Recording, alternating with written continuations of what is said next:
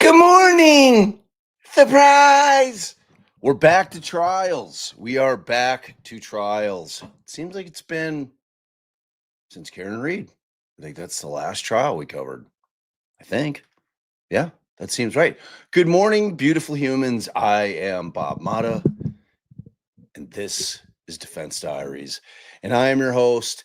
Sadly, this morning, my beautiful and brilliant co-host is actually at a real job somewhere close to Iowa. So hopefully she's coming back after court. Hopefully she'll jump on with us later this afternoon or late morning. We'll see. We'll see. We'll see how she's feeling. We'll see how she's feeling. Oh, yeah, Donna. Thank you, Tracy.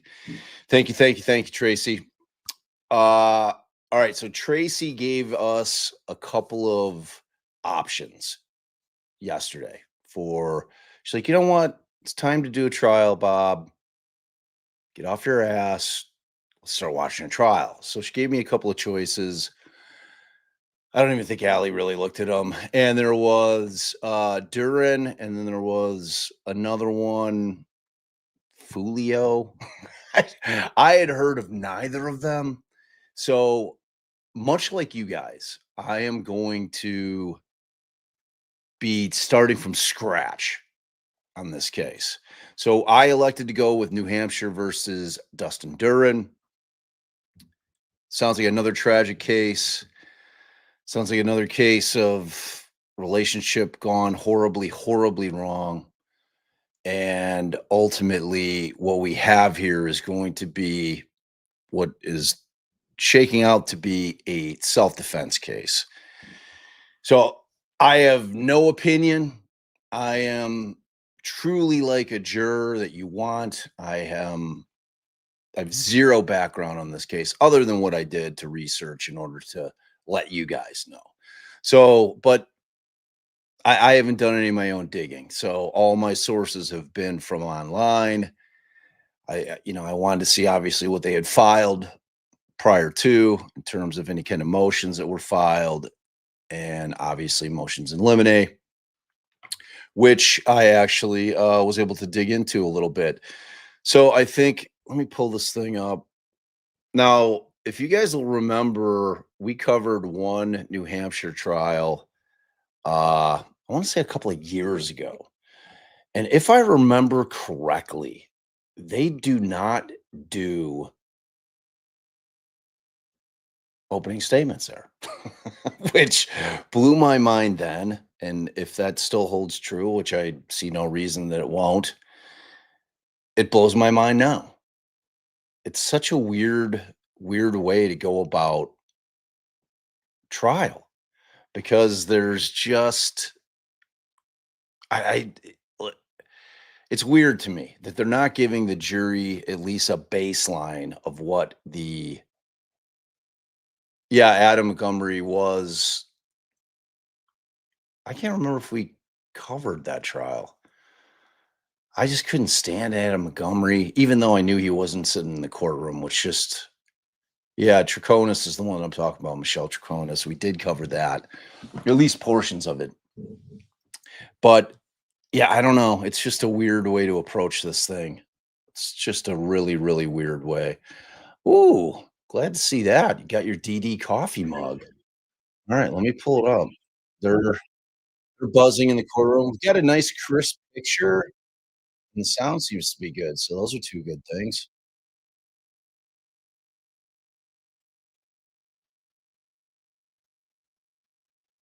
All right, that's what I'm looking at.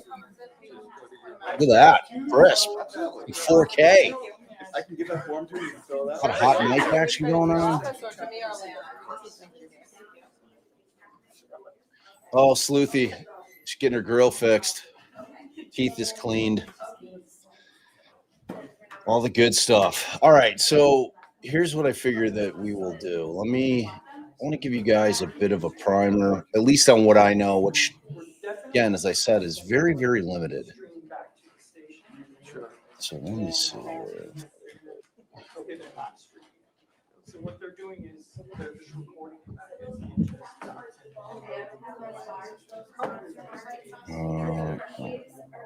you'll be able to see All right, thank you. Court TV may be live streaming the whole thing.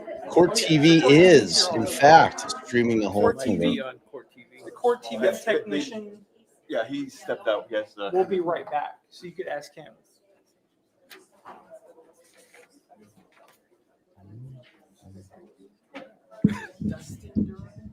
Dustin Duren. See, we're seeing all the behind the scenes stuff here. Wow, exciting. All right, let me give you guys what I was able to dig up here. All right, so this is what I know so far.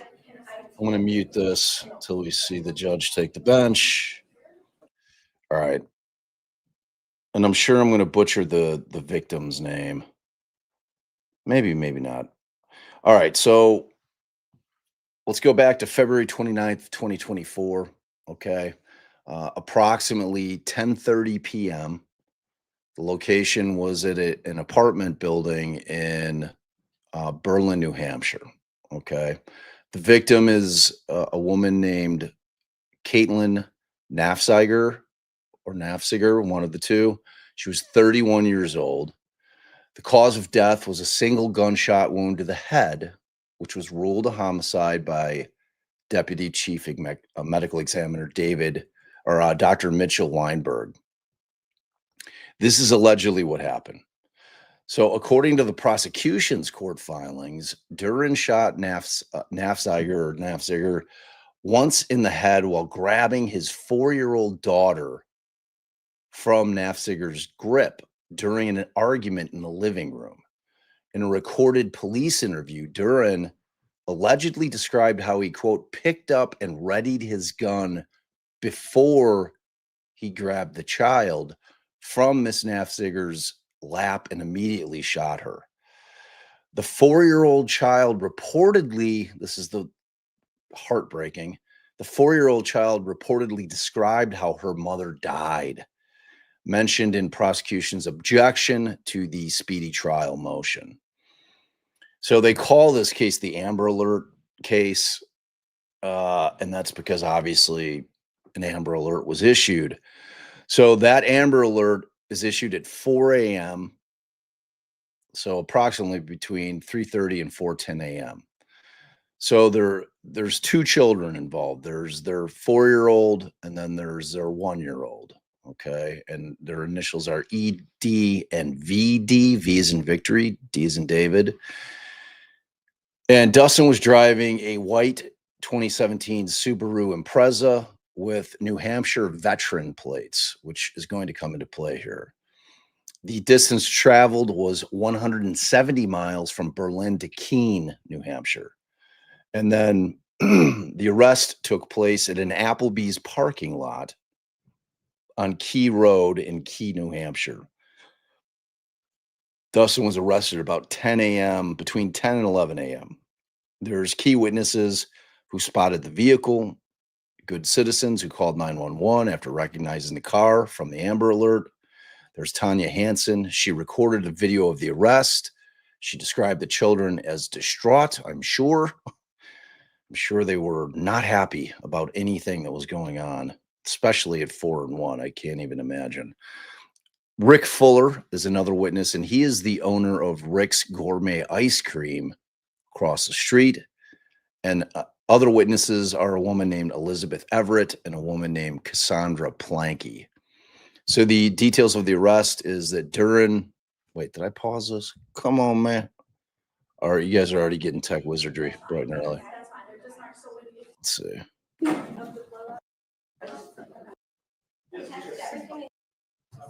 Okay. Yeah, I just meant to mute it, not pause it. Okay. All right.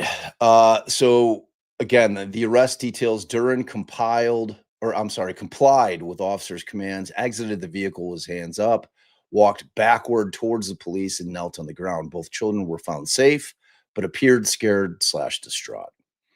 The charges, the initial charge on March 1 of 2024 was second-degree murder.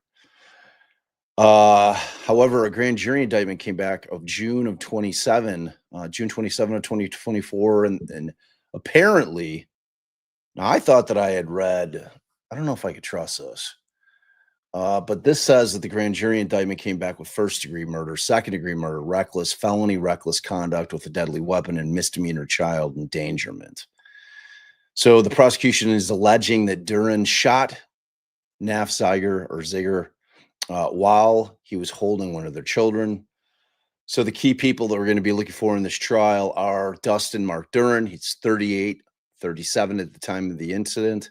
He's a Marine Corps vet.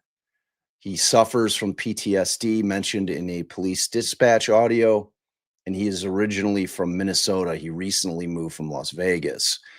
He is a member of the Free State Project, which is a libertarian movement, and he had moved to Berlin, New Hampshire approximately 1 week before the incident. Okay, the victim, Caitlyn Naffziger. I'm dying. I can't wait to hear how you pronounce that. It seems like if it was Ziger, it would be Zieger. I don't know. We'll find out. She is originally from Minnesota. She was in a relationship with Duren for approximately 4 years. They never married. So she was in New Hampshire visiting to see an apartment that Duren was considering. So I've got questions. I've already got questions. So they're split up. Had they not been living together? Who had custody of the kids at the time? Was it Caitlyn? Did Dustin have it? That seems like that would be not the case. I'd be very surprised if that was the case. If Dustin had custody of the kids, especially in light of the fact they're both tender age, and especially with a 1-year-old. So, but we'll have to wait and find out. So again, ED, who is now 5 years old, was 4 at the time, and VD, now 2 years old, was 1 at the time of the accident. Both were found safe and uninjured. Prosecution team is Assistant Attorney General Bethany Durand. She's the lead prosecutor, and then she is assisted by Charles Bucca or Bucca. I'm going to go with Bucca. He's going to be her trial partner. The defense team, they're both public defenders. Just so we can answer that question right away, we got a woman named Margaret Kettles and Hannah Kinney, both PDs. The judge is the Honorable Jonathan Frizzell. And then this is what we've got so far as defense strategy. It sounds like it's going to be defense, self-defense, defense of another.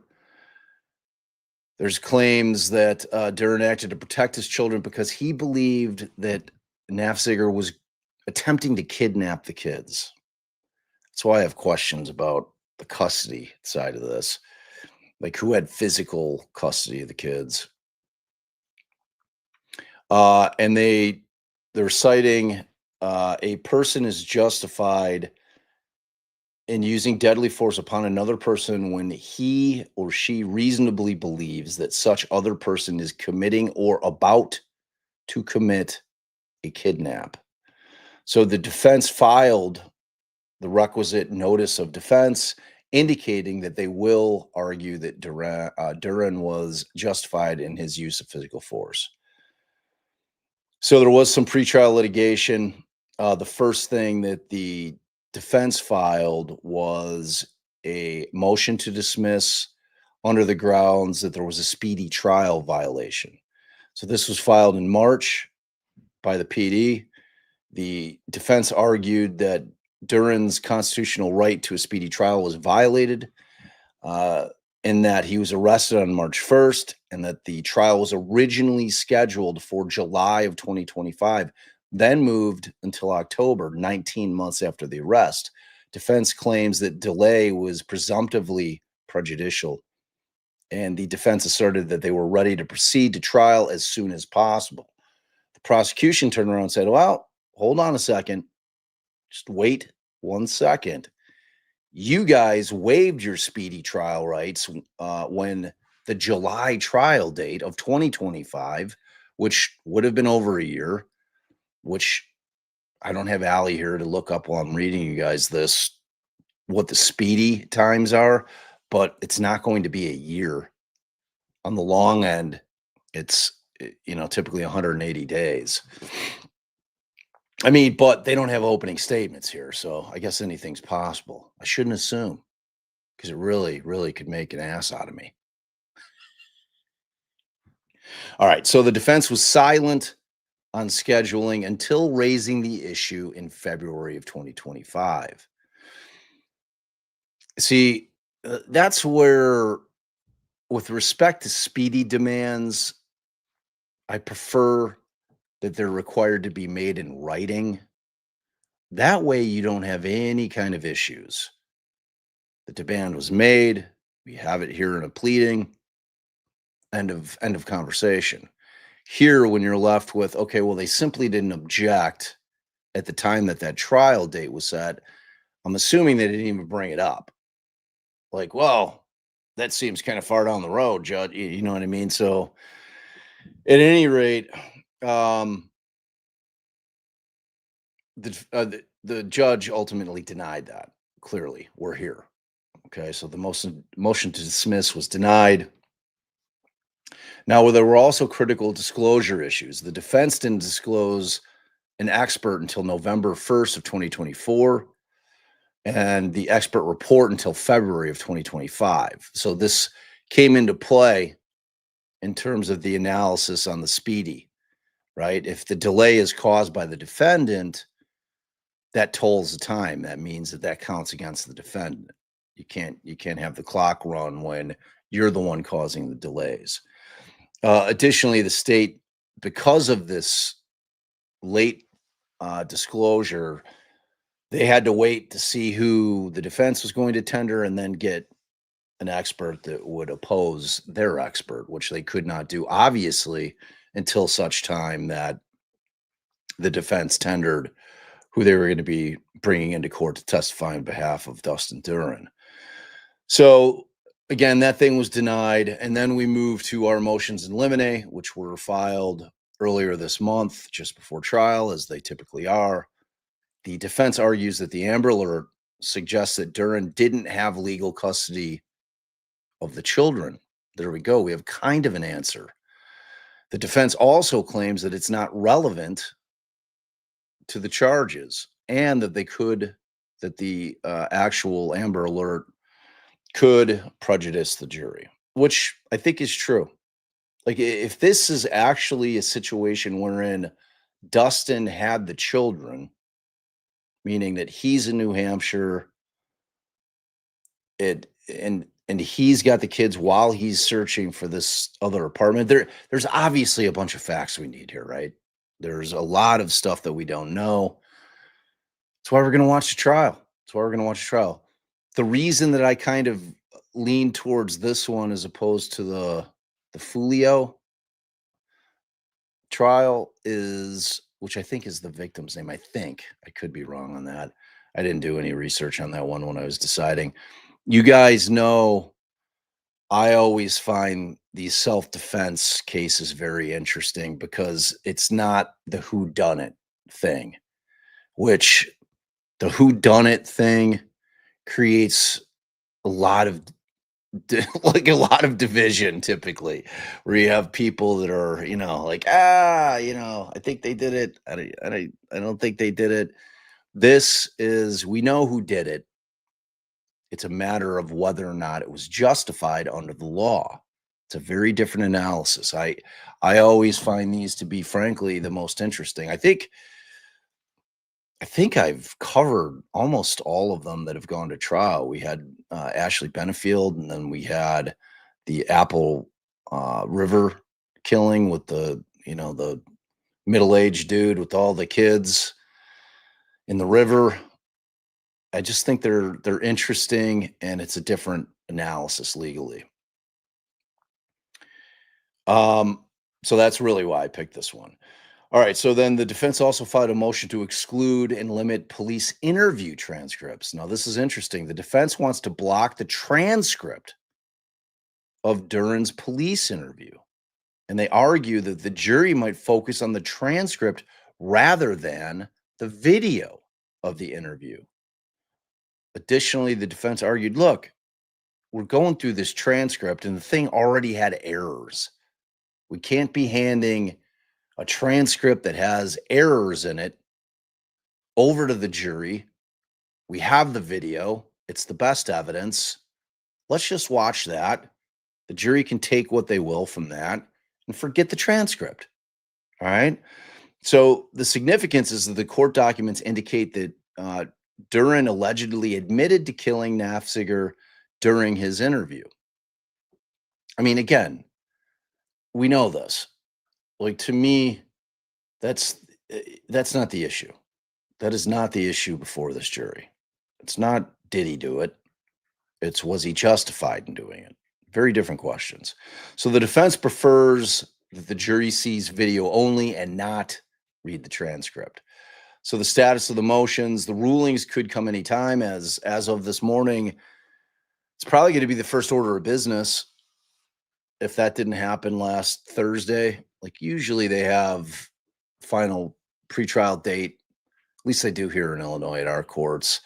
If we have a trial coming up, we'll be in the Thursday preceding the Monday that the trial is going to start, and we'll try to hammer out any kind of outstanding issues. If there's motions that need to be argued briefly, or if there's rulings that we're waiting on, if there's any other housekeeping stuff, we take care of that on that Thursday or Friday. It's Thursday, prior to trial starting. So there was also a motion for new counsel that was filed and denied in December of 2024. So we have a little bit of a mini version of Boone. Sounds like Duren wanted to have new counsel. He sought to replace his public defenders. A hearing was held on December 2nd, and that was held partially under seal, ex parte, meaning that the state was not involved partially in some of that, because obviously the reason that happens is trial strategy was being discussed. There was also privileged information that would have been discussed between client and attorney. So for that, the judge says, all right, state, you're out. They don't have any right to hear any of that kind of stuff. Okay, so then on December 6th, the judge denied that motion, stating that this court is not persuaded that sufficient grounds exist at this time to grant the relief requested. So that's the thing. That's the thing. We saw this little bit in the Allen case because Baldwin and Rosie were both appointed at the time. So they, that argument existed. Were they counsel of choice? Were they Allen's counsel of choice when they were appointed? So ultimately, which is why Allison was screaming for those guys to enter their appearance pro bono, which is obviously a big ask from any attorney in a case like that. But that gets rid of that issue. because once they enter their appearance pro bono, they no longer are appointed, and presumably they are, obviously, if Alan's good with them entering their appearance pro bono, are his counsel of choice. So when you have a PD, it's not like, you know, you can go back to the Walmart and say, hey, you know, I bought this thing, I want to turn it in. I want a new blanket. I don't like this one. It's not comfortable. And they're like, well, you've had it for 6 months and you've slept under it. So you know what? You're stuck with the first blanket. You don't just get to come back and choose. If you're appointed a PD, you can't run through them one after another unless you do crazy shit like Sarah Boone. You know, it's like allowing her to just go through that process so many times. What is it, buddy? What is it? Come here, give me a hug. All right, let me see if there's something going on here. All right, we're starting to get cracking.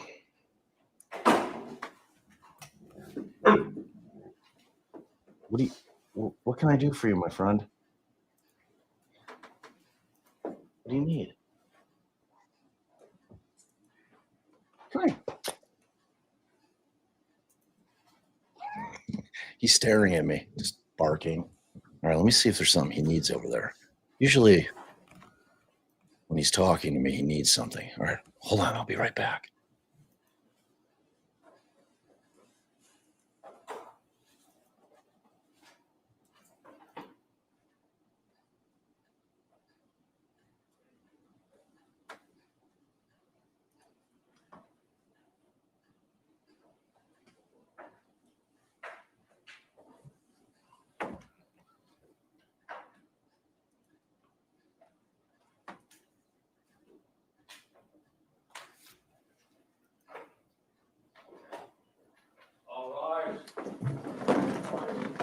All right, game on. I think he misses Allie. Good morning. Thank you. Please remain standing for jury.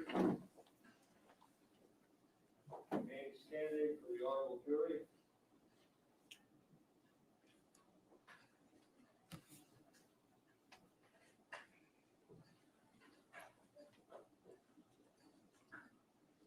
Oh. He's pretty big to sit in the lap. I'm here for it, though. Oh, yeah. It's the best boy. Hey, good morning. Thank you. Please be seated. Okay,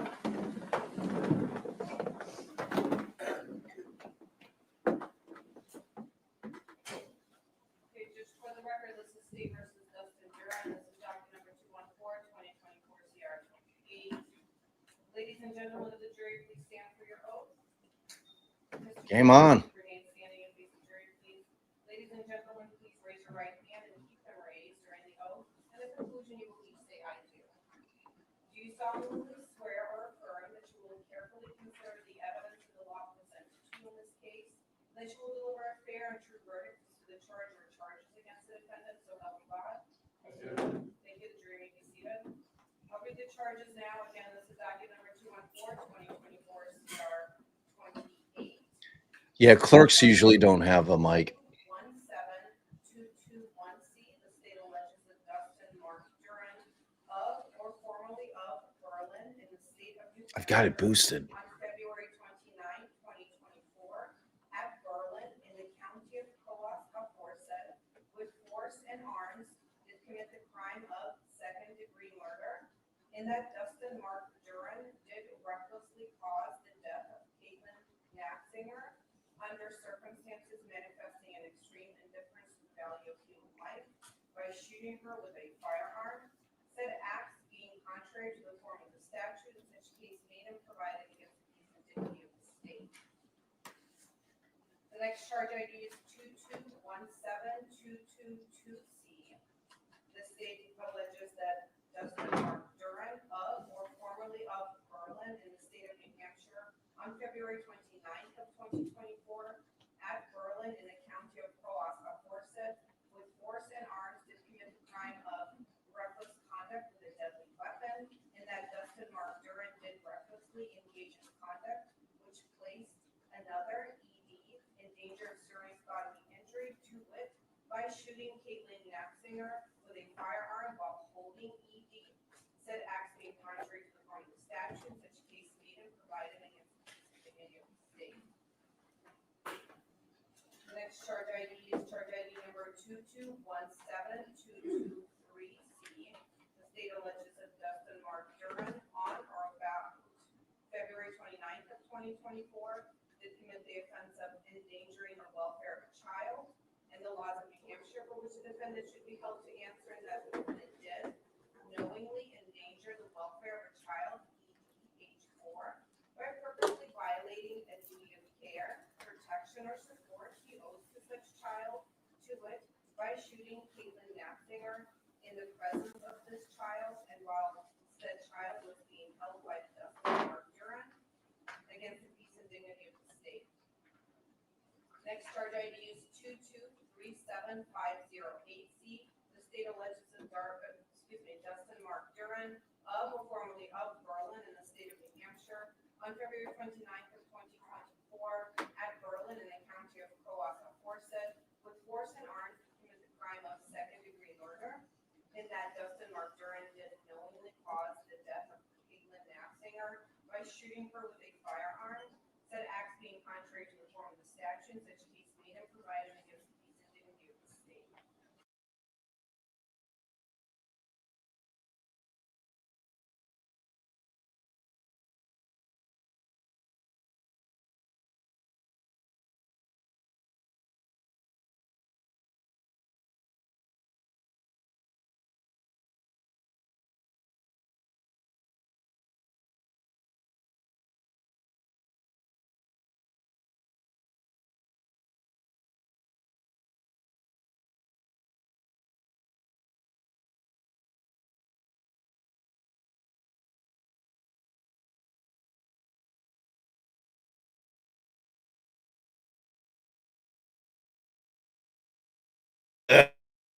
I already started with the muting.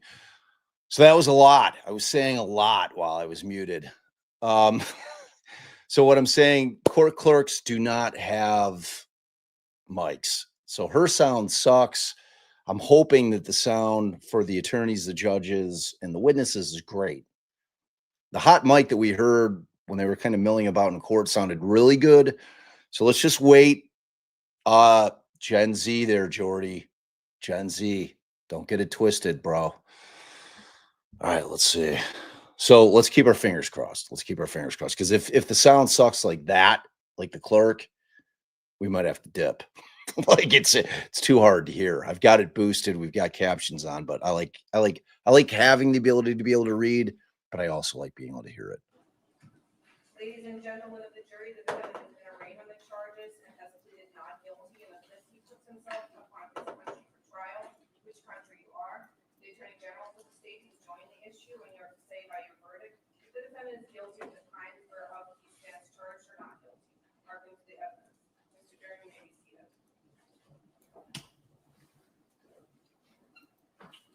Okay, thank you, Clerk Covalenko. Good morning again, members of the jury. Thank you for your punctuality. Thank you for your service. Okay, you are about to hear opening statements by counsel. Before that, I'm going to give you some general instructions as to the law that applies to this case, which will give you some guidance as you consider the evidence in this case. At the end of the case, after you have heard the evidence and closing arguments, I will give you further instructions, and then you will retire to the jury deliberation. Oh yeah, to Gen decide X. your verdict.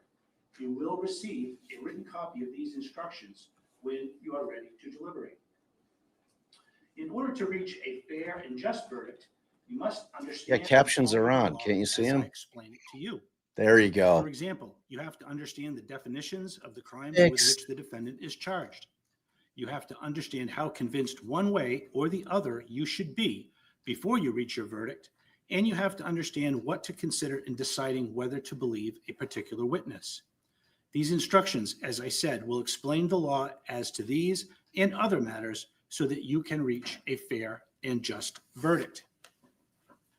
It is up to you to decide the facts of this case. You and you alone are the judges of the facts. You must decide the facts solely from the evidence in this trial. You apply the facts as you find them to be to the law as I give it to you in these instructions, and in this way, you reach your verdict. You should decide the facts in this case without prejudice, without fear, and without sympathy. You are to decide the facts based only on the evidence, and the evidence in this case consists of the testimony under oath of the witnesses and any exhibits which are admitted into evidence. Those exhibits will go with you into the jury deliberation room. There are certain other matters that you may not consider as evidence. The fact that the defendant has been arrested and charged with a crime is not evidence of his guilt. In this case, the defendant was charged by means of a document called an indictment. An indictment is simply a way of giving the defendant notice of the accusations against him. This type of document is a formal way of accusing him of a crime in order to bring him to trial. In your deliberations, you must not consider the fact of the defendant's arrest, the indictment, or the defendant is being brought to stand trial as evidence of the defendant's guilt. The possible punishment the defendant may receive if you return a guilty verdict should not influence your decision. The duty of imposing sentence is solely for the judge, and you should consider the evidence presented and base your verdict only on the evidence without considering the issue of punishment. What the lawyers say to you is not evidence. In their opening statements and their closing arguments, the lawyers will discuss their view of the facts to help you understand the evidence from their point of view. But the lawyers are not witnesses in this matter, and therefore they cannot testify. Therefore, what they say to you is not evidence in the case. If the lawyers state the evidence differently from how you recall it, then you should follow your own memory of what the evidence was. Also, if the lawyers state the law differently from the law as I explain it to you in these instructions, then you must disregard what the lawyers have said. All right, now you guys got me on this wig thing. I don't know. I can tell it's very thick in the back. Maybe it is a hairpiece. I don't know. You can see up around the crown, like the back of the head there. That's the reason I don't think it's a wig, because it's like puffy there. I don't know, man. You guys, Matt's dad says 100% that's a wig. Well, look, I mean, the wig debate will rage on. That's what we got going on. We will all do our due diligence to try to figure out whether I'm going that's his real hair. But I guess I could see a world in which that's a piece. I don't know. All right, let's continue to listen to the jury instructions. About the law and follow my instructions. It is That's quite funny. common during a trial for the lawyers to make objections. Lawyers are supposed to object when they believe that certain evidence may not be admissible under our rules of evidence. Please do not hold it against either party if they make these objections, and sometimes these objections require bench conferences. If I sustain an objection and I exclude any evidence, you must not guess as to what the evidence might have been. If I order that a question and answer be stricken from the record, you must not consider either the question or the answer as evidence. Likewise, if I overrule an objection and I admit certain evidence, then you must not give that evidence any special weight as a result of my ruling. I am not expressing views as to the importance of evidence when I make my rulings. I am merely applying the law, as is my duty. Throughout the trial, I must be fair and impartial, just as you are required to be. So if I say or do anything during the trial that causes you to believe that I favor one party over the other, I now instruct you that I do not favor either party in this case. The role of the judge is to run the trial in a fair and orderly manner, to decide the admissibility of evidence, and to instruct you, the jury, on the law that applies to the case. You and you alone, as I said, are the judges of the facts, and you decide the verdict. Now that I've told you what you must not consider, I'm going to tell you what you can consider as evidence. You should consider the testimony of witnesses and any exhibits that may have been introduced as evidence. In other words, you should consider only the legally admissible evidence and reasonable inferences that you can draw from the evidence. By reasonable inferences, I mean conclusions which reason and common sense lead you to draw from the facts that are proven to your satisfaction. There are two ways for a party to prove a particular fact in the case, either through direct or circumstantial evidence. Direct evidence is direct proof of a fact, such as the testimony of a witness based upon personal knowledge. That is, what the witness actually saw, heard, or otherwise directly experienced. Circumstantial evidence is indirect evidence, which tends to prove a disputed fact by proof of other facts. In other words, circumstantial evidence is proof of a chain of facts and inferences that tend to prove whether the defendant is guilty or not guilty. Let me give you a brief example to demonstrate the difference between direct and circumstantial evidence. Assume that when you enter the courthouse, it is cloudy outside. While you are in the court, you see someone come into the building who is wearing rain boots. The person is soaking wet and they're closing an umbrella. If you could actually look out the window and see for yourself that there is rain falling from the sky, that would be direct evidence that it is raining outside.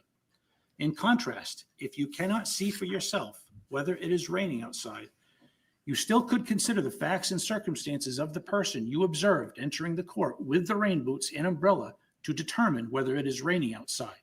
That is an example of circumstantial evidence. You should consider both types of evidence, direct and circumstantial. There is no legal distinction between the weight of direct evidence as compared to circumstantial evidence. You are permitted to give equal weight to both, but you must decide how much weight to give any evidence, whether it be direct or circumstantial. There is, however, a rule relating to circumstantial evidence that you must keep in mind. If the state presents only circumstantial evidence to prove one or more elements of a charged offense, then in order to convict, you must find that the totality of the evidence as to those elements excludes all reasonable conclusions other than guilt. This means if it is reasonable to arrive at two conclusions, one consistent with guilt and one consistent with innocence, then you must choose the reasonable conclusion consistent with innocence. In determining whether all reasonable conclusions other than guilt have been excluded, you should not consider any item of circumstantial evidence in isolation.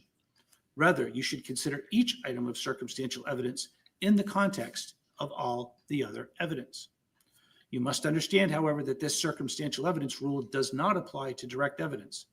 If there is a conflict between two or more witnesses who offer direct evidence concerning certain facts, you must decide which witness to believe.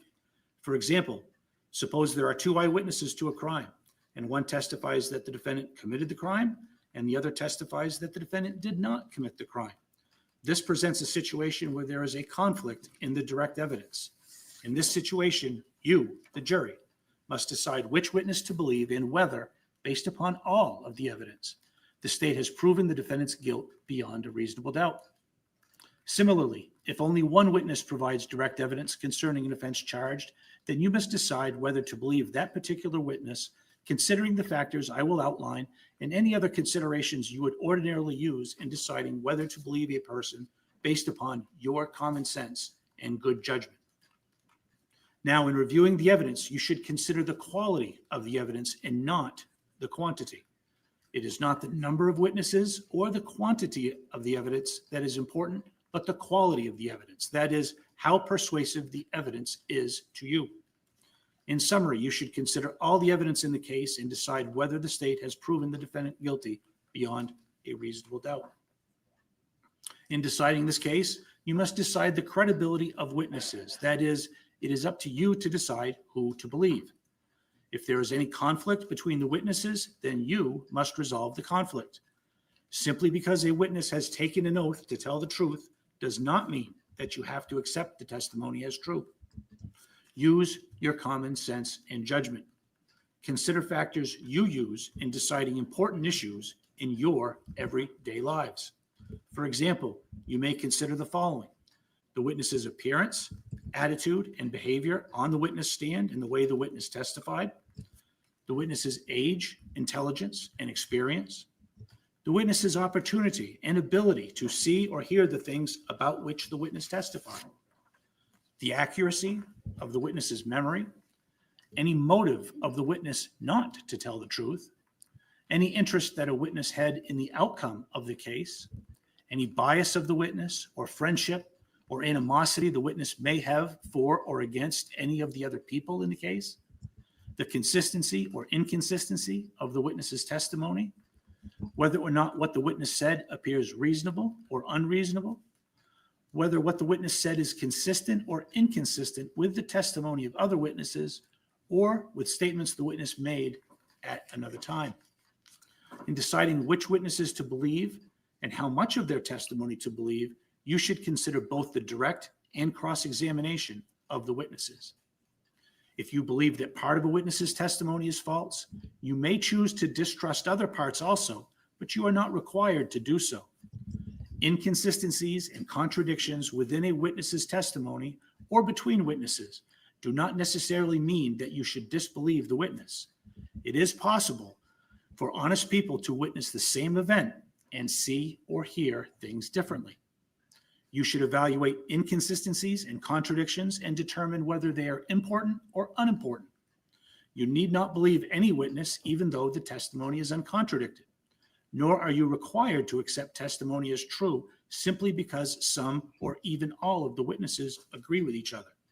You may find the testimony of one witness or of a few witnesses more persuasive than the testimony of a larger number. The principles I have outlined regarding judging the credibility of witnesses apply to all witnesses, whether they are ordinary civilians, police officers, or otherwise. In short, you should consider the testimony of each witness and give it the weight you think it deserves. You can accept all of what a witness says, you can reject all of what a witness says, or you can accept some of it and reject some of it. It is up to you. Now, I've addressed what you should not consider and what you should consider in reaching a verdict.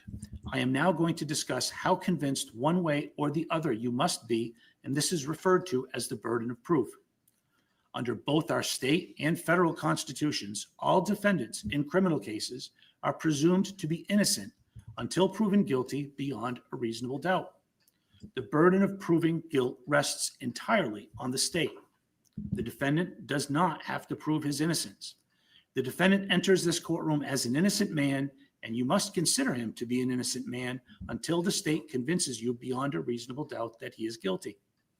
If, after all the evidence and arguments, you have a reasonable doubt as to whether the defendant committed any one or more elements of the offense, then you must find him not guilty. Ladies and gentlemen, a reasonable doubt is just what the words would ordinarily imply. The use of the word reasonable means simply that the doubt must be reasonable rather than unreasonable. It must be a doubt based on reason. It is not a frivolous or fanciful doubt, nor is it one that can easily be explained away. Rather, it is such a doubt based on reason as remains after consideration of all the evidence the state has offered against it. The test you must use is this.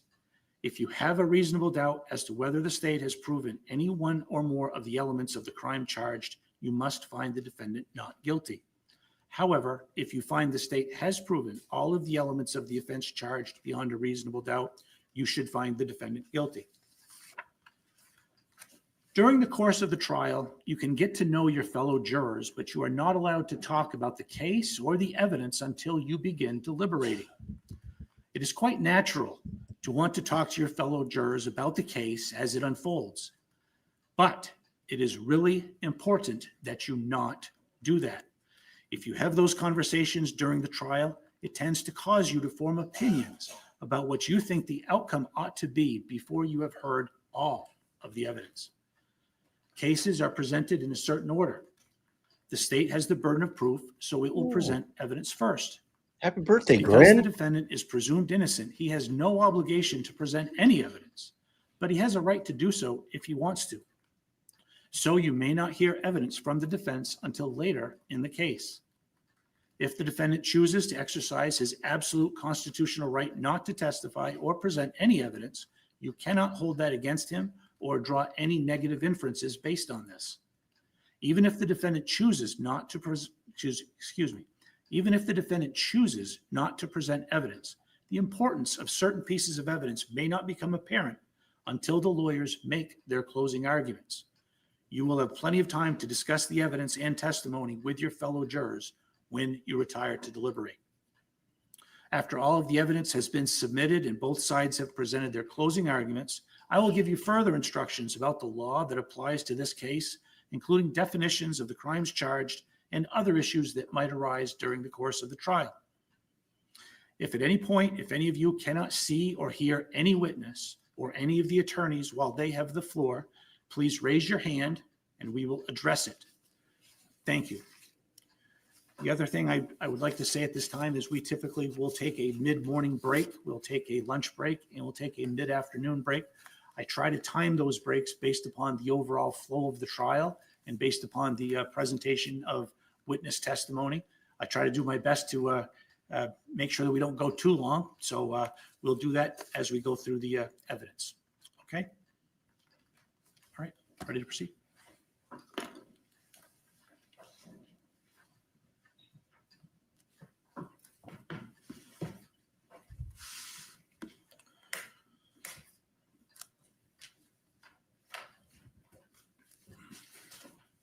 Maybe there are openings.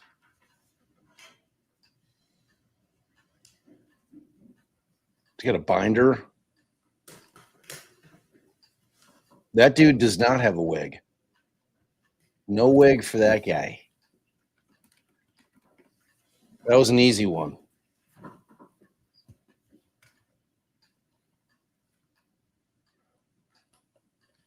This is Caitlyn Naffziger. You can see her here with her daughter, Ellen. In this photo, you can see her as she was in life, holding one of her children close. She's dead now. She's dead because the defendant, Dustin Duren, the father of her children, murdered her. As Caitlyn sat on the couch, holding her 4-year-old daughter, Ellen, on her lap, very much like you see there, the defendant ripped Ellen from Caitlyn's arms.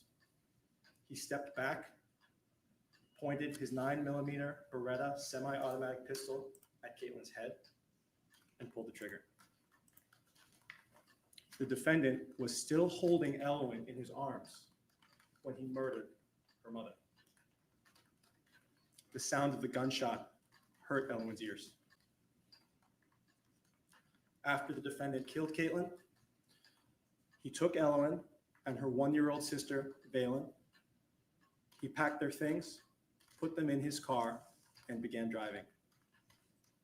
He got all the way to Concord, where he called his parents, and he confessed. He told them that he had killed Caitlyn. He said he was going dark, and he shut off his phone, making it impossible for the authorities to track his location.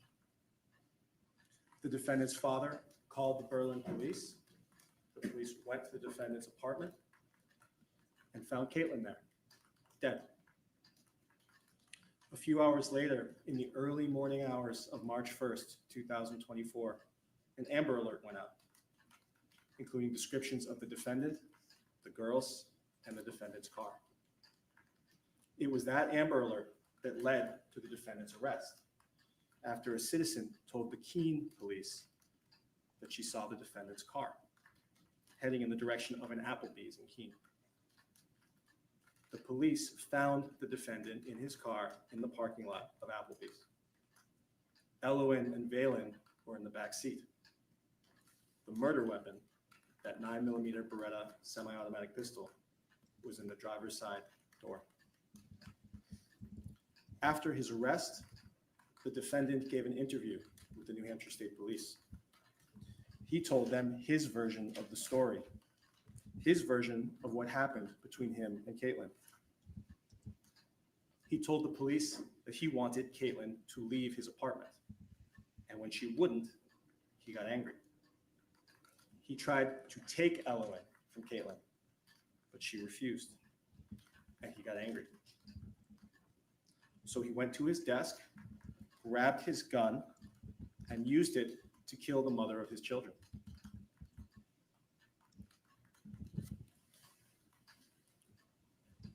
You can see the words "very deliberate" up there on the screen. Those are his words, the defendant's words. Those are the words that he used to describe his killing of Caitlyn Naffziger when he spoke to the police. Ladies and gentlemen of this jury, This will not be a case that is difficult to understand. This will not be a whodunit. There will be no mystery.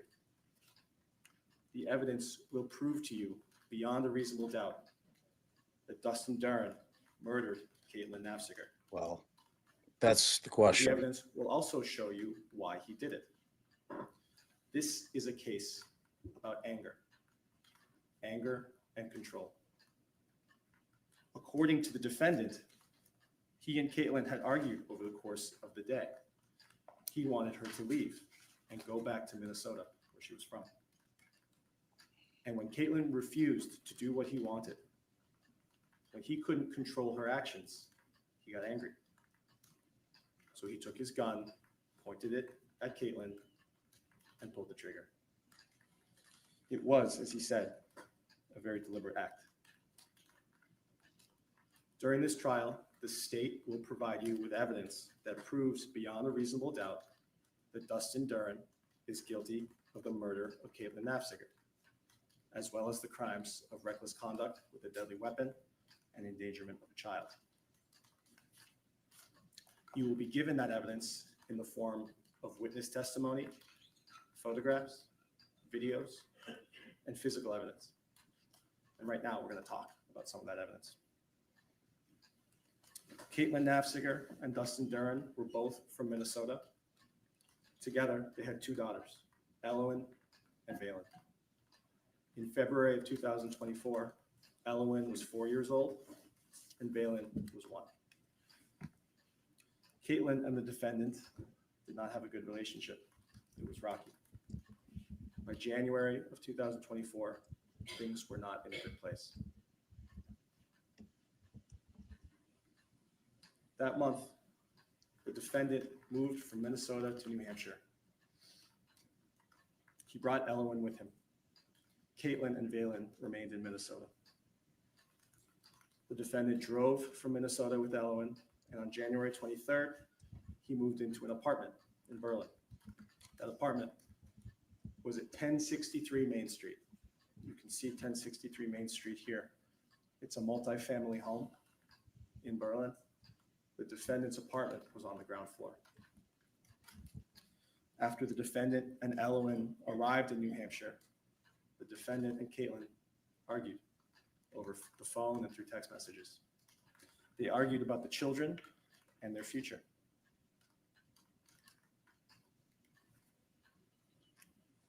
On February 27th, Caitlyn and Valen flew to Boston. They took a bus from the airport to New Hampshire, where they met family, and they spent the night with that family on the seacoast. The next day was the 28th. That day, Caitlyn and Valen got a ride and were dropped off at a restaurant in Ossipee. There, they met the defendant and Elowen. After having lunch, the defendant drove them all in his car back to Berlin. They spent the night at 1063 Main Street, that apartment that you saw. The defendant believed that after this visit, Caitlyn was going to return home to Minnesota without either of the girls. That was what he wanted. The next day, February 29th, according to the defendant, he asked Caitlyn repeatedly when her aunt was going to come pick her up. He asked her every 15 minutes because he wanted her to leave.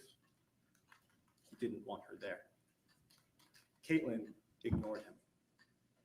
After repeated questions from the defendant about when she was going to leave, Caitlyn told him, "I'm not leaving, I'm staying." During the course of that day, according to the defendant, Caitlyn threatened to call the police and have the children taken away from him. This continued throughout the day.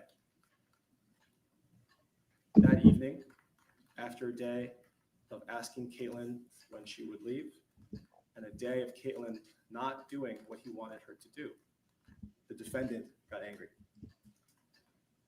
He was so angry that he started packing up Caitlyn's things so that he could drive her to the seacoast, do it himself. His plan was to load Caitlyn, her things, and both girls into the car, drive Caitlyn to her family and drop her off, and then return back to Berlin with both of the girls. The defendant put the younger daughter, Valen, in her car seat. Caitlyn remained sitting on the couch, holding Elowen in her arms. Similar to that photo. Caitlyn did not want to leave. The defendant tried to grab Elowen from Caitlyn, but Caitlyn would not let go. She continued to hold Elowen. She didn't want to leave. This made the defendant even angrier. Angry that Caitlyn refused to leave his apartment, and angry that she refused to let go of her daughter Elowen, the defendant had had enough. In his mind, the line had been crossed. Those are his words. Those are the words he told the police, and he described to them why he killed Caitlyn and what was going through his head. By refusing to allow him to take her child from her arms, Caitlyn had crossed the line. This is a diagram of the defendant's apartment at 1063 Main Street. If you look at the living room, you can see that there is a couch, a coffee table in front of it, and then a desk on the other side of the room. Those black bars that you see represent doorways in the apartment. And you can see the back door is down a hallway on the left side. Caitlyn was sitting on the couch in front of the coffee table with Elowen on her lap. According to the defendant, after he tried and failed to take Elowen from Caitlyn as she sat on the couch, he crossed the room and went to his desk. From his desk, he grabbed this, his Beretta 9mm semi-automatic pistol. That gun had a loaded magazine in it, but no bullet in the chamber. According to the defendant, after he grabbed the gun, he racked it on the slide back, putting a bullet in the chamber. The gun was now ready to fire.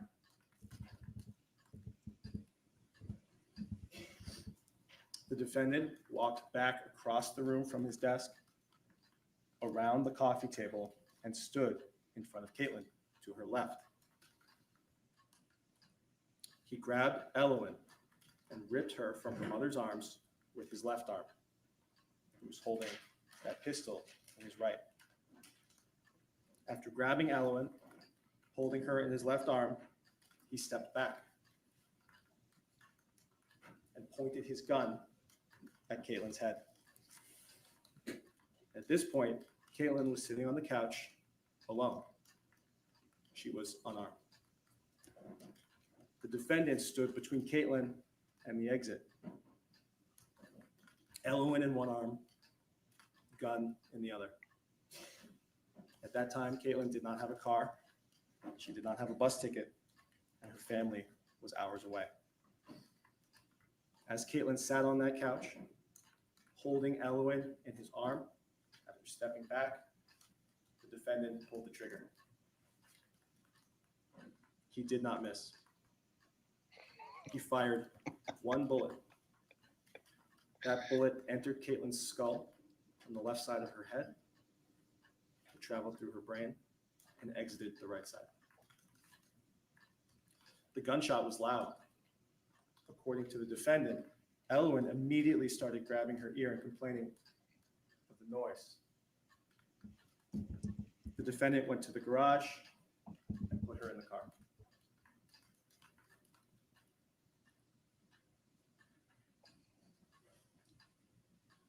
This is what the defendant told the detectives later about what he was thinking at that moment after shooting Caitlyn in the head.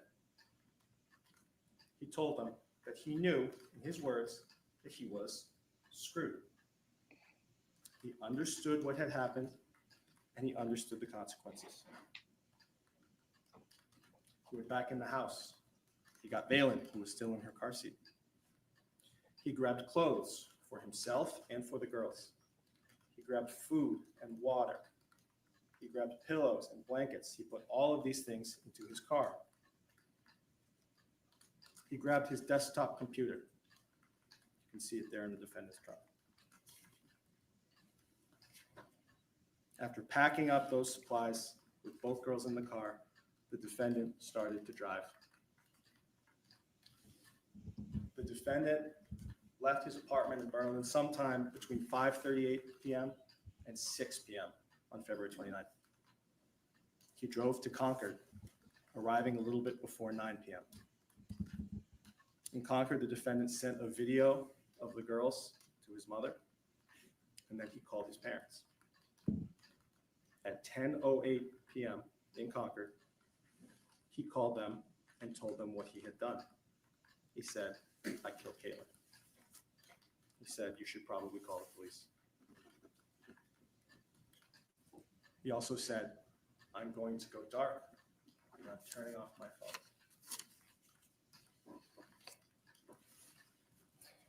He said he would turn himself in, but he wanted some time with the girls before he did it. At about 10:22 p.m., the defendant did turn off his phone. According to him, he drove west into New York State. At some point, he stopped, and he and the girls slept in the car in the back seat.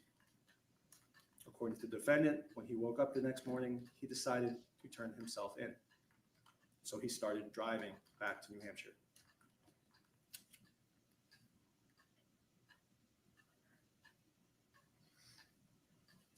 As the defendant drove through Keene the morning of March 1st, he decided to have breakfast somewhere with his girls.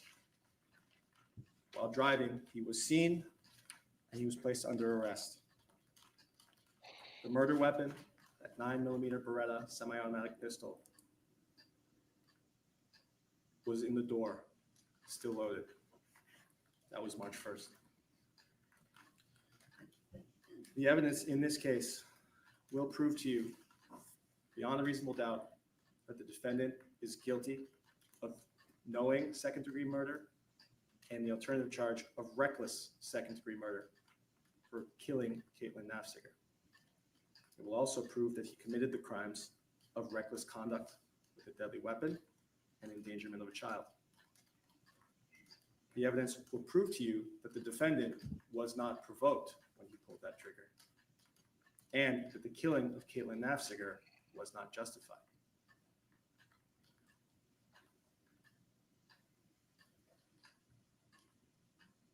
When asked by a detective if Caitlyn had threatened to harm anyone, he said no.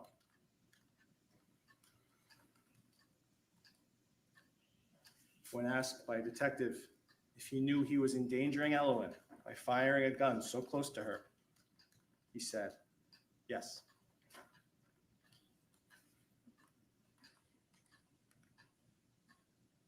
The evidence will prove to you that the defendant caused Caitlyn's death merely because he was angry and nothing more. You will hear testimony during this trial from state troopers and police officers who will describe how they investigated this case and how they gathered important pieces of evidence. You will hear from the medical examiner who conducted an autopsy of Caitlyn's body. An intelligence analyst with the New Hampshire State Police will describe for you how she used cell phone location data to map the defendant's movements before he turned his phone off.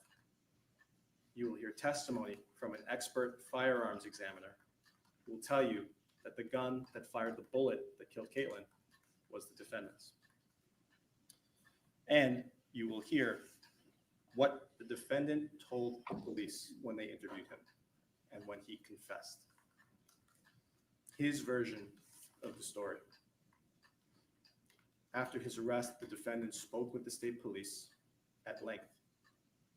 That interview was audio and video recorded. You will be able to see it for yourselves. You will be able to see the defendant's body language, his demeanor, and his tone of voice. You will see that the defendant was calm and in control when he described killing Caitlyn Naffziger. I've already shown you a few of the things that he said during that interview. You will see those and more presented during this trial. Those statements are just some of the evidence that will prove the defendant is guilty. Caitlyn is dead. She is dead because the defendant became angry when she refused to leave his apartment. And she is dead because she would not stop holding her 4-year-old daughter. And that made the defendant mad.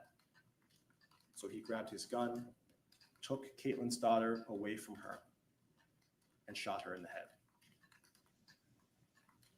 After you've heard all the evidence in this case, it will be up to you, the jury, to deliberate and deliver a verdict. When that time comes, when you have had all of the evidence placed in front of you, you will know beyond a reasonable doubt that the defendant is guilty. You will know that the defendant murdered Caitlyn Naffziger. Just like the defendant knew from the moment that he fired his gun, you will know that he's guilty. You done? All right. Yeah. Do you guys hear that infernal ticking? I keep imagining that good old Judge Frizzell has like a grandfather clock somewhere in this courtroom. It's not coming from my spot. It's definitely the courtroom. That ticking, that tick, tick, tick, tick.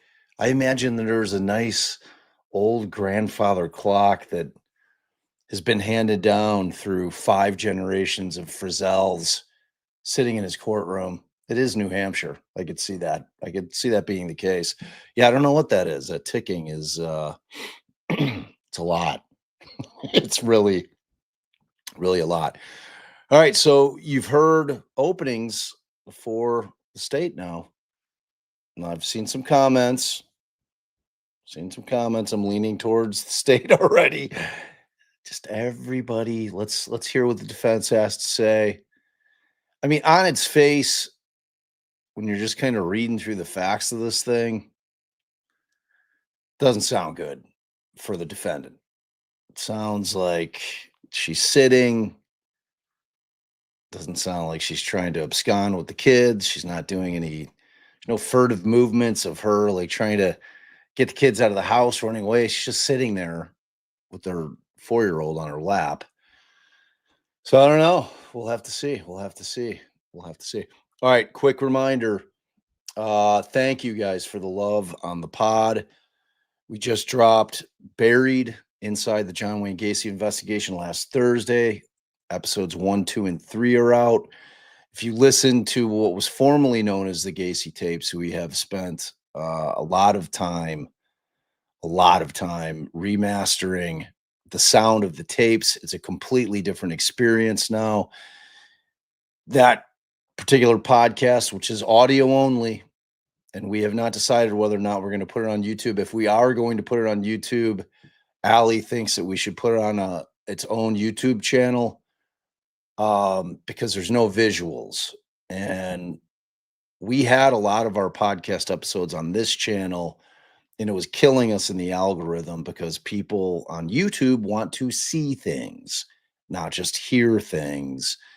And I know there's people out there that they strictly only listen to YouTube, that they'll put it on in their car and they'll just listen. I get that. But for the algorithm part of it, when people get to that particular episode, they click on it and then they realize that there's no visuals because there's a lot of people that do visual podcasts. They then dip. So in the algorithm, it looks like, oh, somebody listened to it for 10 seconds, then dipped. It must suck. So it hurts us. So they don't put it into the algorithm. So I do want to remind everyone. Now, we obviously can look and see the number of downloads. When I first released that podcast, which was a culmination of 16 months of my life, my father was Gacy's attorney. It was an incredible investigation. This wasn't just me talking about the case. We went out and interviewed all of the old cops. We interviewed so many different people that had so many different stories and aspects of that case. It was an investigation, and it's not about Gacy. I know that sounds counterintuitive because it's inside the Gacy investigation. We certainly play the tapes. I felt historically it was important for people to hear the monster. You know, he is one of the most horrific human beings that has ever graced the planet.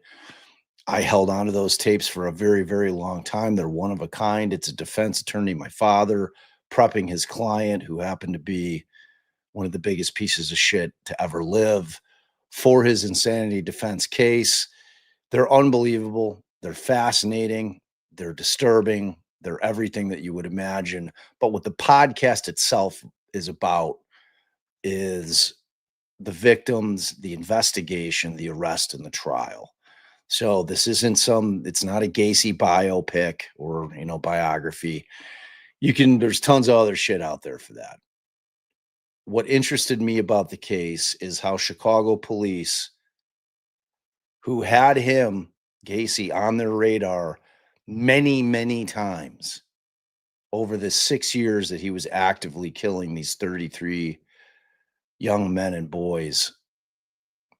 And Desplaines gets the case put in their lap when Rob Peast, his last victim, goes missing, and they get it done in 10 days. So going into it, I wanted to figure out what the hell was going on. It is an expose on the Chicago Police Department. I hold them fully responsible for at least 29 of those deaths, maybe more. And I wanted to figure out what it was that Desplaines was able to do to get that monster under arrest, convicted, and ultimately executed.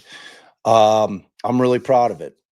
It's in terms of for work, it's the greatest thing I've ever done.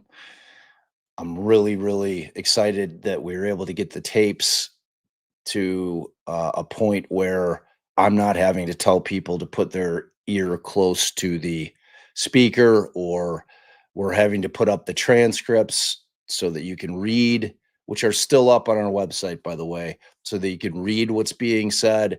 They're very, very clear. Now, we had one tape in particular that is a little problematic. And it sounds great, but by and large, they sound amazing. It sounds like you're in the room with my father and Gacy. So Tracy and our mods are going to be dropping the link for that podcast in the chat all day. I implore you, please go listen to it. If you love podcasts, there is no podcast out there like it. It's 33 plus 3 parts, because I wanted to give a tip of the hat to the victims, because he had 33 victims, known victims. It's a really fascinating experience, and it was an investigation that was taking place in real time. We were out there doing it and producing these episodes on a weekly basis, conducting interviews. I was scripting. I was tearing through the police reports. I was doing all of it. Allie and I spent a huge amount of time down at the Daily Center in Chicago, scanning in all the transcripts for the trials, the motions, everything. It's an amazing thing. My father performs his opening statement. I got the lead prosecutor before he died, rest in peace, Bill Kunkel, to perform his entire closing argument. There's nothing like it out there in terms of podcasts. And during the trip, I tried to teach you a little bit about the law. I tried to teach you about the insanity defense. And we're really, really proud of it. And I could have gone and sold it to a media company like a Wondery. They would have, even now on the remaster and the re-release of it, I could have gone, especially with this Gacy series coming out, and sold it. I refuse to do it. It probably hurts me in reach. That's why I really rely on you guys to help us get it out there. Please, if you love it, recommend it to friends. If you have people that are interested in podcasts, true crime, any of that stuff, your word of mouth is huge to us. Obviously, rating it on Apple or Spotify or Google, wherever you listen to your pods, is huge for us. So, and I'm going to be promoting the hell out of this during our lives. And I think we're going to do double duty tonight. I want to give a kind of behind the scenes on how I decided to do that podcast, because I had these tapes and I didn't know initially what approach I was going to take. And the investigation kind of led me to exactly how the podcast ended up turning out, because I didn't, when I was writing the scripts, I had different concepts.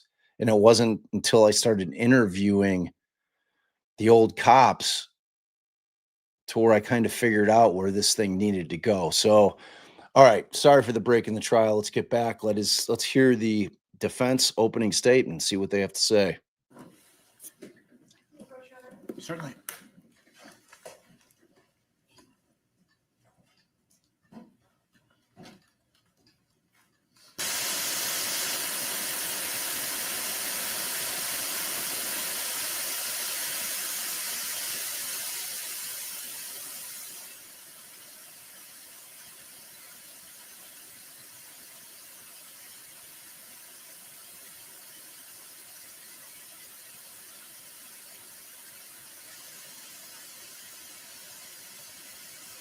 Wow, they have some annoying ass white noise for sidebars.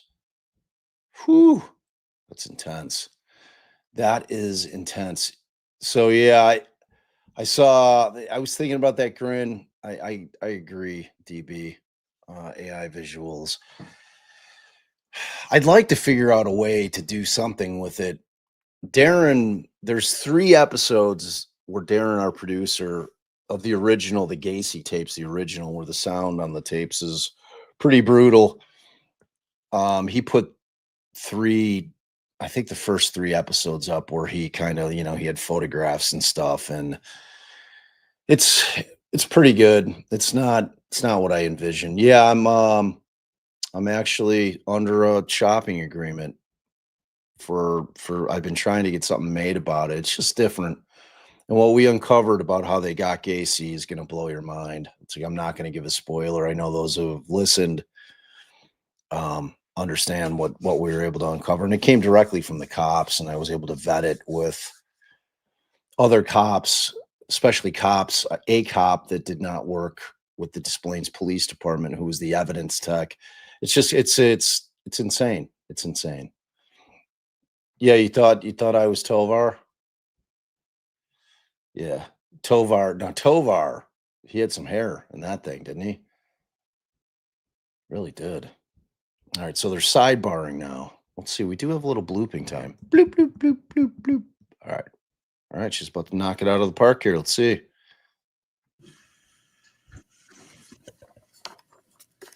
This case is about broken promises, secret plans, and a father's unyielding love. It's about a Marine reacting to a threat toward his beloved daughter. A horrific tragedy, but not a criminal offense. Dustin Duren is not guilty. Dustin, a Marine veteran, responded to a threat when he shot Caitlyn one time. He saw his daughter being held hostage in front of him. He believed his daughter was in danger of being hurt, in danger of being a pawn in a custody dispute, in danger of being taken away from him, in danger of being kidnapped. The law allows for deadly force to be used against another in certain circumstances. The law says Dustin's actions were justified. He's not guilty of murder. He is not guilty of reckless conduct. He is not guilty of endangering the welfare of a child. You will hear that Caitlyn agreed with a plan to let Dustin take their daughter Elowen to Berlin, New Hampshire from Minnesota, and that she would follow later with their younger daughter, Valen. You will hear that she later changed her mind, but did not tell Dustin. Instead, she flew to Boston with their 1-year-old Valen, and then planned with her aunt to take Elowen and Valen from their father in the middle of the night while he was sleeping. To carry out the secret plan, Caitlyn and Valen went to Berlin. stayed the night at Dustin's, and then ignored Dustin's requests for her to leave. Dustin decided he would need to bring Caitlyn back to the seacoast where her aunt lived. And when he tried to get the kids ready to leave, Caitlyn told Dustin no, she was not leaving. She demanded Dustin pay her more money. She threatened Dustin she was going to call the police and lie to them, accusing him of kidnapping Elowen. She told Dustin she was taking the kids back to Minnesota and he would never see them again. While making these threats, Caitlyn remained seated on the couch, holding on to Elowen. She would not let go of Elowen when Dustin tried to free her. She gripped Elowen. She tugged Elowen. She bear hugged Elowen. Elowen was being held hostage right in front of Dustin. Dustin did not want to hurt Elowen. She was crying. He was worried she was being hurt. On the third attempt to free Elowen from Caitlyn's grip, Elowen let out a shriek. This was a startling and terrifying reaction that caused something in Dustin to tick. In his fear for Elowen and his need to protect her, he walked a couple feet over to his desk, got his gun, chambered around, pulled Elowen to safety, and fired one round into Caitlyn's head. Dustin Duren defended his daughter. He is not guilty. You will hear that evidence through the state's case and through the defense's case. But now I want to talk to you about Dustin. Dustin is a father and he is a Marine. These two things shape his identity and his decision-making. Dustin enlisted with the Marines when he was 18 years old. He received extensive training in firearms. He was drilled with firearms, expected to be able to assemble, load, aim, and shoot a firearm quickly, automatically, without conscious thought.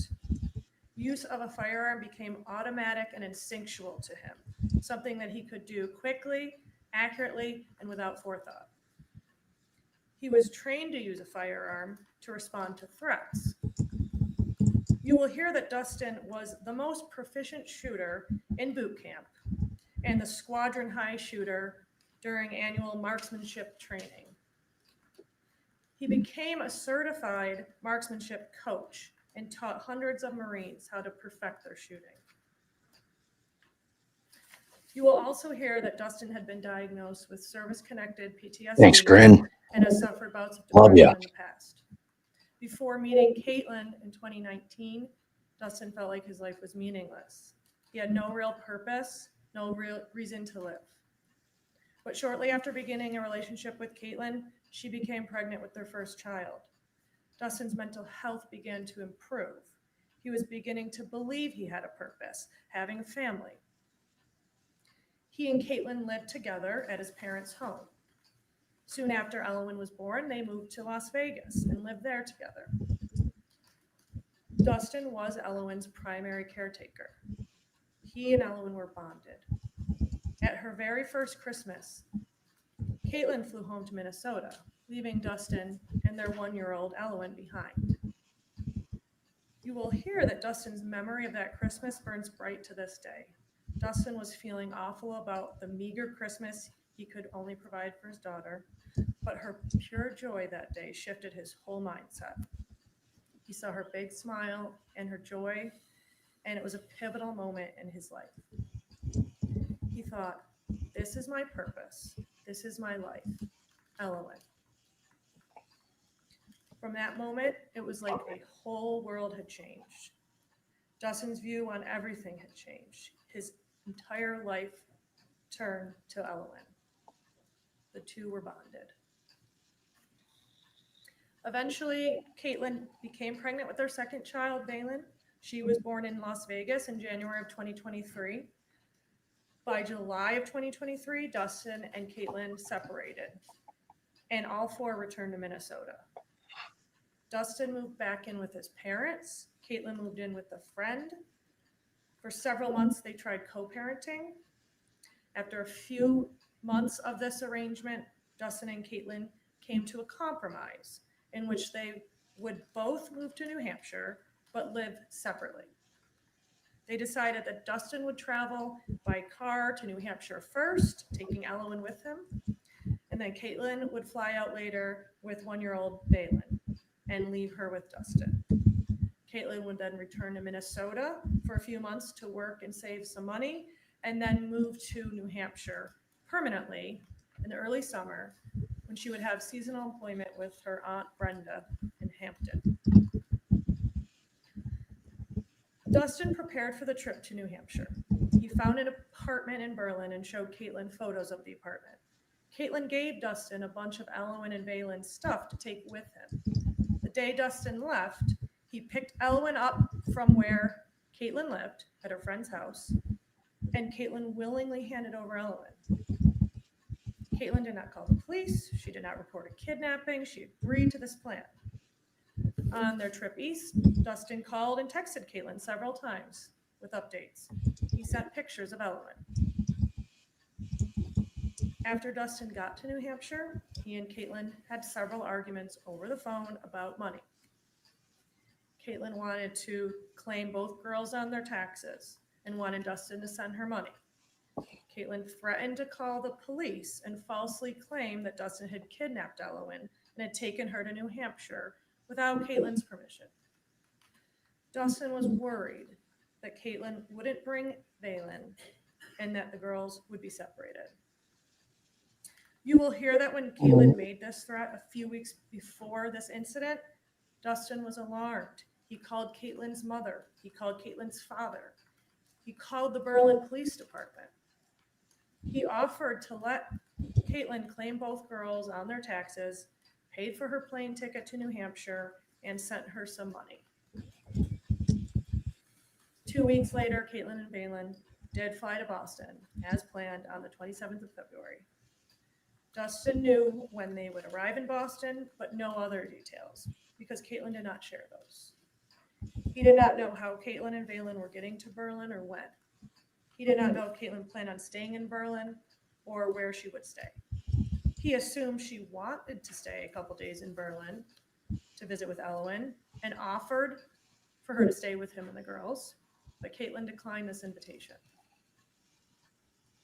Caitlyn had other plans, secret plans she did not share with Dustin. You will hear about the plan that Caitlyn created with her Aunt Brenda. Brenda will tell you that she lives in Hampton. She spoke to Caitlyn about her visit to New Hampshire. She will tell you that Caitlyn and Valen flew into Boston and shuttled to Seabrook, where Brenda and her friend picked them up. Brenda will tell you that Caitlyn and Valen spent the night in Hampton, and while there, Brenda and Caitlyn came up with a plan to take the kids from Dustin. Objection. Uh-oh, white noise time. Boop.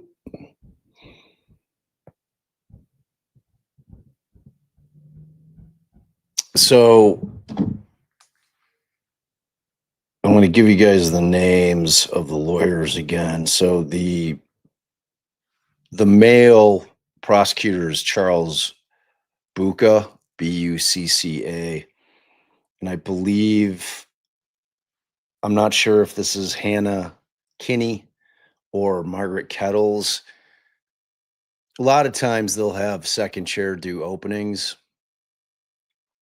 You know, if they're in a situation like they're in a PD's office, there's lead counsel and then second chair. I'm not sure which is which.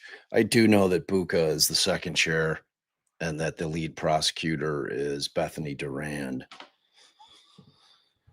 So, you know, they've had some disputes about what's coming in and what's not coming in, especially it sounds like, now we weren't able to see the screen that he was referring to during his opening, but it sounded like he was referencing some language from the actual transcripts. So potentially the defense lost that one because they want the video to be the only thing that's shown as the thing speaks for itself. And the state wanted to be able to provide the jury published to the jury the transcripts of what was being said in the interview. So I don't know. We'll have to wait and see. I mean, the bigger issue here, opening statements are not evidence. You guys know that. As trial watchers, you guys know that. This is basically where the attorneys are going to tell the jury what they can expect to see in terms of evidence, and both sides are talking about the state is obviously telling them how they're going to prove their case up, and the defense is saying, well, that's what they're going to put on, but that's not the way it is.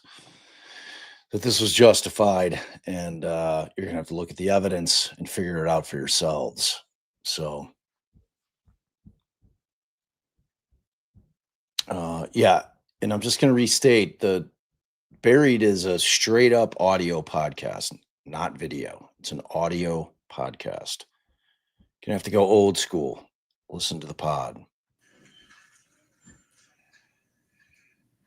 While Caitlyn was visiting with her Aunt Brenda the night before she met Dustin, Brenda and Caitlyn came up with a plan to take the kids from Dustin.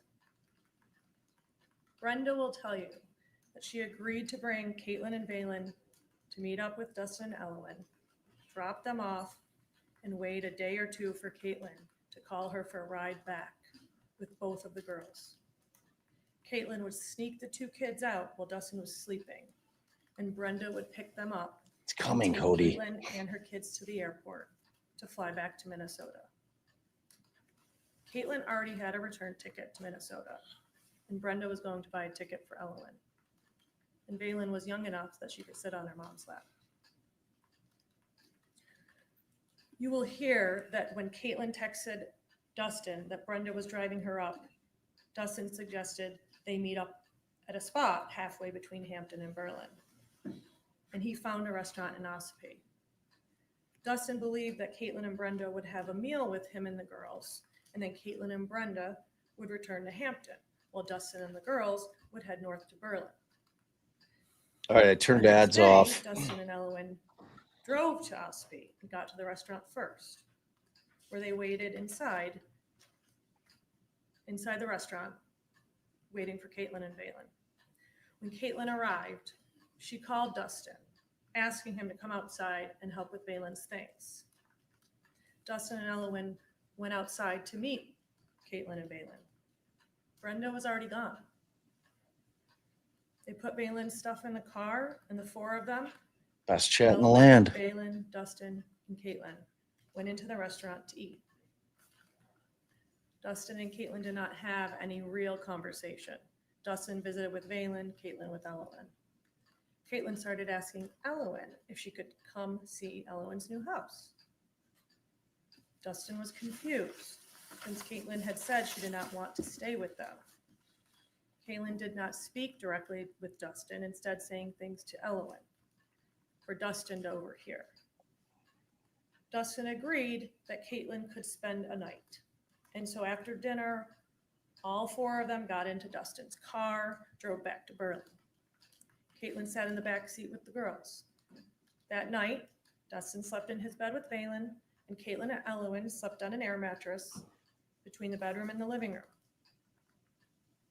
The next day, they all went to the Berlin Library for children's story time and arts and crafts. They came home and had lunch. Caitlyn spent the afternoon playing with the girls and not speaking to Dustin. Dustin tried to ask Caitlyn what her plan was when she was leaving, but Caitlyn would not answer him. Dustin continued to ask, and Caitlyn continued to ignore her all afternoon. Caitlyn played with Elowen and Valen in Elowen's bedroom, and every so often, Dustin would go to the doorway of the room and ask Caitlyn when and how she was leaving. Caitlyn did not respond. At one point, she picked up her phone and started using it. Dustin didn't know if Caitlyn was messaging someone. Her silence was telling. Dustin was suspicious. Caitlyn's behavior concerned him. Something was off. Eventually, once it started to get dark, Dustin told Caitlyn that since she wasn't responding, he was going to drive her all the way back to Hampton and he told Caitlyn it was time to leave. Dustin was stressed because it was a long drive, and by the time he dropped Caitlyn off in Hampton and then drove all the way back to Berlin with the girls would have been up all night. Caitlyn sat down on the couch. Dustin put Valen in a car seat and sat on the hallway floor. He went back into the living room and saw Caitlyn go over and pick up Elowen, return to the couch, and set Elowen on her lap. Elowen straddled Caitlyn's knee. Dustin told Caitlyn, "Come on, we're leaving," and tried to take Elowen to get her ready to go. Caitlyn tugged Elowen tightly and pulled her back, wrapping her arms around Dustin's daughter in a bear hug. Dustin let go and asked Caitlyn to let go of Elowen, and Caitlyn said no. Dustin kept asking Caitlyn to let go of Elowen and get ready to leave. Caitlyn started demanding Dustin pay child support, give her $2,000 per month. Caitlyn told Dustin she was going to take Elowen and Valen back to Minnesota and Dustin would never see them again.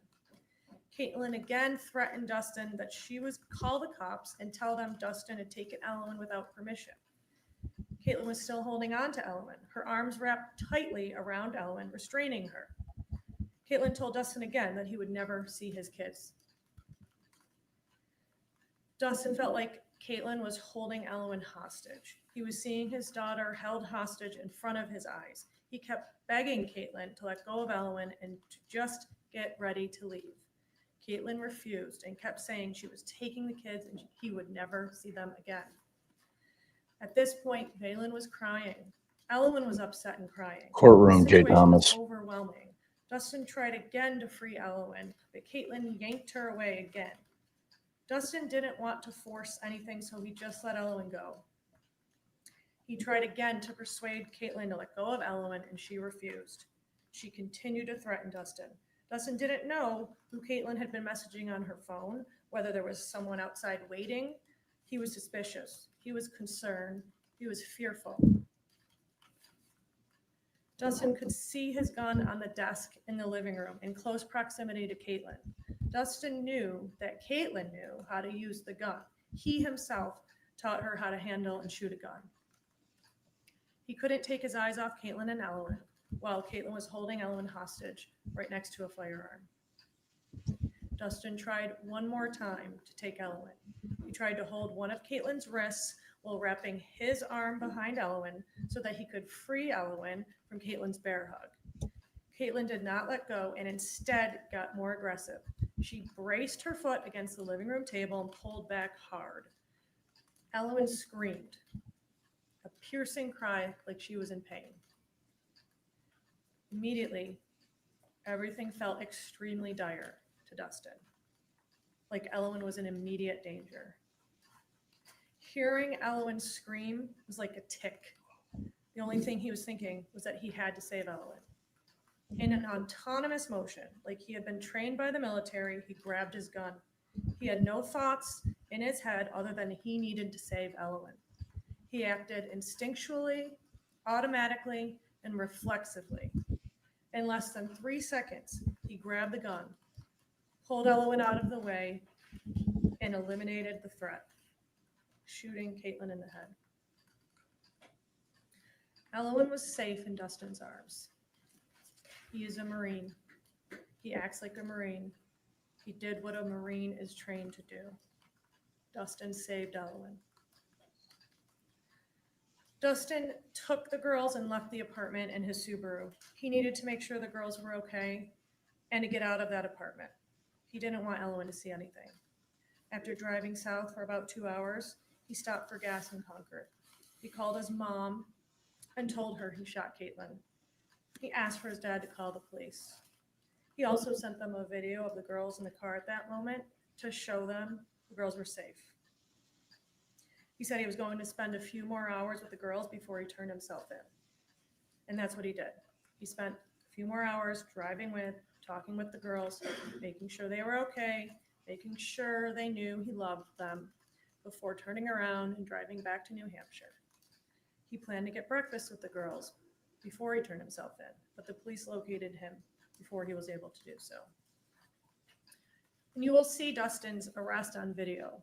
You will see how he complied with the police commands, how he warned the police there were kids in the car, how he warned them there was a gun in the driver's side door. And he then gave a lengthy interview to the police. The state will probably show you Dustin's interview and what he told them after his arrest. This is a case about broken promises, secret plans, and a father's unyielding love. It's about a Marine reacting to a threat toward his beloved daughter, a horrific tragedy, but not a criminal offense. Dustin is not guilty. At the end of the evidence, the judge will instruct you on the law, and he may explain to you that what the law allows when defending others. He may instruct you that a person is justified in using deadly force against another when he reasonably believes that such person is committing or about to commit a kidnapping, is likely to use any unlawful force against a person present while committing or attempting to commit a burglary, or is likely to use any unlawful force in the commission of a felony against the actor within his own dwelling or home.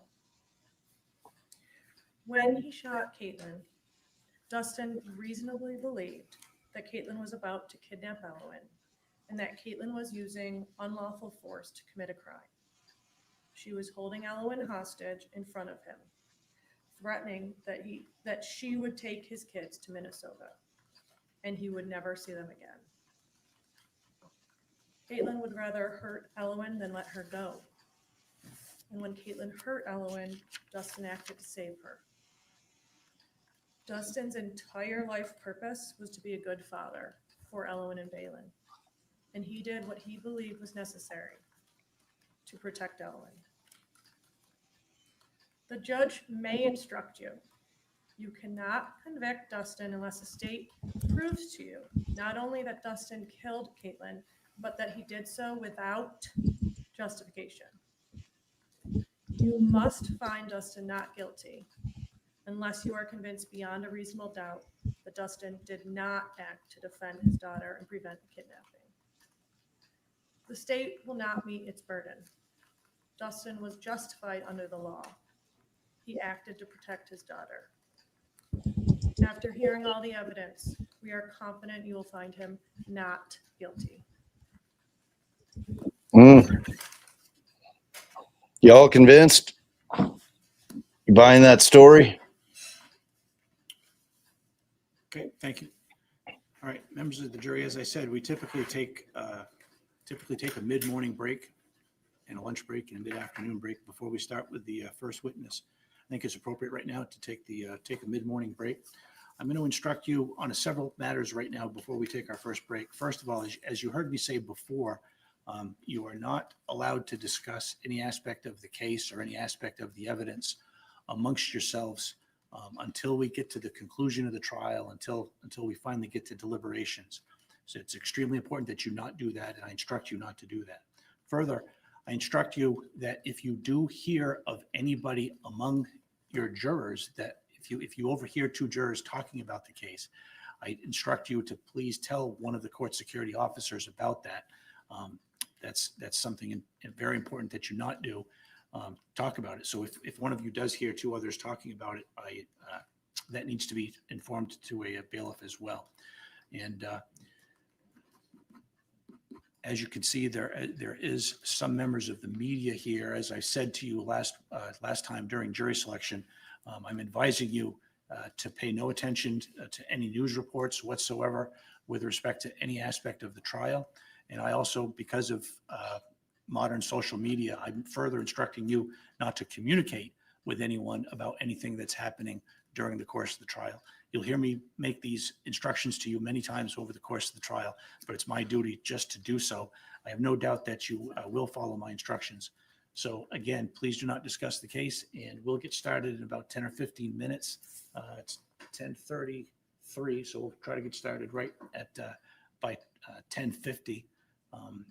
And so with that, we'll take our first break. Okay, thank you.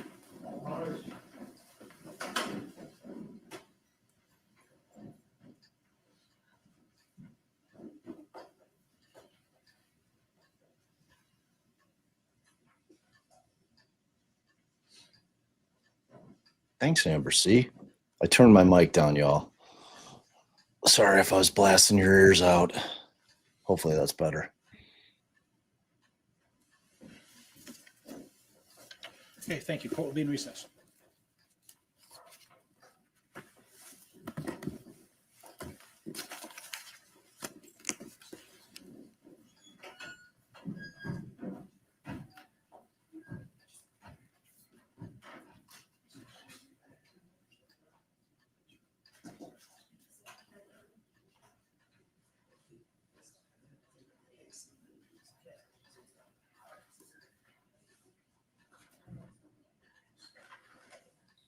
All right, so we got a morning break. You know what? I'm gonna try to. Seems like some of you guys are struggling with the sound a bit. I'm gonna see what it sounds like over on Law and Crime. Let's see if that's a little better. Because basically they have to boost it on their end from their production side to get it. Like I can hear it fine, but I know that doesn't always translate into you guys being able to hear it well. So let's see what's up. This is going to be a tough sell. This is going to be a tough sell.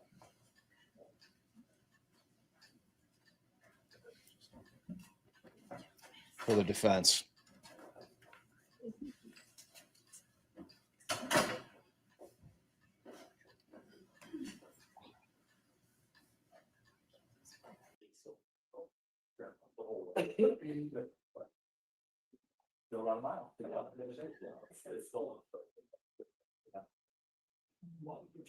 All right, wait, let me shrink this down.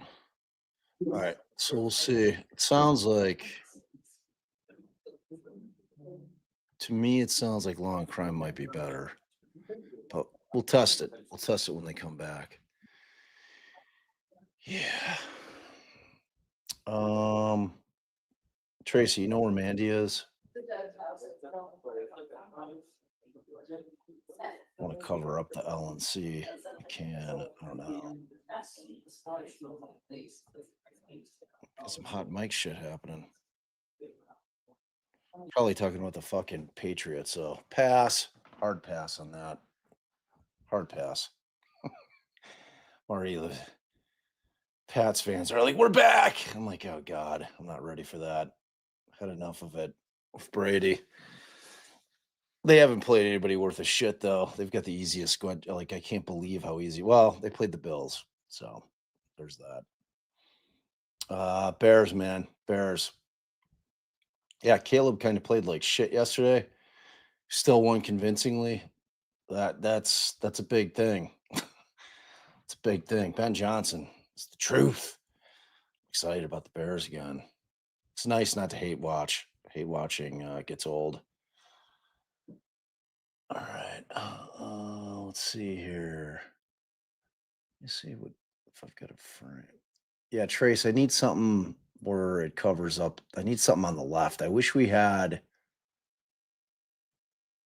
overlays that had things in all four corners.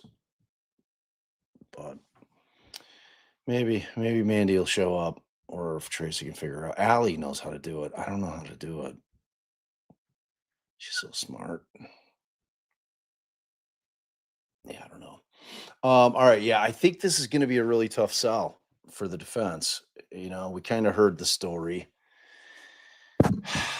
You know, and where it gets confusing is how much they're going to allow his state of mind, his PTSD, the fact that he has PTSD, he served. I'm assuming he was either in Afghanistan, Iraq, somewhere over in the Middle East. He was in the shit. You know, I mean, it's war is hell. War is hell. It just is. You know, I mean, that is a lot of trauma you're exposed to. And you grow up being taught, you know, certain things about ending other people's lives. And then you either enlist in the military and don't get sent over. You stay stateside and you're not in the shit, or you are in the shit and you go over, and it changes you fundamentally, I would have to think. Looks like DB served. I don't know if DB was in the shit, but I know I've got a lot of friends. I know a lot of people that served, and I mean, when you're over there and you're engaged in war, it's going to change you. It's going to damage you. It just is. So, I mean, everything has to be filtered in terms of how he perceives things in a moment, like whatever was going on here with the child. And um, it clearly was something that was in his mind, in terms of that he was of the mindset that she was going to take the kids, or try to take the kids and abscond with them. So to me, what was not clear at all in either party's opening, unless I missed it, is who had physical custody. Now, in Illinois, we don't use that word anymore. It's parenting time. But I don't know who physically had the children, because they were clearly in two different locations. Like, he had been in Vegas. Did he have the kids in Vegas with him? Or were they with Caitlyn back in New Hampshire? Like, she was coming to see him to, whatever this new spot that he was going to rent, this apartment. Did she bring the kids with her, or did he have the kids with him? I don't know. I mean, they alluded to things, but no one ever made it like abundantly clear on what the status of that was. And the reality of that situation is that they were never married. So he's not necessarily presumptively the father in the eyes of the law, even if he signed the birth certificate in terms of a courtroom and going in and getting it figured out. When you have two parties that aren't married, he has to establish parentage in a court of law, that he is the father, even if he signed a VAP, like a voluntary acknowledgement of paternity, or if he signed the birth certificate. Like that's not a court of law. That's a hospital. In order to do things like go in, and if they're not married, and if they're separating, and or they're breaking up, and they have kids together, and they want to try to figure out who's going to be the primary custodian of those children, you've got the father's going to have to go in and establish that he's the father. And I don't know that they ever went to court. It might not have been to that point. Like, there's a lot of questions about what's going on with the children and who they were living with. So if you guys know more than I do in the chat, let me know, because I could not glean that during either of the openings. I don't know. But it's going to be tough. And if I were the defense in this case, I am assuming that they will be putting on either some type of mental health expert, whether it's a psychologist or a psychiatrist, I don't know. And they will be talking about his PTSD, which I'm assuming has been diagnosed at some point in the past. And, then the argument is going to become that, again, he is going to view things through that lens.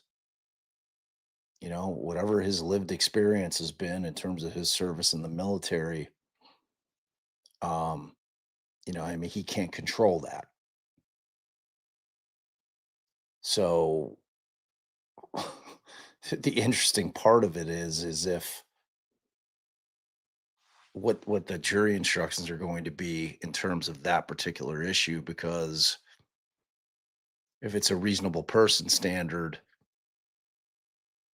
which it should be, and he's not necessarily capable of acting in a reasonable, what we would consider to be a reasonable fashion because of his PTSD, because of his service, because of whatever he may have gone through, it becomes an interesting question. You know, what was reasonable for him may not be reasonable for the jurors. You know, but will they give him some kind of grace? I mean, shooting somebody in the head is just insane. It's insane. I mean, he's a pretty big guy. From the pictures I've seen of Caitlyn, she was not an imposing person. Seems like he could have simply just taken the children. Yeah, there's a lot of questions. A lot of questions I need answered here to see what's going on with this case. Trace, you trying to figure some shit out back here? Be the hero, like always. Like always. Did Grin for Me leave? Did he take off? It's his birthday. I wanted to tell him that. And Meg, happy birthday. I'm sorry. I missed it. I must have missed it in the chat. I think it was your birthday when I had Zeman on, right? Was that your birthday? So I'm sorry. I wasn't looking at the chat in that particular live. But I love you. You're amazing. I hope you had a wonderful birthday. Thank you for everything you do. Thank you for everything you do. So let me see. I saw the better half was texting. Let's see what's up with her. Okay. Oh, just saw your text, Trace. Thanks.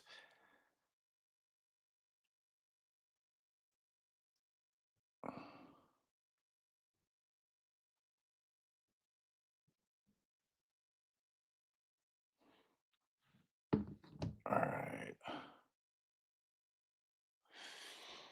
Oh, so what are you guys thinking? All right, let's first of all, let's look at the most important question. Let's check the poll. So the poll, we've got 486 votes regarding the judge's hair. 56% think it's real. And wait, let me see. 408. And 44% think it's a rug. Rug City. I can't tell. I could definitely see a world in which that's a rug. For sure. I mean, he's got awfully thick hair for looking to be in his mid 40s, maybe early 50s. So, but there's dudes out there got the good hair at that advanced age. Yeah. Yeah, Robin G. Let me see. So I've seen you've had some questions. So Defense Diaries podcast. I know it's confusing because this YouTube channel is called Defense Diaries podcast. So what I'm talking about is an actual podcast. So it's the lines have been blurred with YouTube, where people are calling video things podcasts. I'm talking about an OG original audio only podcast that you listen to. Okay, and you're not going to find it on YouTube. You're only going to find it at this point either on Apple Podcast or Spotify, if that's where you listen to your music. They have millions of podcasts on there, and you listen to it. You're not watching it. It's just sound. It's a story. I love podcasts. I love audiobooks. I'm an audiophile, so I like to listen to things. It's not to say I don't enjoy watching things as well, but I'm a big fan of listening. So you're going to have to listen to that. Like I said, we may put it on its own separate YouTube channel as a podcast on YouTube, but there's still not going to be video. I'm orating a story. I wrote a book, and think about it as an audio book because it's 33 episodes plus 3. All right, thank you. Please be seated. All right, we're back up and running. I think the sound might be better here. Hopefully I explained that, Robin, so that you understand it.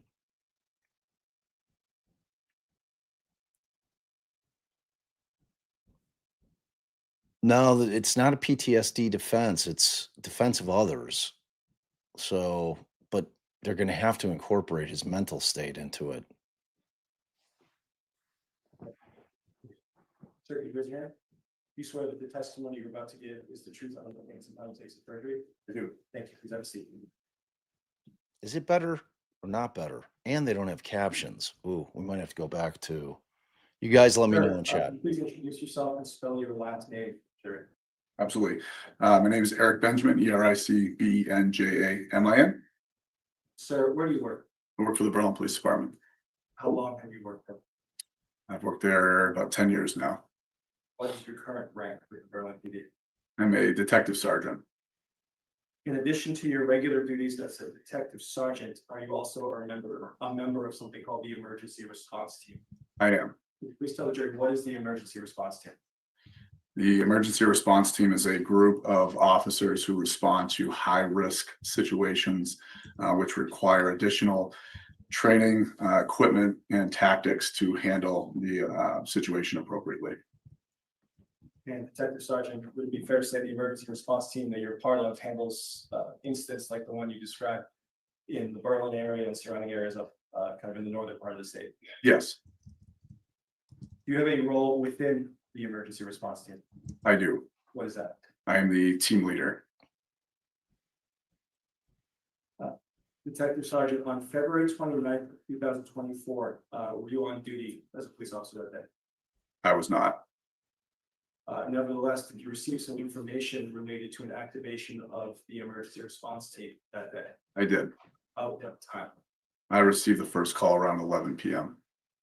Is that standard that even if you're not on shift as a police officer, that you can be called for emergency response team issues? Yes, Who was that phone call from? that was from Sergeant Dennis Gale. And what information did you receive? The initial information I received was that there was a situation at a residence in Berlin in which the information known at that time was there was a male that had contacted his father stating that he had just killed his girlfriend. I went back. Team leader. Detective Sergeant, on February 29th of 2024.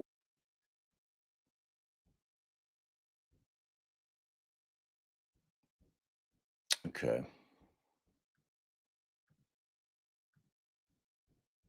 I think I like having the captions. What do you guys think?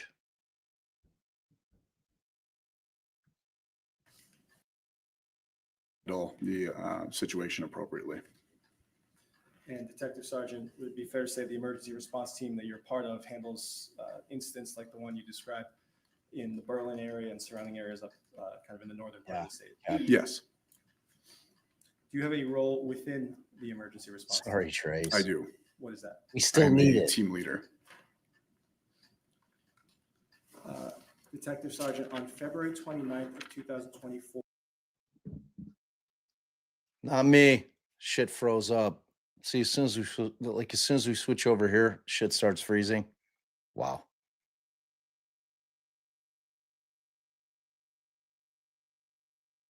Wow. Wow. Yeah, I agree, Hank. But I like having the captions. Oh shit. The choice has been made for us. All right, let's see. I'll keep an eye on that, the interim.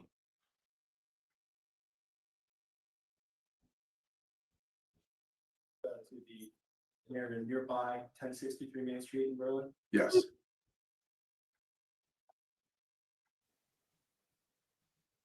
Could you describe that area of Berlin where 1063 Main Street is?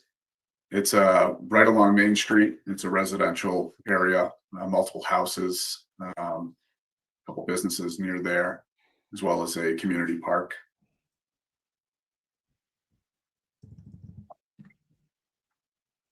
Your Honor, this time I move to introduce State's Exhibits 1, 2, 3A, 3B, 3C by agreement. The ID can be stricken. Okay. The ID may be stricken and these shall be considered full exhibits.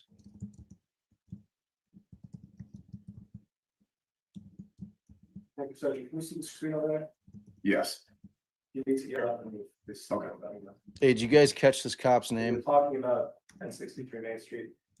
What do you see here? Oh, I'm not Yes, just.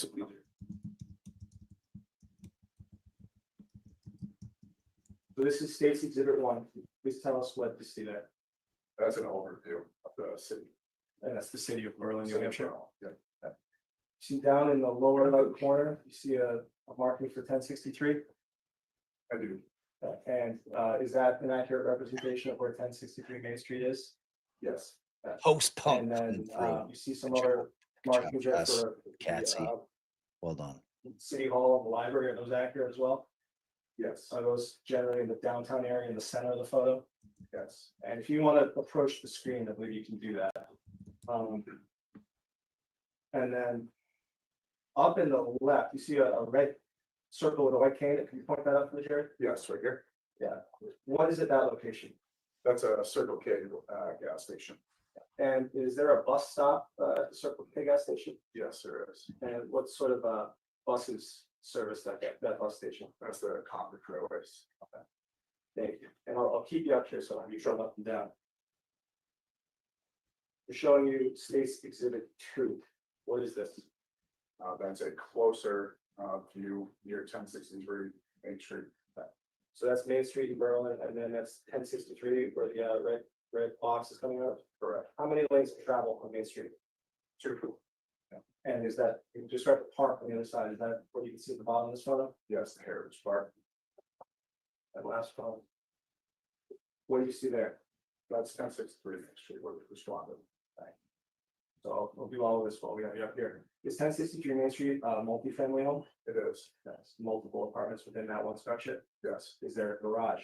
Yes. All right. Can you see any of it in this photo? Yes, you got right up here. And is there a driveway? Yes. What side of the house is the driveway on? Go to the left side. So go back here.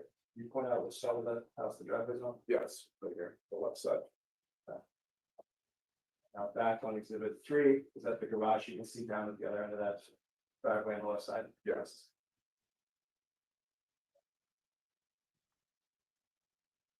This is State's Exhibit 3B. Is this showing the driveway in that garage? Yes, it is. So how many bays in that garage? 3. It's a separate structure from the house, correct? Correct. Does the garage have an attic? It does. Where's the door to the garage? All the way to the right side, you can see it over this photo.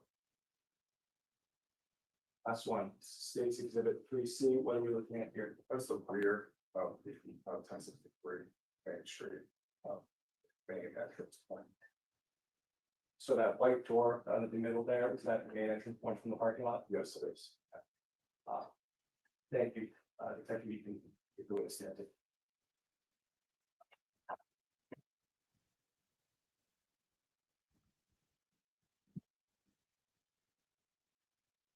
Detective, you mentioned that you received a phone call, went to Berlin PD, and then staged at a location near 1063 Main Street. Did you eventually go to 1063 Main Street? Yes, I did. And did you go there in that Bearcat that you described? We did. When you got there, where did you park? We parked right in that rear parking space right in front of the 3-bay garage. What did you do at that point after you arrived?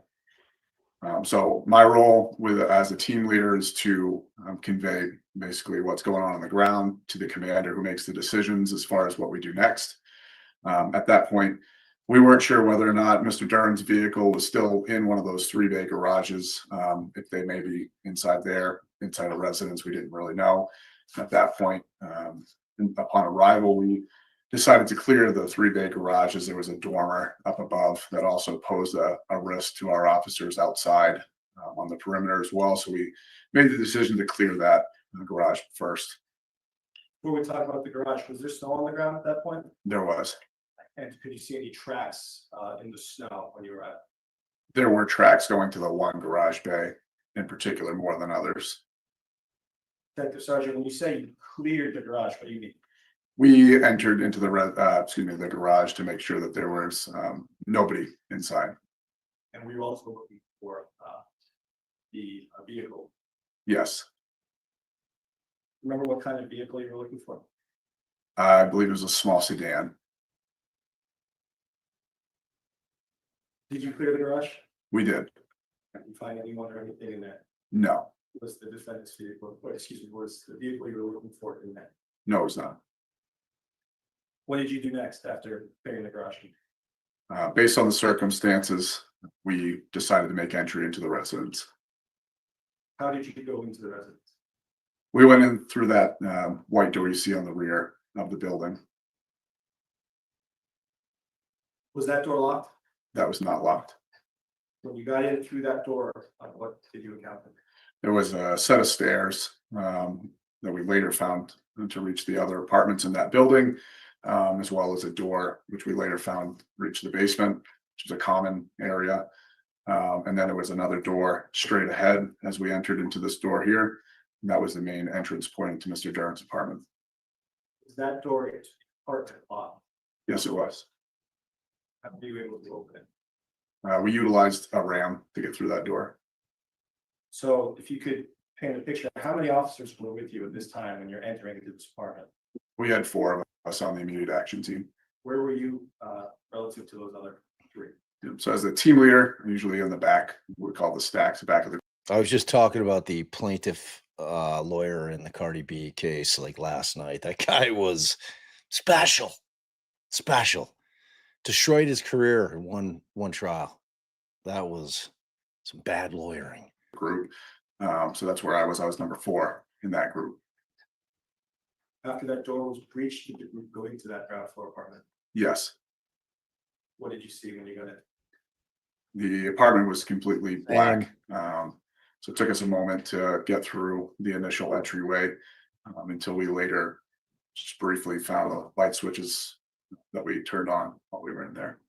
So the door was locked, and the lights were off, and you went in. What did you and your teammates do?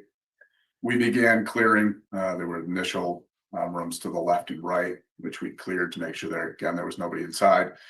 And then we continued going straight into what we later find to be like kitchen area. And tell us what you saw when you got to the kitchen area. So the kitchen area opened up into 2 rooms, one to the left, one to the right. And at that point, we had multiple officers begin to go left and right from that kitchen area. What happened next? Deputy Green was the first person in front of me to the right. I was holding the room to the left with Sergeant Gale. Tracks. We were able to start to make entry into the right room off the kitchen. And at that point, Deputy Green announced that there was a female victim on the couch with an apparent gunshot wound to the head. What room was Deputy Green in? That would be the living room. Well, after hearing that from him, that he found a female with a gunshot wound to the head, what did you do? We continued clearing the rest of the apartment to make sure that Mr. Duren and the children were not in there. Did you find anyone else in the apartment? No, Did you go to the living room? I did. Tell us what you saw. Again, we did an initial search of the apartment. I went to the female. I checked her to make sure she was in fact deceased. And while I was there, I noted several things. Her. All right. Looks like Court TV got their shit right. I'm gonna switch back over. I like the captions. What did you do? We continued clearing the rest of the apartment to make sure that Mr. Duren and the children were not in there. Did you find anyone else in the apartment? No, Did you go to the living room? I did. Did you tell us what? Again, we did an initial search of the apartment. I went to the female. I checked her to make sure she was in fact deceased. And while I was there, I noted several things. Her body was very cold. The appearance of her skin indicated to me, based on training and experience, that she had been there a while. I also noted a single shell casing to the right of the couch in the living room. You mentioned an apparent gunshot wound. Where did you see that apparent gunshot wound? The gunshot was to the side of her head. Where was that female sitting or positioned, I should say? As I was facing the couch from the front, she was all the way to the right side. So was she sitting or lying down? She was kind of slumped over. Where were her feet? They were positioned in front of her. Were any of her feet on the coffee table? I don't believe so. After observing, we'll strike that, you mentioned observing a shell casing. Where did you see that? I was directly to the right of the couch, right on the floor. After seeing that female there and that shell casing, what did you do?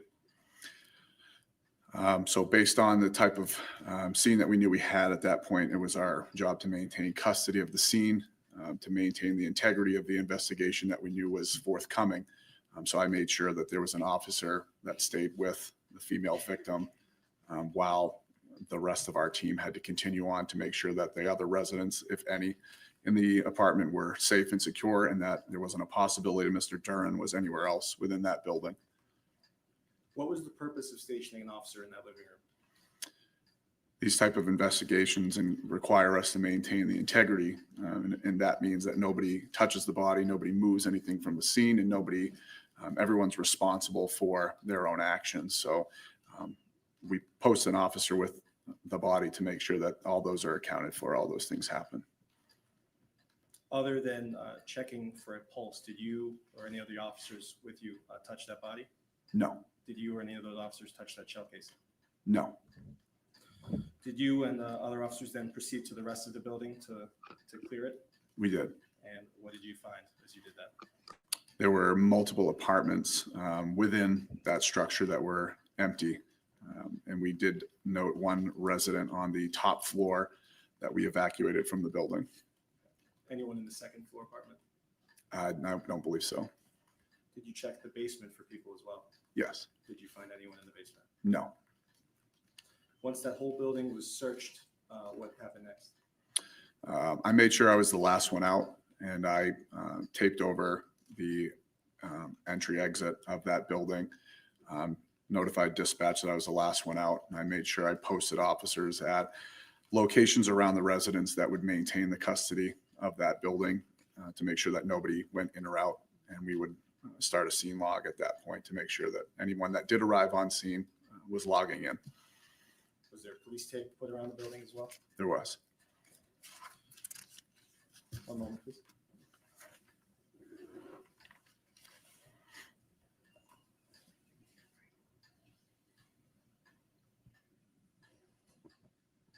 Detective Sergeant, you mentioned that the door into the apartment was locked. Could you tell us, was that locked with the knob or with the deadbolt? I'm sorry, the first entry door or the door to the apartment? The door to the apartment. Yes, that had a deadbolt on it. The deadbolt was locked? Yes. No further questions. Good morning, Detective Sergeant. Good morning. One question. The Berlin Police Department's phone number 603-752-3131. Yes. And if you were to Google that, that number would pop up. I don't think so. No more questions. Thank you. Nothing further. Okay, can Detective Sergeant Benjamin step down? Thank you, Aaron. May he step down? Okay, thank you.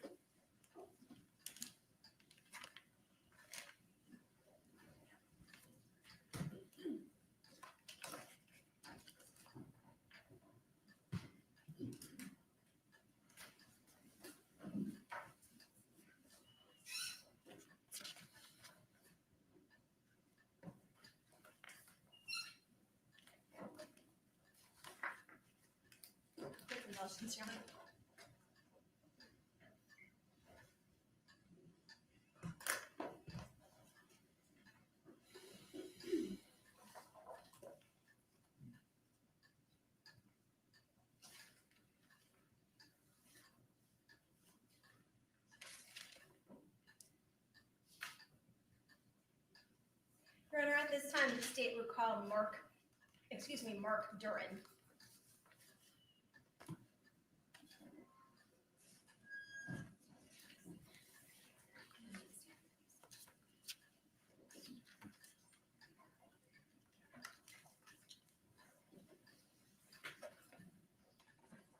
Mr. Duren, if you could remain standing and please raise your right hand. Do you swear to tell the truth under pains and penalties of perjury today? I do. Thank you. You may be seated.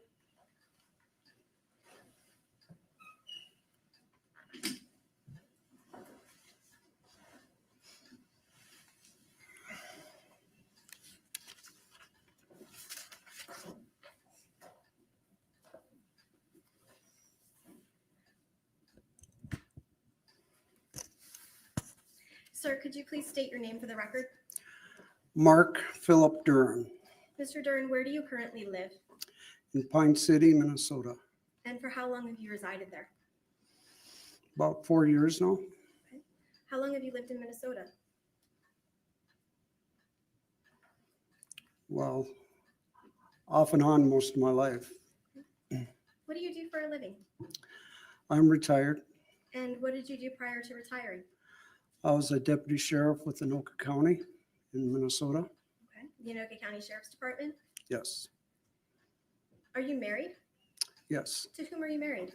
Deborah Duren. And how many children do you have together? We have 2 together. Okay. And you have one additional child? I do. Do you know the defendant seated to my right, or sorry, my right at trial table? I certainly do. Who is that?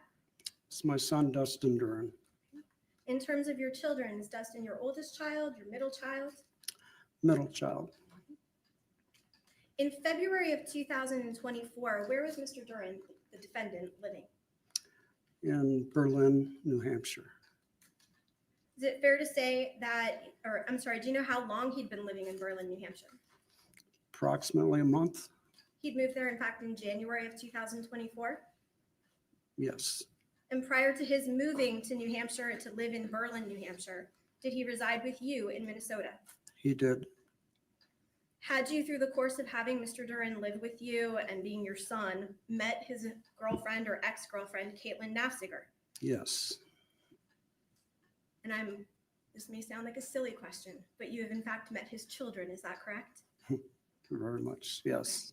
Can you please identify the 2 children that that Mr. Duren had with Ms. Naffziger? Elwyn and Valen. In February of 2024, how old was Elwyn 4. and how old was Valen? 1. Is it true that at this time you are currently sharing custody of Elwyn and Valen with Ms. Naffziger's family? Yes. Permission to approach? Sure. Mr. Duren, I'm going to show you what is marked for evidence for identification as State's Exhibit 4 with respect to this case. Ask you to take a look at this. Do you recognize what you're looking at? Yes. What is it? Caitlyn and Elwyn. Does this fairly and accurately show both of them in this image? Yes. Your Honor, at this time, the state requests the state's 4 be admitted into evidence. No objection. The ID may be stricken and it shall be considered a full exhibit.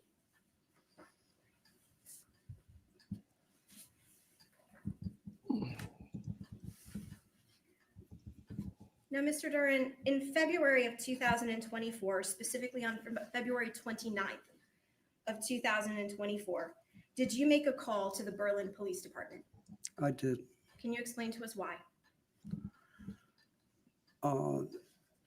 Dustin had called my wife. Thank you. And she had informed me. Based on a conversation you had with your wife, you called the Berlin Police Department? Yes, What did you tell the Berlin Police Department? that I'd received information that Caitlyn had been shot. Did you tell the Berlin Police Department why Caitlyn had been shot? Yes. Objection, we approach her.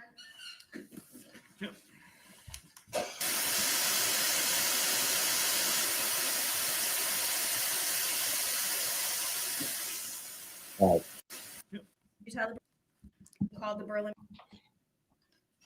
I want to hear this. Okay, so this is his dad. I was trying to deal with the puppy. Okay, so this is his father. I want to see what the objection is here. Based on a conversation you had with your wife, you called the Berlin Police Department? Yes. What did you tell the Berlin Police Department?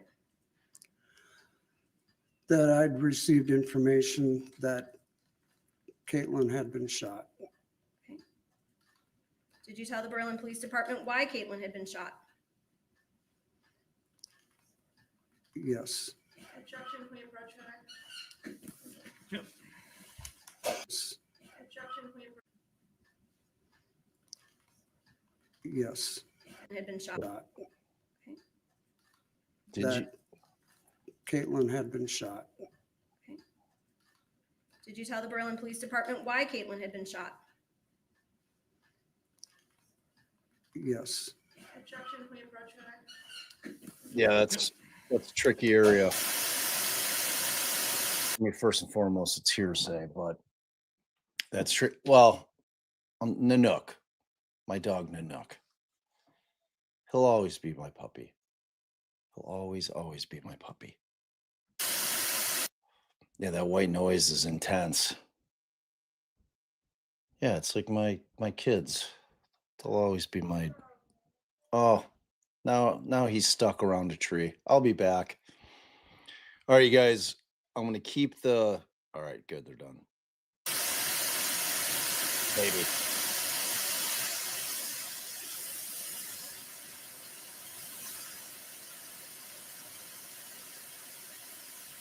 Little miss, you have to know that our dog's name is Nanook, right? Nookie, Nook. I mean, you're on here all the time. We're always talking. All right, I got to go rescue the guy. You guys are going to have to deal with the white noise.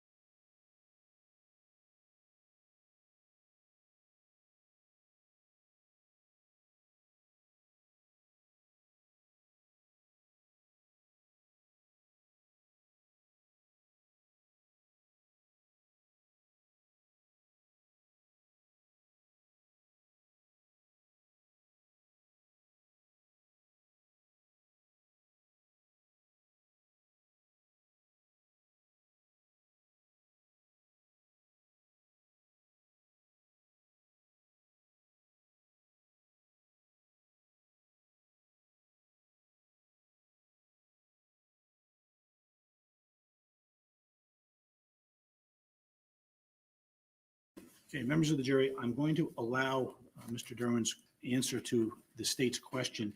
I'm instructing you not to consider it for purposes of the truth of the matter with respect to what is contained in the statement, but instead, you can consider it only for the specific reason of what was said to the Berlin Police Department at that time, and you shall consider it for no other purpose. Okay, thank you. Mr. Duren, you indicated that you called the Berlin Police Department because you had received information that your son had shot and killed Miss Naffziger.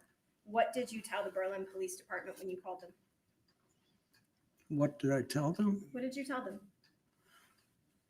Exactly that I had received information from my wife that Dustin had shot Caitlyn. Did that information include why? No, You're indicating today that the defendant called your wife's phone. That's Deborah's cell phone. correct. What is Deborah's cell phone number? 763-607.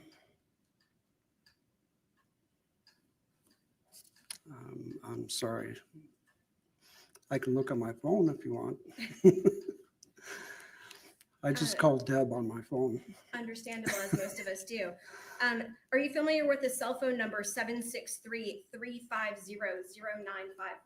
That's correct. Okay, what is that correct to be? That is my wife's phone number. Okay, so 763-350-0954 is your wife's cellular phone number. Correct. What time of day did that call come to your wife? I don't recall. Foundation. Sustained. Were you present at home at the time the call came in? I was. Okay, and at what time did the call occur? I don't recall. Okay. Was it in the daytime or the nighttime? It was in the evening. When your wife received a call from your son, where were you? I was in the living room watching TV. What were you watching? I don't recall. Where was your wife? She was in the bedroom. How long was your wife on the phone?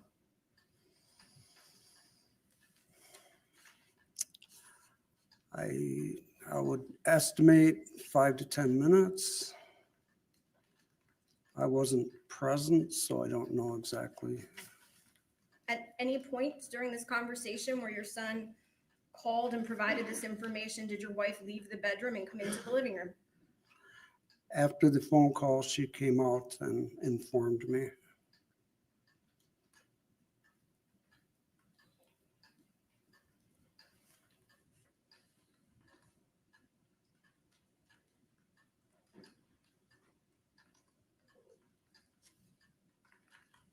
Following that phone call, did you and your wife receive a video? Not that I'm aware of. You didn't report to the Berlin Police Department or to state police that you received a video from your son? I believe that was after. So after that phone call ended, did you receive a video? Yes. Okay. What was that video?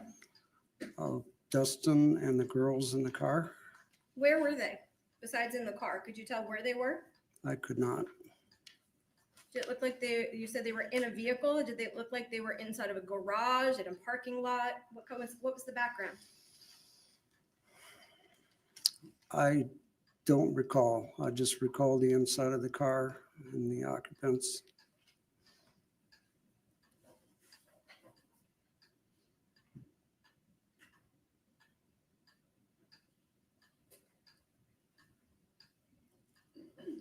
Following your 911 call or your emergency call to the Berlin Police Department, did you continue communicating with police? I did. You made, in fact, several phone calls to the police department, correct? Correct. At least 2 that evening? Yes, ma'am. And other officers called you Yes, and you shared information with them? I did. Did you also share photographs of the defendant with the police? I did. Did you provide them with photographs of the 2 children? Yes, Mr. Duren, as a sheriff's deputy, were you assigned a service weapon? I was. Okay. Several. Several service weapons?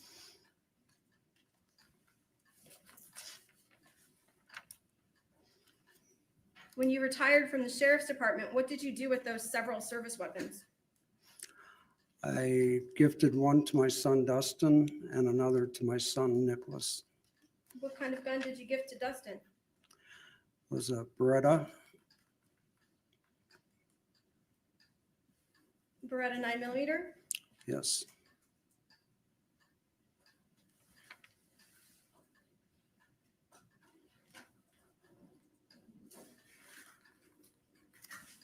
Showing you State's Exhibit 20A, which is marked for identification purposes. Do you recognize this?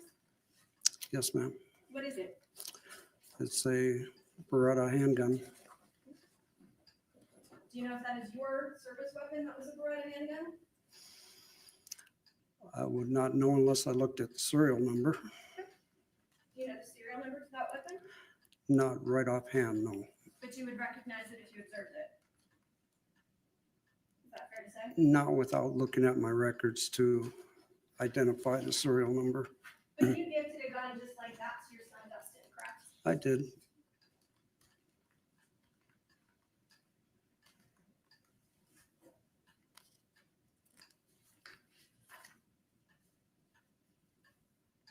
Course indulgence.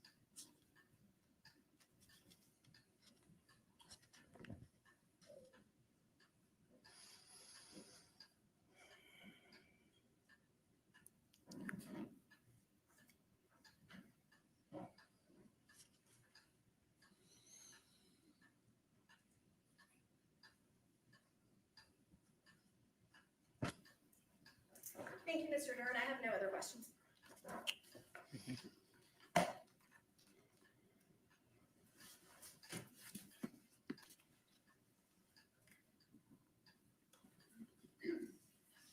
Morning, Mr. Duren. Good morning.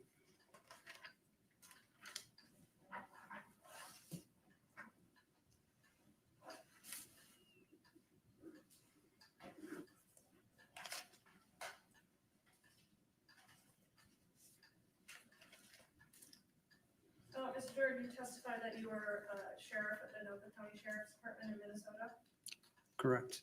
for 19 years. Yes, ma'am. And had you, in your role as a sheriff, did you have to testify in court? Yes, ma'am. And you are aware of the importance of telling the truth, correct? Absolutely. And to be honest, Yes. and to be as complete and detailed as possible. Yes, ma'am. When you were watching TV in your living room in Minnesota on the night of February 29th, 2024, you testified that Deb received a phone call.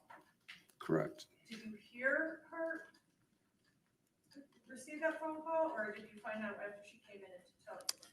I found out afterwards. She came out of the bedroom hysterical. So she was hysterical. She came out to talk to you.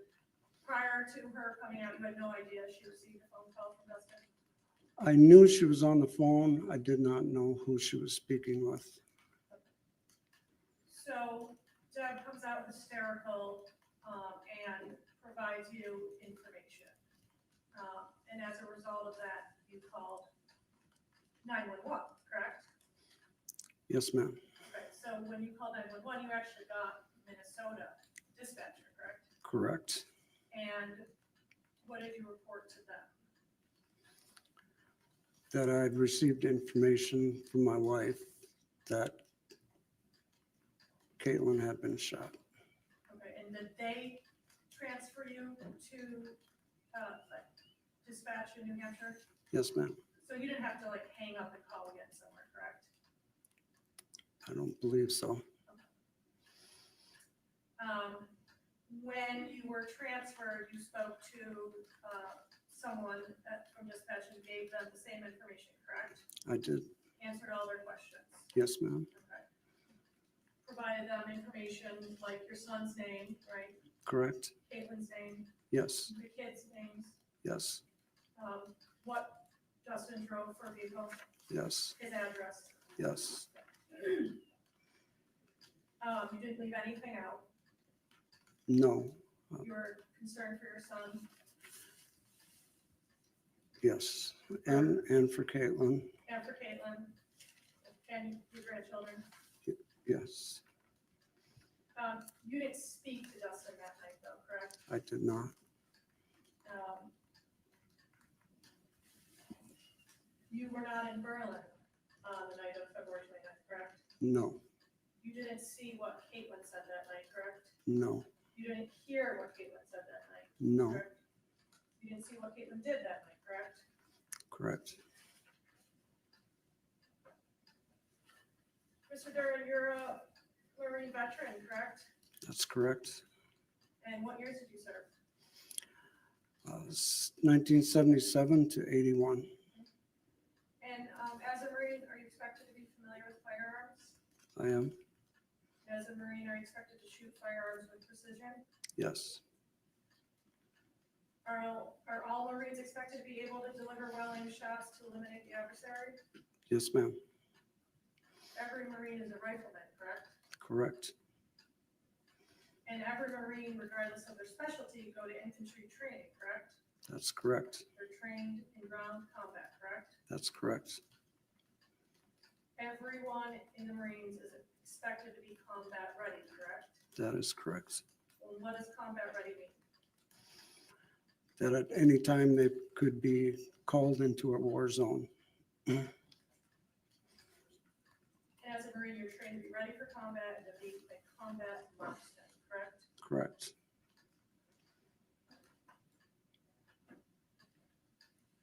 You told us that you gifted Dustin a Beretta M9, correct? Yes, And that was your former service weapon. yes, And it became yours upon retirement. yes, Now, are you familiar with the M9? I am. Okay, was that your regular service weapon that you used? as Yes, sheriff? yes, Was that the only weapon M9 that you used as the sheriff? it was the only Beretta. Every few years, we would be issued new firearms. So the M9, the last the M9 that you gave to Dustin, the last firearm that you had before you retired? Yes, The M9 is a pistol, correct? it is. A semi-automatic handgun? Yes, And what does that mean, that it's semi-automatic? Objection, Your Honor. Basis. Hearing may be approached. Sure.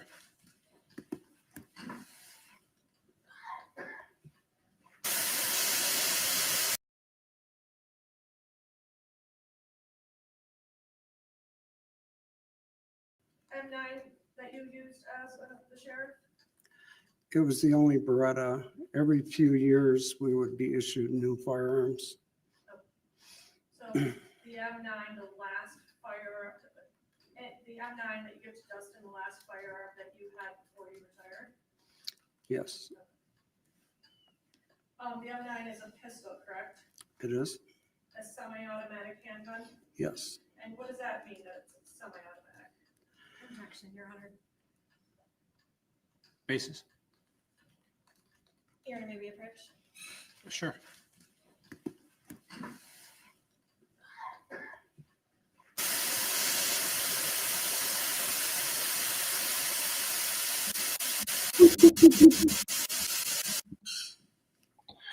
Yeah, I want to know the basis too. Seems like a pretty What does it mean to be a semi-automatic pistol? it means that lack of foundation. it will fire every time you pull the trigger. And the M9 has several safety features, correct? Yes, it does. Okay.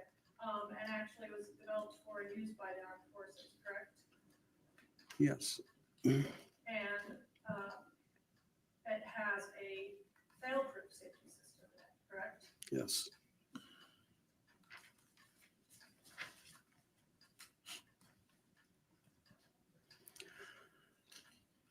Mr. Duren, how many grandchildren do you have? 7. 7 grandchildren. And you testified earlier that Ellen and Valen are Dustin's two children, correct? Correct. With Caitlyn, right? Yes.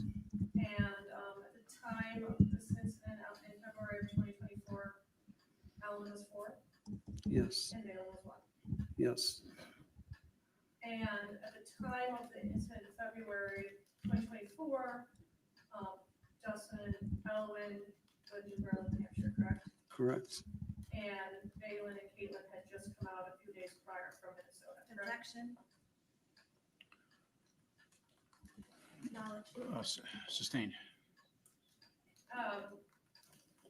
When, before Dustin and Ellen moved to Berlin, New Hampshire, he lived with you and your wife, correct? That's correct. And Ellen and Valen lived with you part-time, correct? Correct. The other part of the time they lived with Caitlyn, correct? That is correct. And you were aware that Dustin and Caitlyn would exchange the kids for their, or Objection. Hearsay. the other pressure?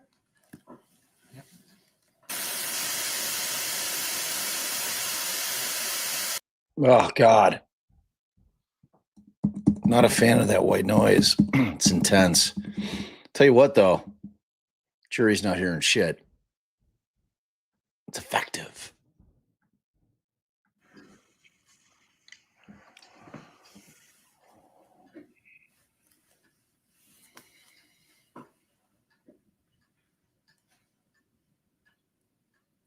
So, Mr. Duren, when Dustin lived with you and your wife and his children, several months, correct? Correct. And you were able to observe Dustin's relationship with his children, correct? Yes. And specifically with Ellen, you observed how close they were, correct? Extremely. Really close. Dustin loved being a father as far as you could see, correct? Very much so. And he cared deeply for Ellen.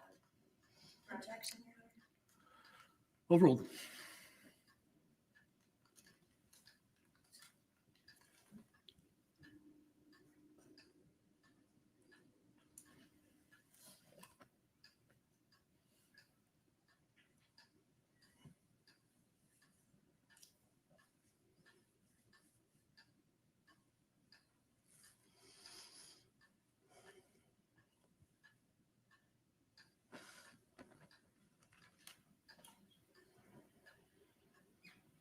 So based on your observations between Dustin and Ellen, he cared deeply for Ellen, correct?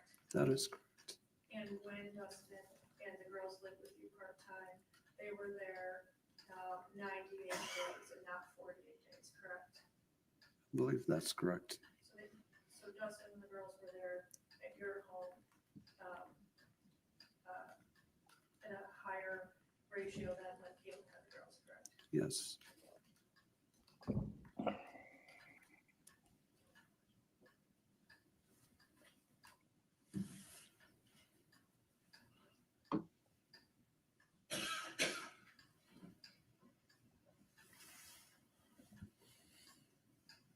I don't have any more questions. Thank you. Redirect. Mr. Duren, you talked a little bit with defense counsel about being a Marine and having Marine training with respect to how to use a gun, correct? Yes. Part of your training as a Marine also involves being disciplined, Yes. when to appropriately use a gun. Yes. Okay. Does it also include when not to use a gun? Yes. As a Marine, are you taught to mindlessly fire? Of course not. You're in fact taught to assess situations, correct? Yes. To only fire when necessary, Yes. to take out a threat. Objection, Your Honor, leading.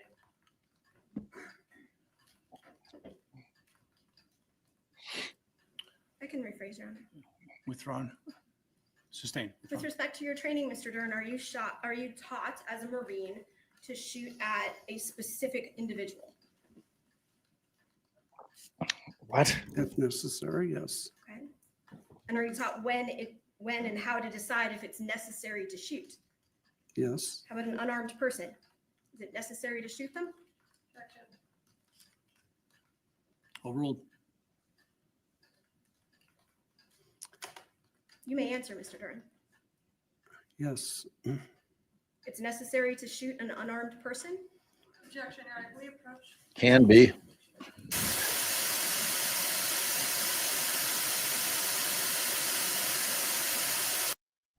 It's a confusing question to come from the defense, right? A little bit.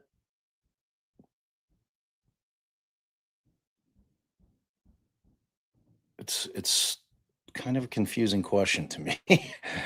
I don't know what she's getting at. It's in terms of the defense. I mean, the answer is can be necessary. She's asking it as if it's, one answer fits all, which obviously is not the case.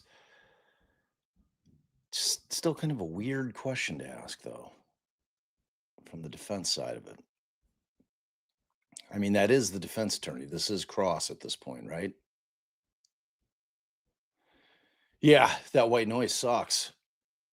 It's abusively loud. I'm in an abusive relationship with that white noise. Oh, there's Mandy. Good morning.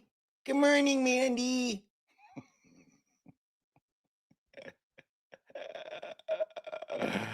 Oh, Mandy.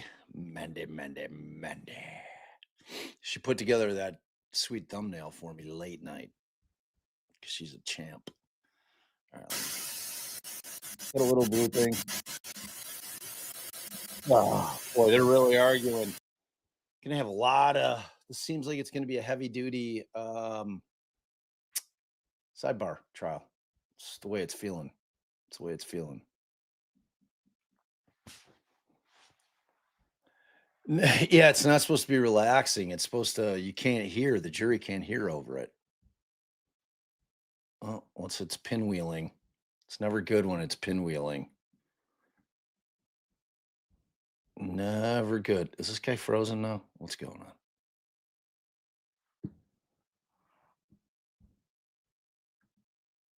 Is it still pinwheeling?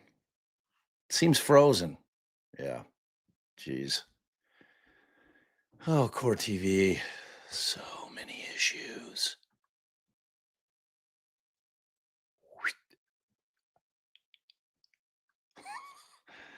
Oh, boy.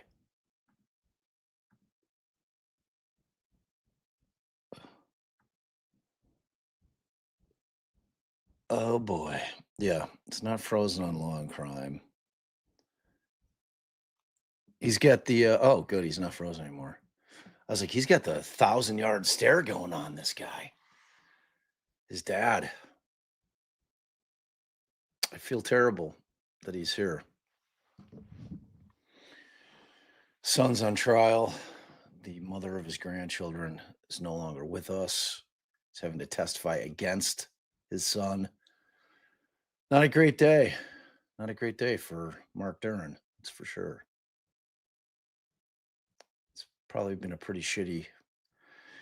I'm curious as to who's got custody of the kids at this point. Who's caring? Who's the guardian of the children? I wonder if it's the Durens or if it's Caitlyn's family. So many questions. So many questions. I'm assuming he's in custody. Maybe not, though. Maybe not. Does anybody know? Anybody that's been following the case, did he make bond? Did they give him a bond amount? Anybody? Oh, this is redirect. Okay, good. Thank you. Thank you, DB. That makes way more sense. Must have been a short cross when I was dealing with the pup. Like real short. Did the defense even ask any? I mean, they must have if there's a redirect. Oh, shit. I'm fucking up, y'all. Hold on.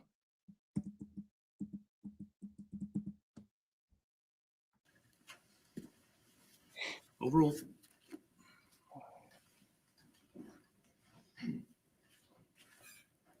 Mr. Duren, does your Marine training include information on shooting persons who are unarmed? Yes. Everybody's like, it's redirect, Bob. Redirect. As a Marine, is that something that you were trained to do? Yes, Are there certain circumstances under which your training tells you that that can occur? it depends on the threat at the time.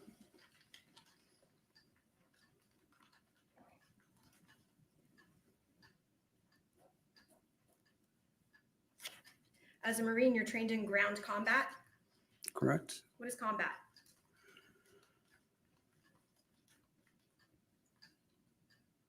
It means taking out your enemy if necessary. Taking out your enemy?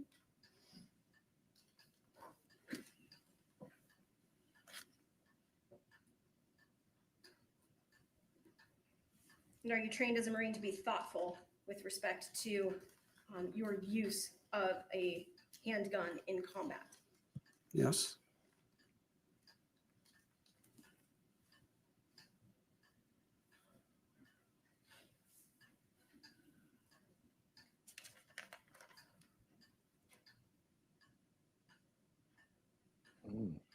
Okay.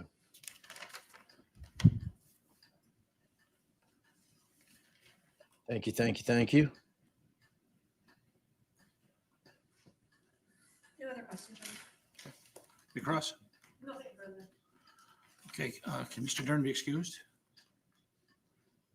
That's fine with the state. Okay. Okay, thank you, Mr. Duren. You may step down. Yeah, I've not been paying attention to the chat. I've got other shit going on.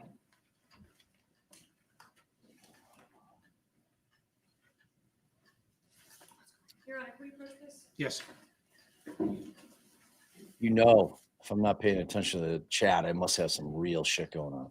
I love the chat. Our furnace doesn't seem to be working. Oh, devastating. Just devastating white noise. Our furnace is, did the white noise block me out? Yeah, our furnace, which is the first time I've had to put it on because we had a little chill. It seems like it's cycling, but not starting. So dealing with real life shit. Yeah.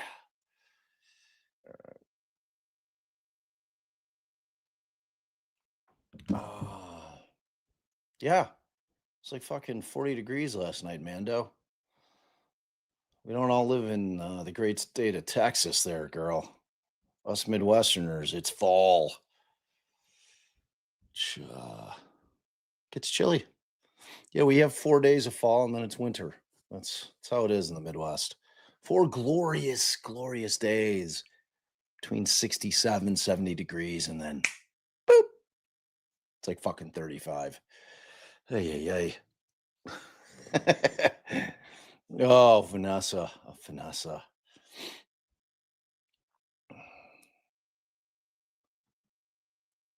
Wait. It's not the great state of Texas. It's the US's? What the fuck are you talking about? Why are you calling me an asshole? That's the bigger question. Don't do that. It's mean. Makes me feel bad. And I don't know why you're calling me bad names. And I'm talking like it doesn't even make any sense. It's a temperature. You don't even understand what you're talking about. It's warmer in Texas than it is in Chicago in the winter.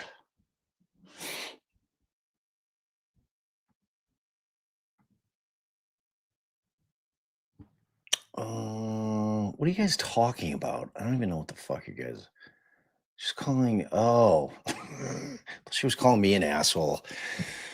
She did yell at me the other day. I think I'm still reeling from that. Am I paused here? Reports about this, please go Jeez. so not attention. Someone who is a witness in this matter, obviously. Your use of. Okay, members of the jury, we'll stop and take the lunch break now. Oh shit, lunch we'll break. Be back at 1 o'clock. A few comments, a few instructions. Once again, as I've already said, please do not talk about the case or the evidence amongst yourselves, and please report to a bailiff if you do indicate someone doing that. Just a few more comments because over the length of the trial, these things may come up. One Lancaster, the town of Lancaster is not a large area.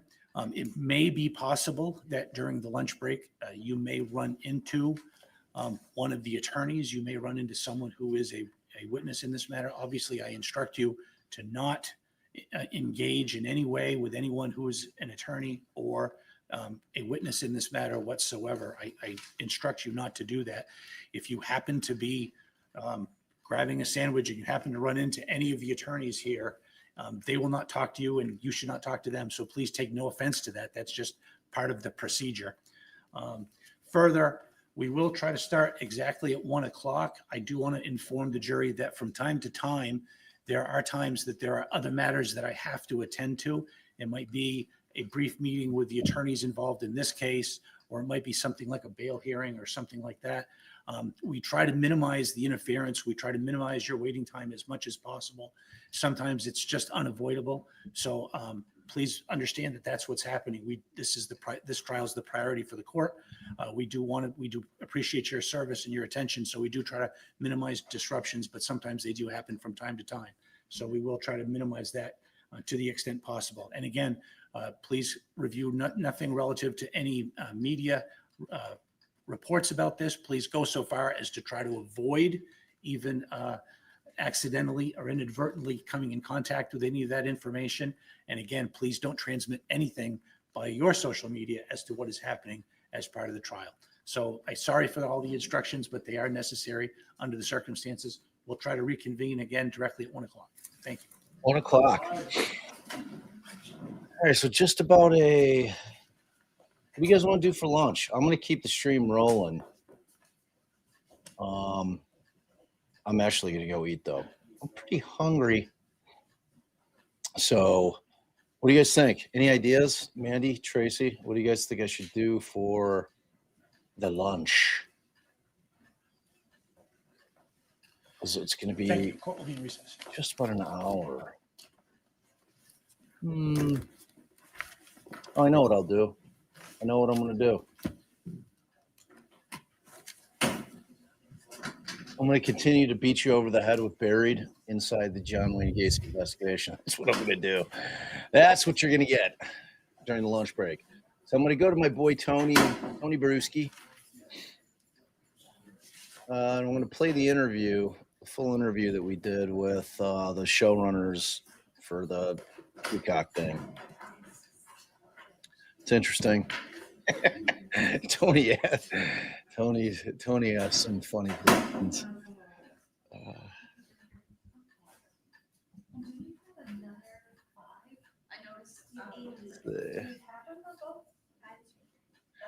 You get some nice hot mic shit here, though. Tell you that. I wonder.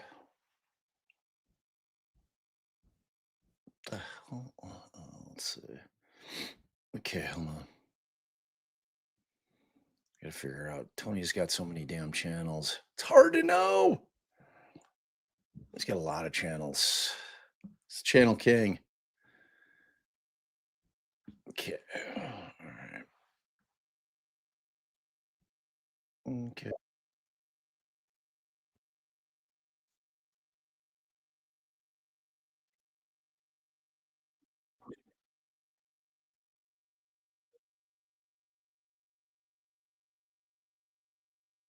Okay. All right, so I'll swap over to this.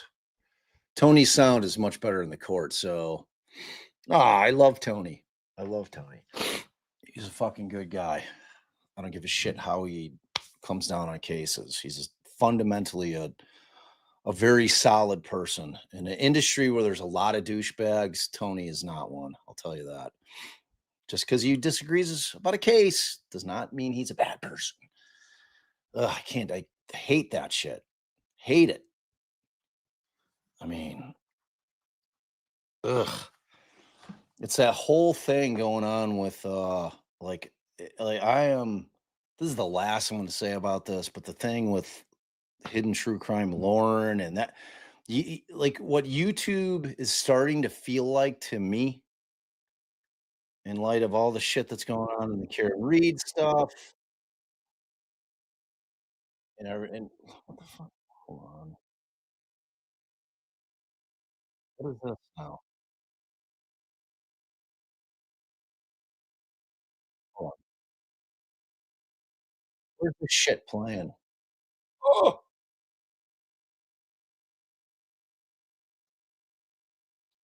shrink this down. Got so many tabs open.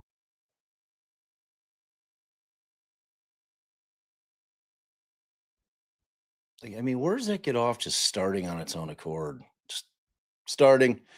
All right. I just want to finish this thought, and then I'm gonna go eat some food. Like, I really feel like what's going on with YouTube, it's starting to feel like a giant high school and like a really clicky, weird high school, and people are like literally making content and generating income about talking about the other cliques. It's so fucking weird, man. It's just, it's not my cup of tea. And they're doing well. It's like, but that's what it is. It's a shame because I spend a lot of time trying to figure out like good content that has some value, but people just love being a fucking fly on the wall, hearing about people's drama, I guess. I don't know, man. It ain't my shit. It ain't my shit. I'm sorry. It's just not. And it wasn't my shit in high school, but it's just fucking weird. I think it's a shame. It's like everybody can start a YouTube channel now.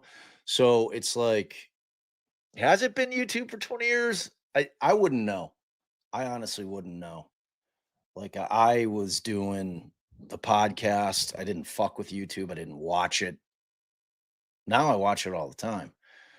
But yeah, I wasn't aware of that post-punk. Post-punk says it's been like that for 20 years. Yeah, I don't know. It's weird, man. It's a weird thing. I just don't like it. I just don't like it. And it's like it's just not my cup of tea, I guess. Yeah, I mean, it's like I don't want to. Like I really don't.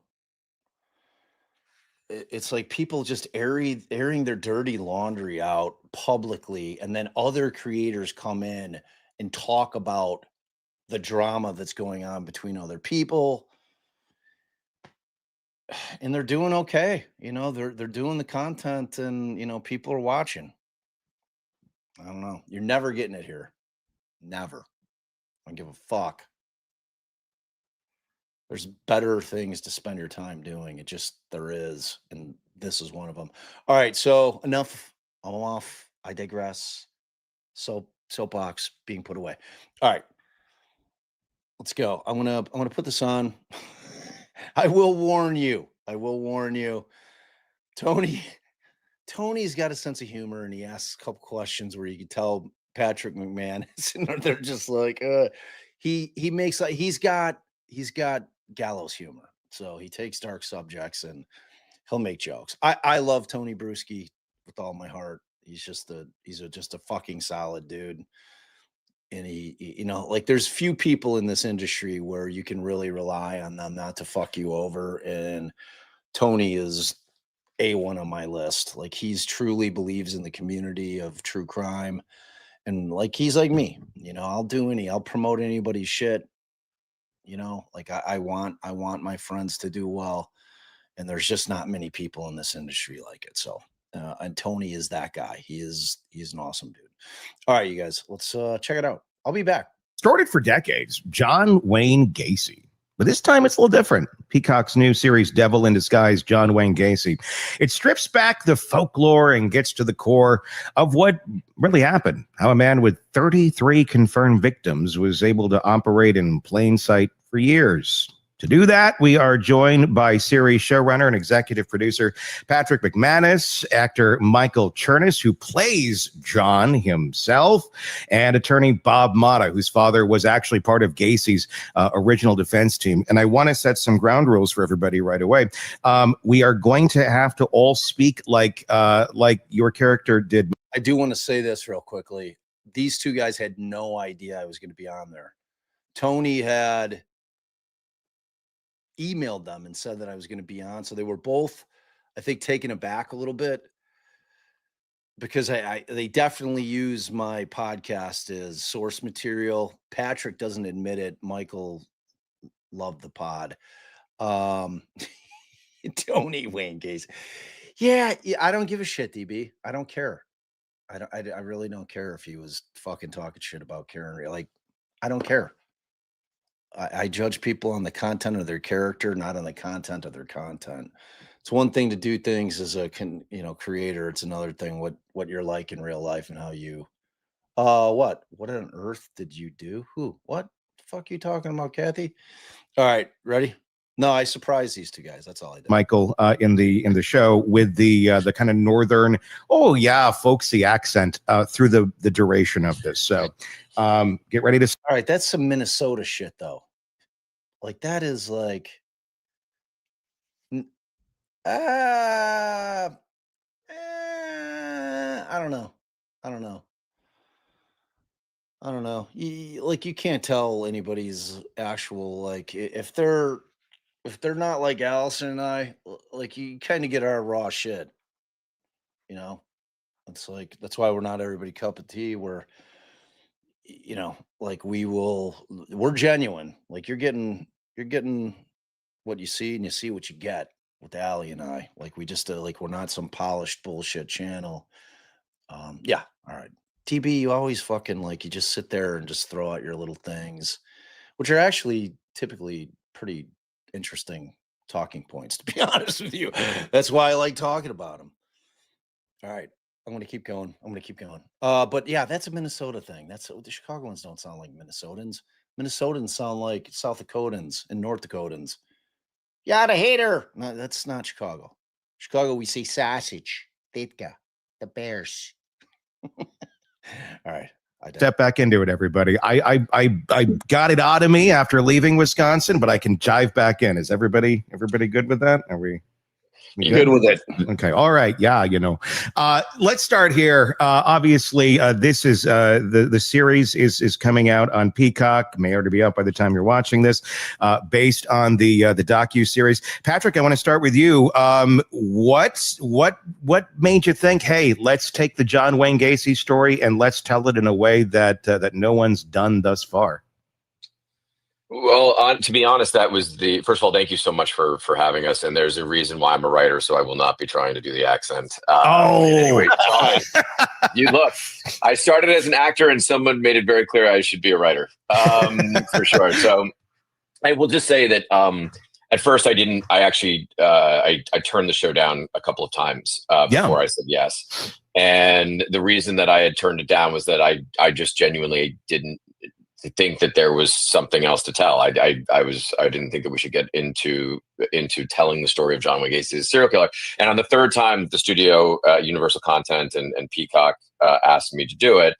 I said, okay, but I want to find a new way in. And that way in was to try to focus it on the families, on the police, on the lawyers, and on the victims. And I knew what the first three meant. I didn't really know at the time that I said it what focusing on the victims meant. Yeah. But the studio, the network, from that day to today, have been extraordinarily supportive of that. And it wasn't until we got into the writer's room that we really figured out what we ended up calling these short stories, which were we had to pick obviously only a select group of the victims. Yeah. But our goal was to tell a snapshot of their life stories without any connection to John Wayne Gacy. And so these short stories sort of stand alone. They, if you took them out of the show, the true crime aspect of the show would continue unabated. But by putting them into the show, it really is the thing that I think sort of stands the genre on its head. And by not focusing solely on John Wayne Gacy's story, Mhm. you also are making a statement that this is ultimately not about the serial killer. This is about the path of sort of destruction that he left behind. And to me and to the writers, and I'll let Michael speak obviously for himself. I think for the actors and the directors, it really did make it a reason to actually make the show. So. I mean, it shows the human. I mean, because it's easy to go to the horror of John Wayne Gacy. I mean, that's what he's a legend now. I mean, it's the lore, it's the horror of it, but there's real human beings behind this. I mean, granted, we're going back many years, and it seems, in our world, I don't know what the cutoff is, but there seems to be some point where, well, if it was that long ago, we start to lose that sense of humanity of who these people really were, of what their lives were like, and what was stolen from these families, through John's horrible, deeds. How did you guys go about getting into the real life stories of the people? Where was this based on things that have been documented over the years? Did you get a chance to have conversations with any of the victims' families? What was that process like? Well, work in reverse, and I'll just say first and foremost, we reached out to all of the family members that we could find, and we reached out via email, by phone, by letter. We sent over 30 letters, trying to make contact with as many as we could. And at the end of the day, we made contact with 5 family members, it wasn't an attempt to get their blessing. It was really an attempt to just have a conversation, to let them know that this is what was happening. We didn't want them to be taken by surprise. We wanted them to be able to say whatever they wanted to say to us about it. And with all honesty, the response back that we got was a version of good luck. Like we hope, we wish you well. And so at the end of the day, I think for the writers, for the actors, we're just hoping that we didn't let them down. As it relates to the research, it all began with the documentary that was on Peacock. So we had all of the research that NBC News had provided to us. And then I have a personal researcher who's worked with me on a few shows, who really does a very, very deep dive into every nook and cranny of the stories that we are trying to tell. Up to and including, for him, we flew him to Chicago, and he actually stood in what I can only imagine looked like, the last scene in Raiders of the Lost Ark, where they kept all of the evidence, and he just, Patrick is his name, Patrick Murphy. He reports back with literally thousands of pages of annotation, of research, and that was really the foundation, along with the NBC News research, of everything we did. And one of the goals that we had for Patrick was, give us as much as you can give us on these victims, so that we can try to build a picture of their lives as best we can. Yeah, and then try to combine it down into, I mean, granted, you get 10 episodes. It's better than like a 2-hour, movie. You have more room to tell the story, but then there's just so much in a story like this. I mean, another idea I just was running through my mind when you were talking about reaching out. You could have sent Michael out, with some balloons and makeup and knocked on doors. Hey, we'd like to tell a story. What do you guys think? That might have been a little distasteful, but I think, it would have gotten the point across. Michael, obviously you did a phenomenal job in this. I've been watching it, and I'm just like, this is a good one. This is one that, it's one of those rewatch series, in my opinion, where you watch it once and then a couple months later, I think I want to see that again. What was the process in this for you? You get the call from your agent saying, hey, they think you look a lot like Gacy. Can you put on some makeup and come downtown and show it off? Or how did that work for you? I had been told previously in my life that I looked like Gacy, and really, yeah, people had said over the years, and you should think about optioning some rights or something. Sure. I was not drawn to that. I for all the obvious sort of reasons, and my agent called and said they want you to audition for this series, and you should take a meeting first with Patrick to find out how they're going to approach it. Yeah. And my agent knows Patrick, and so she's like, he's a good guy. I can vouch for him. I think this will be respectful, but you should have a conversation. And I was very hesitant. I just was like, I don't know. Part of me was like, I don't know if I want my name tied to his name for all time, and Patrick and I had what was supposed to be like a 20-minute Zoom conversation that turned into like an hour real deep dive. And when he told me that there wouldn't be any murder on screen, so it wasn't going to be some, gory, salacious thing. Yeah. And then when he told me this idea of these flashback stories of some of the victims, and that we get to really meet them before they ever cross paths with John Wayne Gacy, that was really compelling to me. So I was like, I've never seen anything like that. The closest thing is like on Orange is the New Black, when you would see some of the inmates before they ever went to prison, to just humanize those people and not make them a number. And Patrick said to me, he was like, just so you know, you're not going to be in every scene. And most actors who would be auditioning and play a lead in something would kind of be upset about that. And I was like, thank God. Thank God. That's such a relief that I don't have to carry this whole thing. And so then there was a series of auditions, both over Zoom and in person. And I met Patrick for the first time in New York City on the day of the big eclipse. And that's creepy. I know. No. Everyone's outside looking with their eclipse glasses, and I was going to go and read. For Gacy. So walk me through, Patrick. I mean, when you're looking to find who's going to be the best Gacy, did you think, like Michael's got this, out of the gate, just kind of knowing his previous work and the fact of the resemblance that exists, or what are you looking for when you're auditioning folks to play Gacy? Because this is an interesting character. He's dark, he's evil, but he's kind of likable. I mean, that's an interesting one to try and find that balance. How did that process go? So the answer to that is really twofold. I mean, look, Michael's resume and his work speaks for itself. And if you watch anything that he's been in, or if you've seen any theater that he's done, he's got it.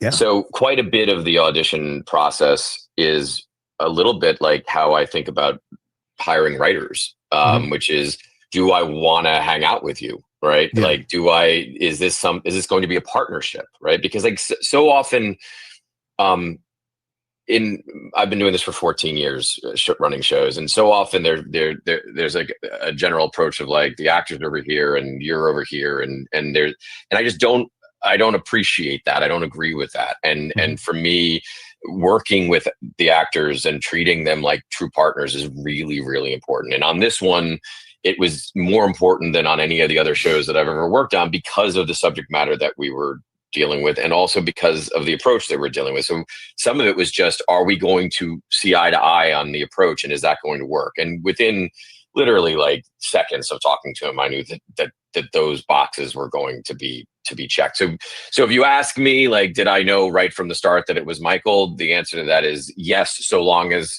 he didn't say, put me in every scene, right? Sure. Right. And so long as he understood what we were like trying to do, and he just did. And that carried from that day forward. I mean, like, just to go into the partnership thing, there's this also general idea sometimes that you have to treat actors as if they're like some like breakable thing, and that you have to protect them from the unknown things that go on. And for this show, it was so important that I told Michael everything, and that Michael knew all the pitfalls, all the speed bumps, everything that was going to come at us at any given time, because it just was, to me, this show is more special than anything I've done before. And I mean that with the utmost of respect to what I've done before. And I genuinely think it's more special than anything that I'm probably going to do again. And I mean that with all due respect to the things down the road. Sure. And so I will say I was asked to meet with a lot of actors, right? Like, and that's just part of the process. Sure. But there isn't a question in my mind that once Michael's tape went to the powers that be, I mean, it was within literally like an hour of me sending it that everyone was like, it's Michael. And then the last bit that I'll just say to answer what you're saying, one of the challenges that I had as a writer, one of the challenges that our writers had as writers, one of the challenges I will again let Michael speak for himself, but I think he had the challenge as well, which is that like your instinct when you're dealing with a serial killer is to make them feel like a serial killer. And the truth is that John Wayne Gacy was also quote unquote special in that genre, right? Like because of the fact that he was so affable, because of the fact that he was so a part of the community, like our instinct as writers is to make him seem evil, but we had to constantly push against that because that was who he really was. He was somebody that you know, quote, want to have a beer with, right? And that is instinctually as you don't want to do that. You don't want to like him. But that was the thing that we consistently had to row towards, and be it the writers, be it the actors, be it the directors, right? Be it in editorial, like the choices that we made of the looks that he makes is to make sure that people understood why he was able to get away with it for as long as he did. And Michael, you know, with all due respect, Michael, and all love, he embodied it. Yeah. Bob Motta with us, defense attorney, Bob Motta Jr. Bob's dad was on his legal team. He was one of Gacy's attorneys. Bob, one of your gifts you got, correct me if I'm wrong, from your father was the tapes, was tapes of Mr. Gacy himself. And you got to hear, and your dad obviously, you know, knew firsthand what it was like, you know, what this man was like. Can you speak to that? The portrayal of John in the series, he's exactly what we just described. He is kind of likable for being the character that he is. What was your dad's impression, and what did you glean off of those tapes when you got those back in the day? Well, so I did a podcast, which I hope all of you listened to. I'm assuming you did. The show sounds like it's an awful lot like my podcast in terms of I didn't want to necessarily focus on Gacy at all because it had been done ad nauseum. I wanted to focus on the victims, which I did, the arrest, the investigation, which only went 10 days with displays, and then obviously the trial, as my dad was one of the trial attorneys. And so I went into the podcast. I'm like, oh man, you know, I'm going to have my father. I've got like, this is a shoe-in terms of the interviews that I was lining up for that. So I asked my father, the first thing I asked him is, what was your impression of John Wayne Gacy when you first met him? And this is in the podcast. He says to me, Bob, he was an arrogant prick, is what he said, which really kind of articulated it in a way that after I listened to the tapes, because I had the tapes for 30 years and never fully listened to them. Because they're that disturbing. And you didn't like put them in like your car, like when you're like mixtapes for girlfriends. It's like, here's Ace of Base, here's Lionel Richie, and here's a little snippet of John. Yeah, no, you know, Ace of Base. Yes, all right. I saw the sign. Skipping in deep. Yeah, all right. No, I really didn't. Oddly enough, I got him for my 21st birthday, and I'm you know, I'm in my 50s now, so I had them for a long time. It was my friends that had that kind of just morbid interest and curiosity that really wanted to listen to him more than I did. And then, you know, but in Michael, I did quite a bit of voice acting in my podcast of trying to get into the mind of Gacy. And it's a scary, weird place to be. So, you know, I can really feel where you're coming from with respect to, you know, you kind of really getting into that character, because to me, and, you know, obviously is that being a weird part of my life since I was 10 years old and really knowing everything about the whole story because of my father's involvement in the case, I was like, man, this dude was the scariest of them all because of everything that Patrick was just talking about. His ability to be this chameleon where he's just so affable and likable. He was like, I would always say he was kind of like the Norm character in Cheers when he'd walk in the bar. And it was true. He was that guy, you know, to the people that knew him, they really, really liked him and enjoyed him. You know, but he just had that switch that it was always lurking. It was always there. You know, it wasn't like, you know, when it was kill time, whether, you know, when he goes out to troll at 2 a.m. and, you know, ends up as kill time is usually early morning hours.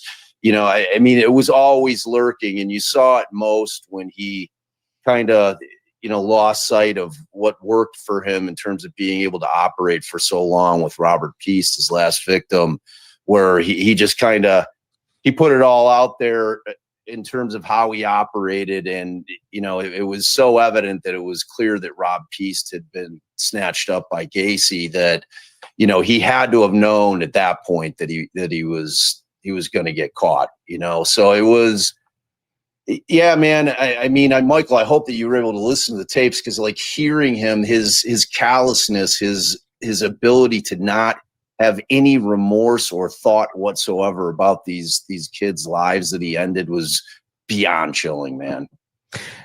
Michael, how did you get into the character for like, what did you do to get yourself prepared to really to get in the skin of Gacy, pardon the dark pun there, but to be him and to play him in the unique way that this character needs to be played?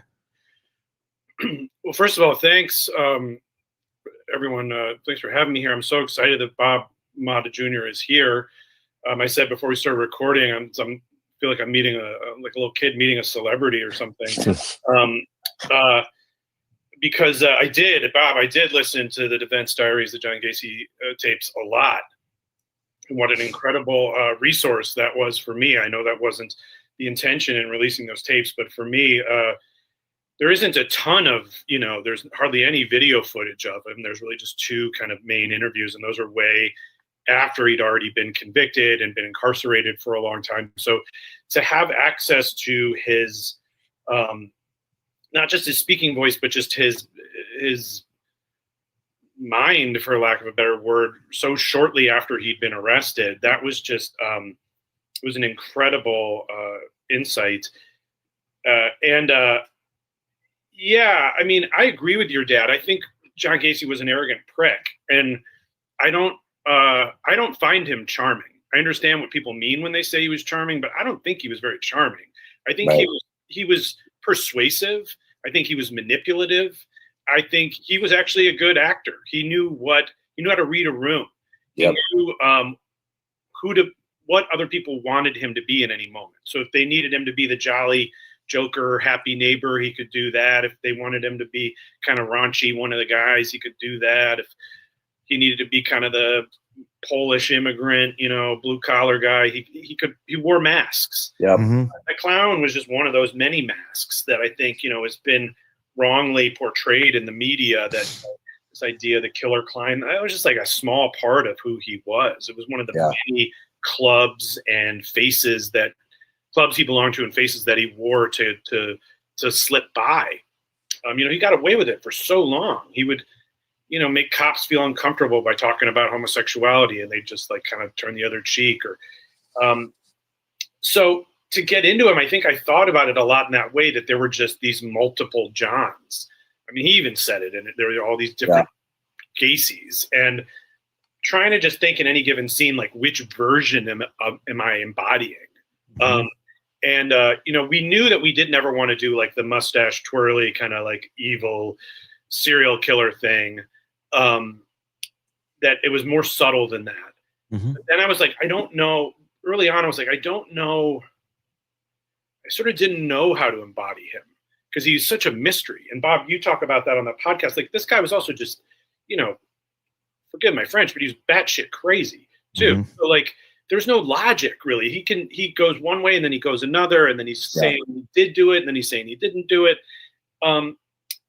And so for me, it eventually became that thing of like, who am I talking to, and what do they want? Who do they want me to be, and how can I manipulate them, and how can I appear harmless until that final moment when I am very harmful? But I was very afraid to be charming. I didn't want people to like him. Yeah. I didn't want the audience to go away and be like, I like him. And then I think Patrick said to me, like, you have to go there, because then we understand why someone would get in that car, why someone would take that job at PDM, why someone would, share a beer with him or share a joint with him. We have to understand that, and as an audience also kind of experience that, of like being drawn in by him and then realizing who he is. Man, I'm really excited. to see your performance, man. Because I mean, what you were just saying really kind of embodies exactly what he was. And and I've seen, obviously, there's been a few movies out, with various different actors, but in terms of what you just said, and I know your chops in terms of your acting skills, because I've seen quite a few things that you've been in, man. I'm really excited to see it, man. I am. I think that it sounds like you guys nailed this thing. I'm excited for you to see it, Bob, because I was very inspired by your podcast and a number of other, and I know the book, but Boys Enter the House, this aspect of the story of just what was lost is really what our show is about, and when people are taken from us in their youth, in their prime, any death is tragic, but it's just it's unconscionable, like ripping away someone, when they have a summer job, or when they're just bought a car, or they just had their first girlfriend or boyfriend or whatever. It's like kids in high school, kids just out of high school. Man, the fact that this guy got the airtime that he got in the 70s and in the 80s and in the 90s it was so wrong. He's an uninteresting, despicable human being. I love that you called him the creep, Bob, that you wouldn't even say his name after a while in the podcast. That really stuck with me. Thank you, man. The horror of him, it was I would say he has a folksy appeal to him, and I think it may hit people different depending on where you are in the country or where you grew up in the country. Bob grew up, there in that area. I grew up in that general area too. People did kind of talk like that. I feel like I knew many people that on the surface, were kind of Gacy-like, a lot of used car dealers, but there was that level of you didn't quite know what was going on with some people behind the curtain, and Gacy, obviously, it was far more extreme than anyone could have imagined. I wonder, at the end of the day, and I'll ask you this, Michael. Do you think John knew exactly who he was, or was he just such a chameleon? He's always just changing skins because he was so uncomfortable in his own that he didn't know who he was. We see it in the Michael, in the Brian Kohberger case, where he seems to be always taking different snippets of different horrible characters from the past. I mean, including even fictional ones like Norman Bates and the American Psycho character, to make up who he is when we look at who he became with the horrible Idaho murders. There are seemingly remnants of that here with Gacy, of the constant chameleon, constantly, I'm going to play the room to whoever the crowd is the best I can for whatever my narcissistic needs are. Again, long question, but do you think John knew who he was? I don't think he knew who he was. I don't think he had a real level of self-awareness in that sense. But I do think he knew what he was doing. Yeah. And I do think that I don't buy into the theory that he was like killing off parts of himself that he hated, or that he wasn't comfortable in his skin. I think if he was born straight, he would have killed women. I think he was a psychopath. I think he was a true psychopath. Yeah. And I think that, he claimed that when he killed Tim McCoy, his first victim, he had an orgasm. Mm-hmm. And I think there was a real bloodlust thing. I think it got him off. Yeah. And I think he was like hunting. He was out every night.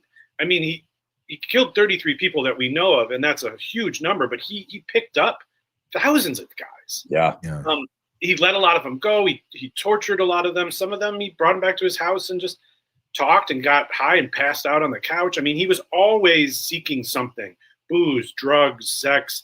I think he was like an addict in that sense. And I don't believe that he was killing any of his victims because they were gay or he thought they were gay. It was always if they cheated him out of money, if they changed the price on him, if they said they were going to tell his neighbors or his friends that he was picking up boys, if they were blackmailing him. It was always like if he felt he was being wronged, if he was being a victim, if he was being backed into a corner, then he would kill someone. So it was always just about him. He was a narcissist. It was just massive narcissist. And it was all just self-protection. Like if he felt like, even with Rob Peast, he said he was probably going to let him go. And then Rob said, "Oh, gee, Mr. Gacy, I thought you were going to kill me there for a second." He was like, "Yeah, he planted that one seed you don't want planted." And yeah. Patrick, how difficult is it to write for a character like that? That, I mean, obviously we have the documented history, but you go in, you dramatize it, you're creating the dialogue that we don't know what happened in a lot of cases of just what was this man like, what was his interactions with human beings, and someone who is kind of all over the board with their chameleon-like tendencies, not just here's the character. How was that difficult to dive into his mind and go there? The one thing that I'll say on that is, and I joke that I have like sociopathic tendencies because I somehow, I've done several pieces of true crime. I'm doing more true crime, and I don't ever really get affected by it. I have a story I'll share in a moment, but so in terms of compartmentalization and doing the work, I just do the work. In terms of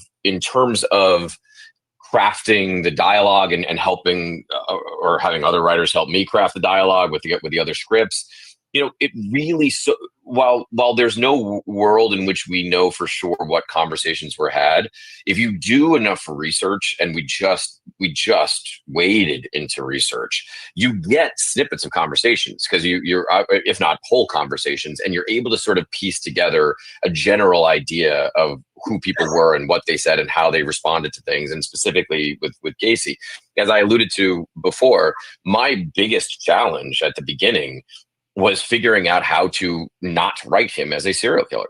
Like that was the biggest challenge. And I do want to share a quick anecdote about Michael. So at the time that he read, and then even in like the early days of rehearsals and things like that, it was all sort of the masks of Gacy, right? To use what Michael said, right? There was this one rehearsal that we did with actually the young man who played Tim McCoy. And we were in this like conference room that we converted into a rehearsal space for a second on the lot. And I was sitting in the back of the room at a table with a couple of other producers and writers. And it was in that rehearsal, for the first months into the process, that I saw behind the mask for the first time on Michael. And because I'd just been spending so much time in the masks, that was all we had been doing. And in this rehearsal where he is sitting on a couch, it's just Michael and the young man who was playing Tim McCoy. And the actor was leaning forward because he was eating something, and he was pretending to eat something. And Michael was leaning back. And this is from a later episode. And so we at the table could see Michael's performance for the first time as the mask dropped. And it was like, and we all looked at each other. First of all, it was chilling. It was genuinely chilling. But secondly, we knew it worked. Like, we knew in that moment that because of all the work we had done in trying to craft this, and I will use the term affability, right? This affable character, we knew that moment that the mask dropped, that we'd accomplished what we were trying to accomplish, like, perfectly. And Michael it was the most haunting, terrifying, simple. Like, it was so simple to us. To him, I'm sure it was very complicated, but it was just absolutely brutal, that moment that the mask dropped. So I will say that finding that balance between the two was the most challenging aspect of the job that I had as writers, and that I think our fellow writers had as well. Did you have that exact same experience when they were feeling the mask was dropping, Michael? What was going through your mind as that was happening? I don't know how to say this the right way, but it actually wasn't complicated. I think, like, I knew that there was this part of him that when no one was looking was very different from all the other parts of him when someone was looking. Mm-hmm. And that the man in private was like a bit like a shark, just stalking his prey. And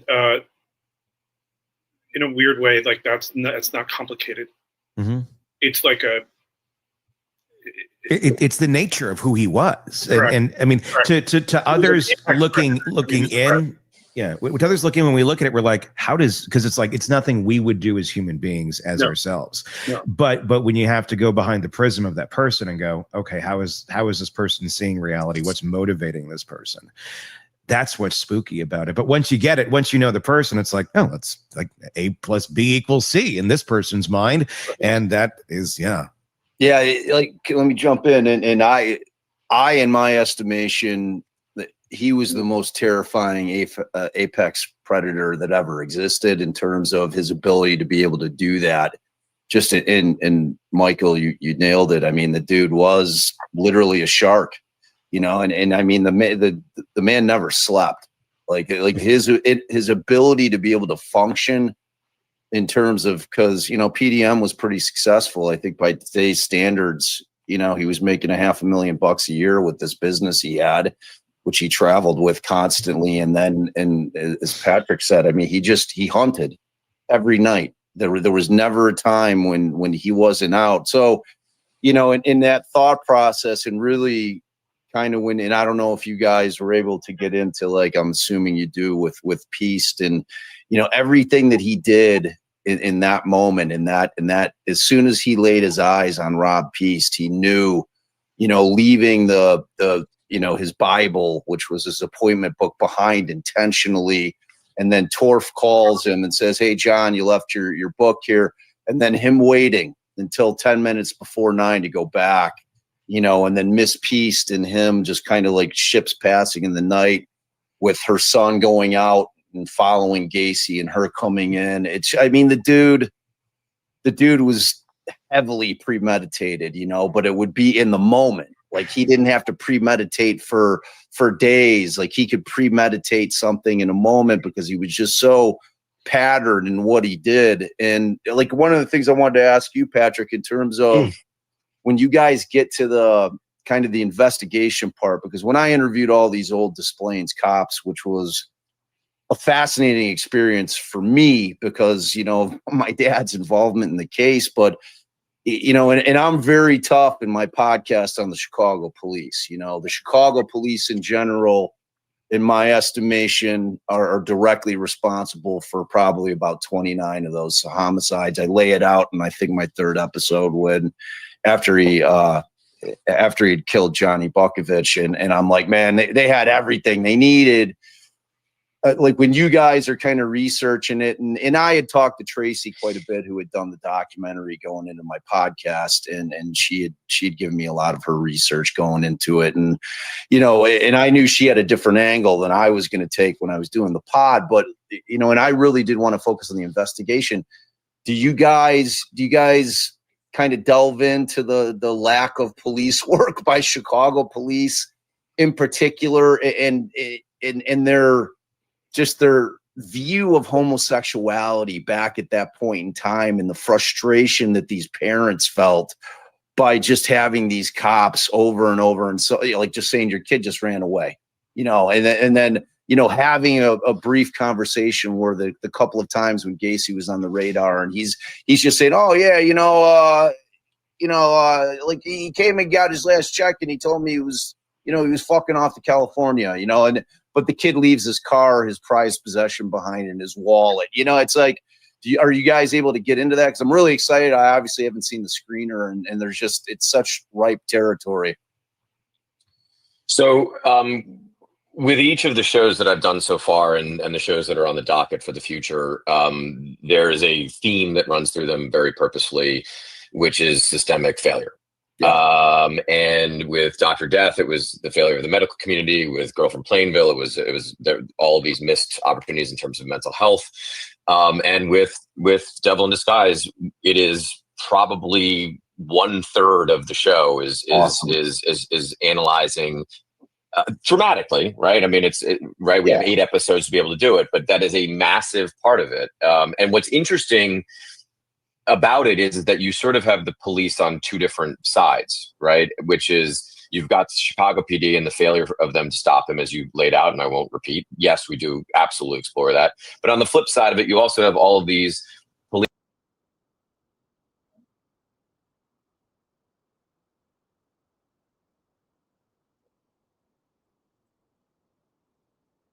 And so what I appreciate about this story is that we're not demonizing, right? We are simply telling the truth. And the truth was Chicago PD did not have the communication, if you want to be as generous as you can possibly be, to be able to share what John Wayne Gacy was doing.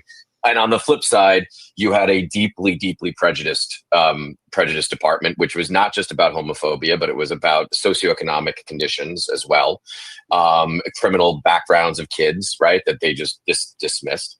And then on the other side, you do have these police who are genuinely trying to do a good. And so we do explore both sides of those coins because we don't want to demonize. We want to just tell as close to a version of the truth of the story as we can possibly do in 8 episodes of storytelling.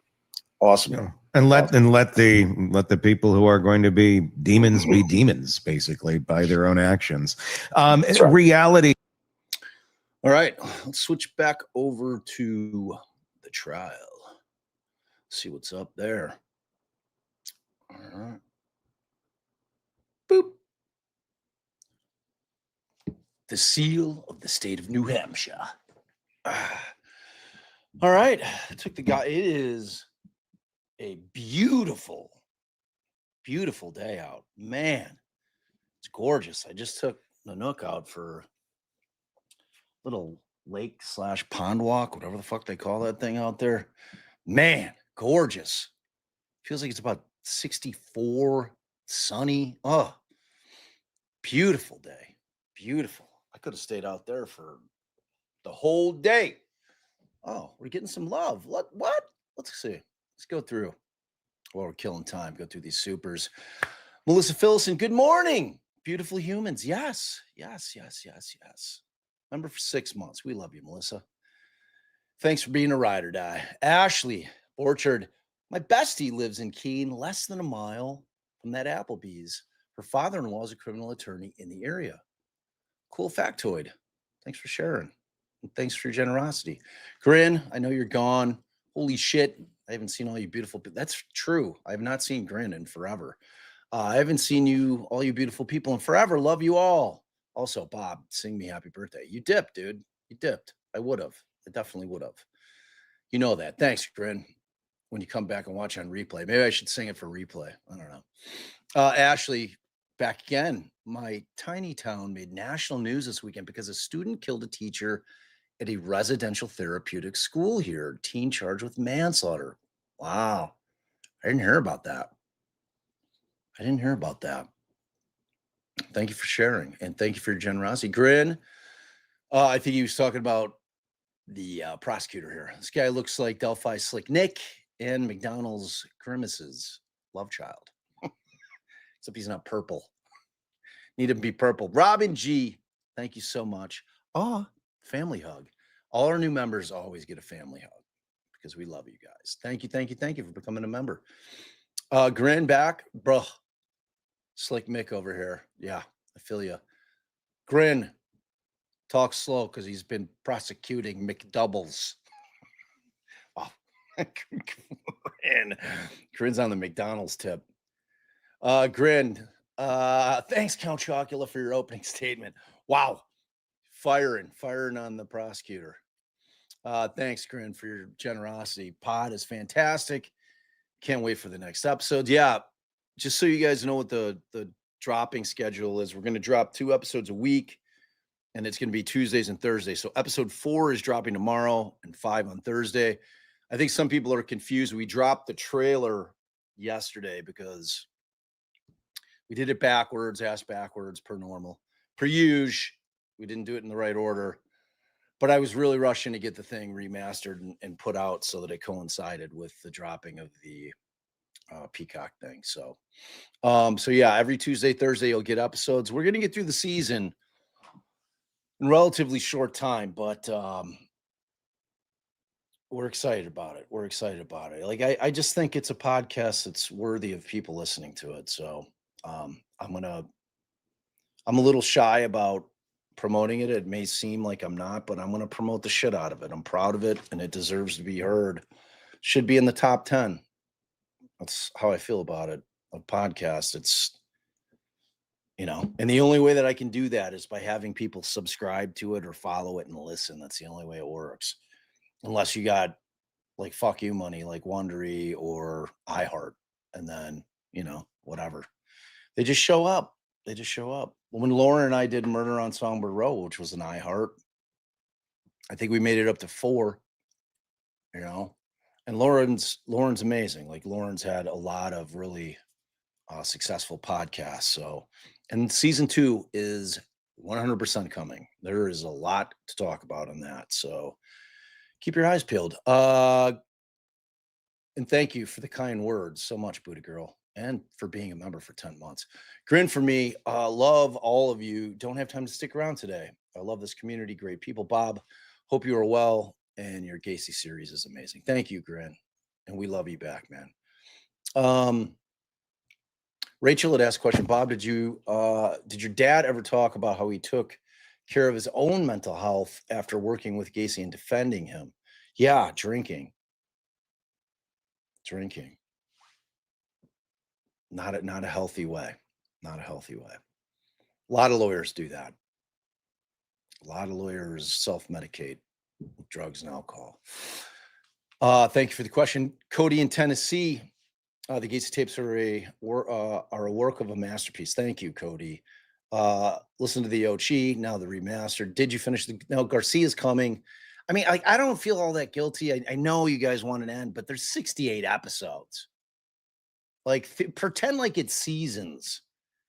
You know what I mean? It's like the average season of any podcast you listen to is 12, because I've got a million things going on and I have to write the scripts. That's what takes so long to turn them around sometimes, because I've got other things that I have to do to make a living. And frankly, not enough people listen to Garcia where it warrants me to put everything else aside and finish that. So I'm going to get it done. I'm going to get it done as soon as, believe me, no one wants it out of their lives more than me and into your ears. I promise you. I promise you. But this is a business. I left practicing law. So like, I've got to do what's best for my wife and my kids as far as order of things. So, I mean, I hear you. And I love, believe me, I love hearing that there's so many people anxious to hear that it's coming out, you know, that they want it out, that they want the end, they want to hear it. They're engaged, they're invested. And I promise it's coming. I really do. Like the next episode I was supposed to have out last Monday, and like I just got caught up in the Gacy shit. Like it's a lot of work to get that done and to promote it. So I apologize, but it is what it is. Constant Smith, new member. Oh, family hug. We see movement. They're coming back. Get some hot mic shit on. Trisha Eastburn, member for 4 months. Oh, family hug. Thank you for being a member. Vanessa B. Oh, family hug. We love you. New members. Max's mom. Oh, family hug. Look at this. OG. Tom's mom, member for 20 months. Proud of you, Bob. Loving the remastered podcast. Thank you, Dom's mom. We love you so much.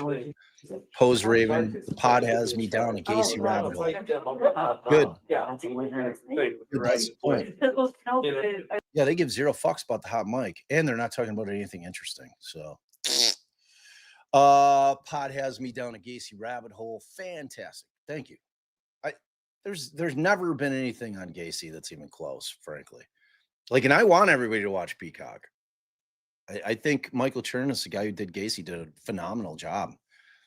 I was messaging him. I'm like, look, dude, like your shit, your performance was like, in terms of like a biographical performance in terms of a real person, you know, I'm like, that thing happened where I kind of forgot that I was watching an actor, because you really did embody Gacy very, very well. Better.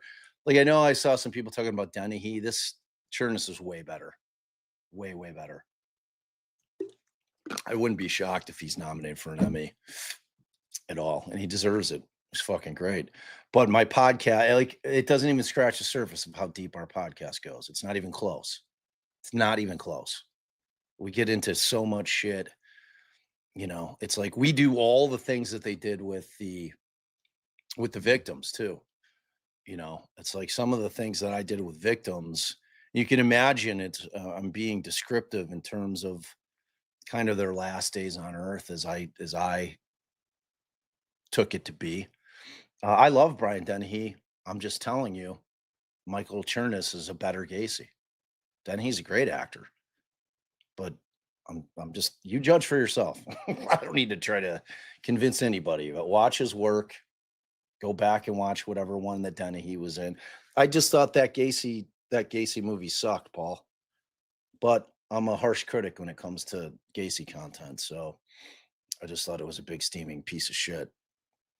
But I do love Brian Dennehy as an actor. What are you gonna do? Oh, you can't get, yeah. So I there is a way to get it for a week, free week, and then you cancel it. So, oh, thank you so much, Lori Marie. I mean, tell people. It's the biggest thing that you can do for us. Like it's free and it's so helpful to get it out to the world. Because, like I said, when I was begging you guys, and Allie's like, it kind of irritates me when you're whining and begging. I'm like,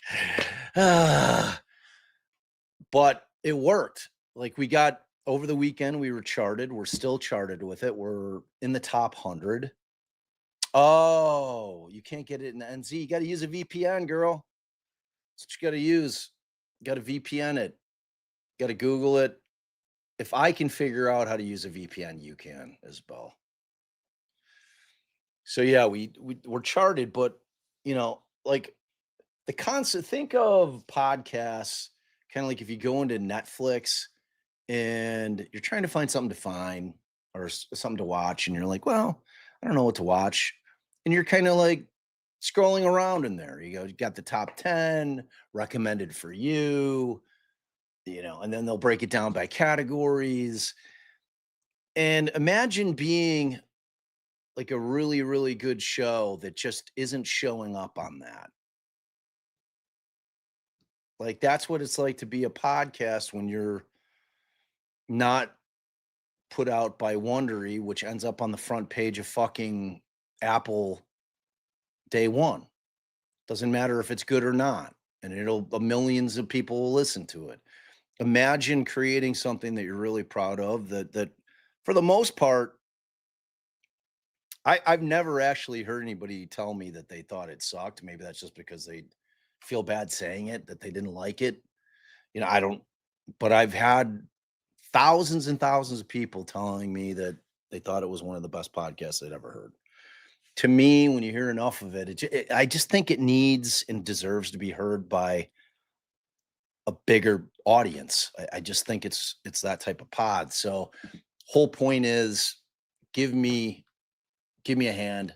It will really mean a lot to me. Just again, the ratings on Spotify and review, and like the Murder Sheet and prosecutors fuckheads came in like the Julie Carpenter Drool crew came in and gave it 1 star on Spotify. I'm like, this is my livelihood. Like, we disagree on a case. Like as much as I can't stand those 2 trolls from the Murder Sheet, I never would have gone on to this book that they wrote and given them some bullshit rating, because it's not what I do. They put effort into it. They're trying to make a living. It's just fucking stupid. I just don't get it.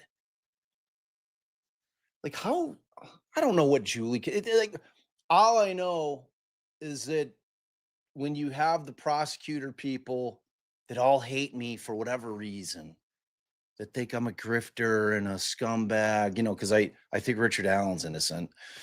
And they drove but you guys showed up because I was, yeah, dude, the bullshit, like, you ain't lying, DB. The ratings are like, finally Apple has it where I can pull off bullshit where it's clear somebody didn't even listen to it and they're just being fucking assholes. Like Allie researched it yesterday, so I'll be able to pull off, it's like it's the same group of 100 people, but you guys, like I said, showed up. It was down to 4.1. I'm like, wow. What, like scumbags? It's somebody who doesn't know me, doesn't know our channel, doesn't know Allie and I, and they're just looking for a pod. Like that rating matters.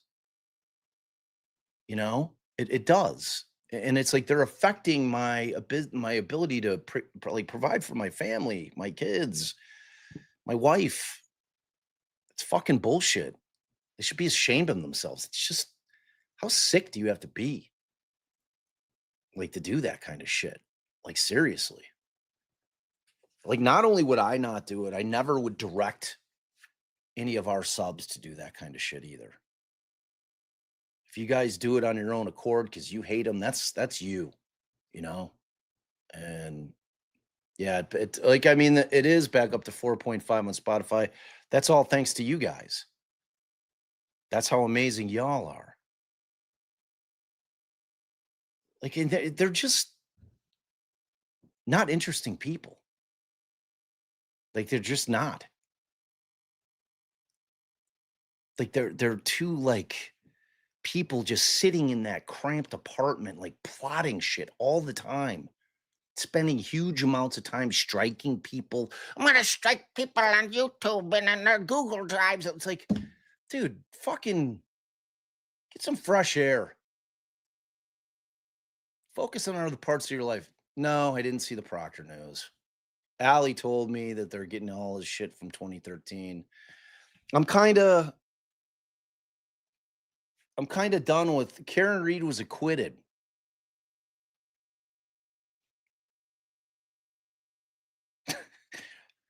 If somebody can explain to me why I should care about Proctor's shit now, he was fired. I mean, I know that there's creators that are making content out of it and good on them.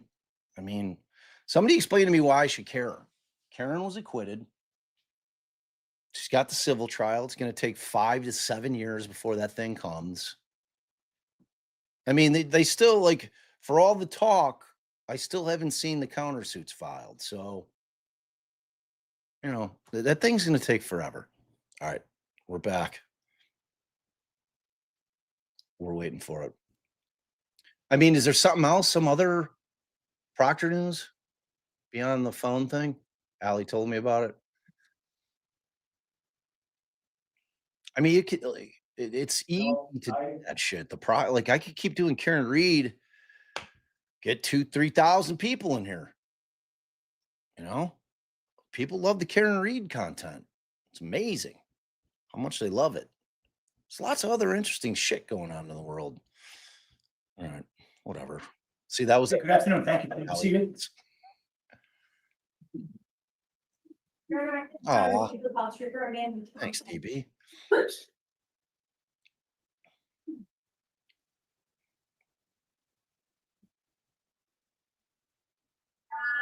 Thanks, Kathy. Oh, he did? Yeah, he wasn't getting his job back. Good. Trooper Johnson, if you could remain standing and raise your right hand, thank you. You don't need to Swear today that the apologize. I'm testimony just you're about not to that give is the interested. truth under penalties of perjury. Thank you. You may be seated.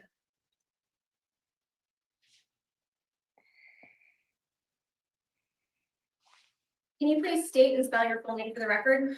I'm Detective Amanda Johnson. Last name is spelled Johnsson. And where or how are you currently employed? I'm employed as a detective with the New Hampshire State Police. And with the New Hampshire State Police, are you assigned to any particular troop, barracks, or a section? Yes, I'm in the major crime unit. And what is the major crime unit? Our primary job is to investigate homicides. We handle all officer-involved shootings throughout the state, as well as Damn it, I missed your conflict name. cases Give it to that me may in arise chat. that other agencies can't investigate. So if there's a problem with the agency investigating, say, one of their own, you would maybe take that case. Yes. Okay.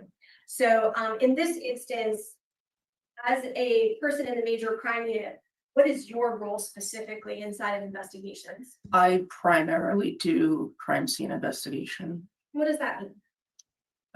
I respond to the crime scenes and process them for evidence. And do you have any kind of specialized training that allows you to do this type of job? I attended the National Forensics Academy back in 2023, 10-week program investigating or helping to investigate forensics and things of that nature. And how long have you been working with the New Hampshire State Police? I just started my 18th year this past August. And for how long have you been specifically working on crime scene investigation? I've been in the major crime unit since 2019. Now, I want to draw your attention to February the 29th of 2024. Did there come a time that you became involved in an investigation into a homicide by shooting that had occurred at 1063 or 1063 Main Street in Berlin, New Hampshire? Yes, I did. I believe that was an early morning call out. Do you recall what time of day you received the call? I think it was around 1 o'clock in the morning. When you say you received the call, were you working at the time? No, I was off duty sleeping. Can you describe for us how that call occurred? I was called by Lieutenant John. Yeah, I don't think any like Walsh is not being held up necessarily because of Proctor. Walsh right now is being held up because they challenge his competency. You know, yeah. Look, Robin's like, yeah, the Proctor being a douchebag about Karen wasn't a one-off. Yeah, no shit. Like that's who that dude is. You know, I mean, like I'm sure that's.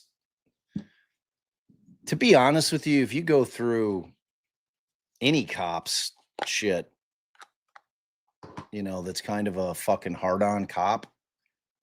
You know, like that cop that was that guy in high school that was the fucking douchebag bully guy who now has a badge and a gun, that guy. He's still going to be that guy. You think it changes because he has a badge and a gun and a huge amount of powder or power? No, it gets worse. Gets worse. Becomes a bigger douchebag. You know, it's not what like that is not one-offs with cops. They get a huge amount of power. That being said, there are amazing police officers out there. Amazing. So yeah, no, and don't get me wrong, like I wasn't yelling at you for giving me the tip. I just don't really give a fuck. You know, and to me, and we're gonna get back to the trial the way I kind of look at it in terms of like when a case is done, it's done. And that's because Allie and I try cases. You know, I don't ruminate in the past. Like if we got an acquittal, that was it. We move on to our next case. So it's like I don't. So I think from that perspective, I sometimes forget, you know, people that have invested 1-2 years of their lives following a case. It's not easy to just kind of move on. I get it. I mean, for us, we had to move on out of necessity. So, you know, I understand the continued interest in it. It's just not for me, you know. It's not for me. All right, sorry, y'all. Let me bloop back a couple. Do you recall what time of day you received the call? I think it was around 1 o'clock in the morning. When you say you received the call, were you working at the time? No, I was off duty sleeping. Can you describe for us how that call occurred? I was called by Lieutenant John Sonia and advised that they had a homicide in the town of Berlin. He requested that I respond to the scene with the crime truck.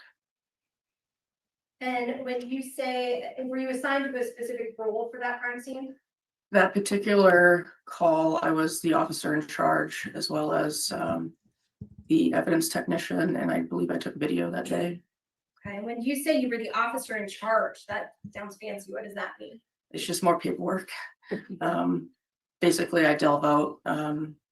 We all kind of split the tasks, the required tasks. And at the end, it's just I'm compiling all of the reports basically into one report. And you said that you were asked to respond out with the crime scene truck. Yes. Can you explain to us what that is? We have 2 crime scene trucks. They're basically mobile offices that hold our supplies and equipment. And when you received that call to respond out to Berlin, what information was provided to you about what you were walking into? I knew that the suspect was at large, and they were primarily focusing on locating him as well as children. Was that part of your responsibility with respect to this case? No, I brought the truck to the scene where I stayed for a while they finished investigative aspects of the case and finally did receive a court authorized search warrant. So you spent some time waiting while other steps were taken before you were able to get into the house? Yes. Now, I want to talk to you a little bit about your crime scene work. When you talk about working on a crime scene, can you describe for us sort of the methods or the steps that you use when you're documenting crime scenes? Yes, like I said, we have various tasks that we have to complete there. We use a 3D scanner called a Faro that Faros the scene in 3D. One of us takes a GoPro video and walks around the crime scene with the video. One person's assigned to photographs. Another person's assigned to cataloging and documenting evidence that we collect. And it's when we finally get in there, it's slow going because we essentially process the scene in layers. We take what's visible without disturbing anything, and then we start, peeling back the layers and documenting it as we go. So when you initially arrive at a scene, you take it as it is, correct? Yes. You take photographs and videos of that? Correct. Okay. And then you said you started removing a layer. Yes. And when you remove each layer, what, if anything, do you do in terms of documentation? So we photograph along as we search, when we move things and when we, search through things like, for instance, if you opened a drawer, we would take a photo and search the contents of the drawer and then take another photo. So just things are done in layers. So when you take photographs, are you just taking a photograph sort of the overall space, or are there different layers even of the photographs that you take? Yeah, so overalls, far away and then mid-range and then close up is typically how we do the photographs.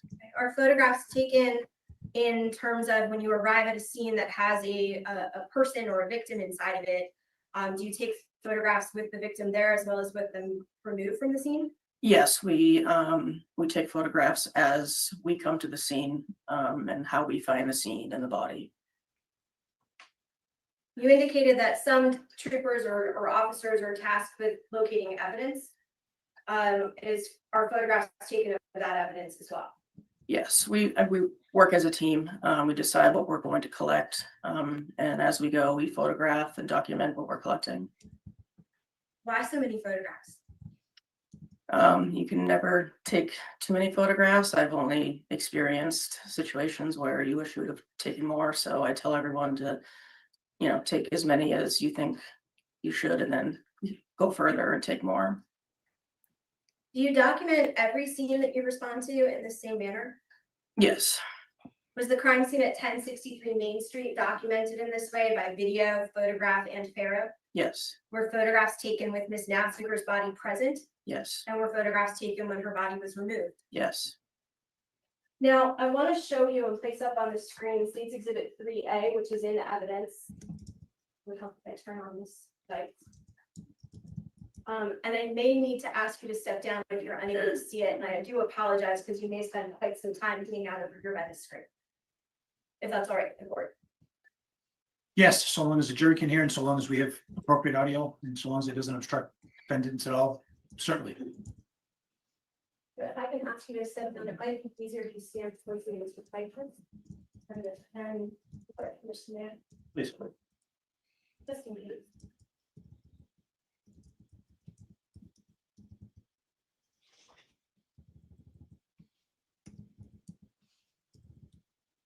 Now, Trooper Johnson, great. is this the location, State's Exhibit 3A, which is on the screen of 1603 Main Street? Yes. I'm sorry, 1063 Main Street. Yes. And is this the location where you responded with the crime scene truck? Yes. Can you describe what this building is for us?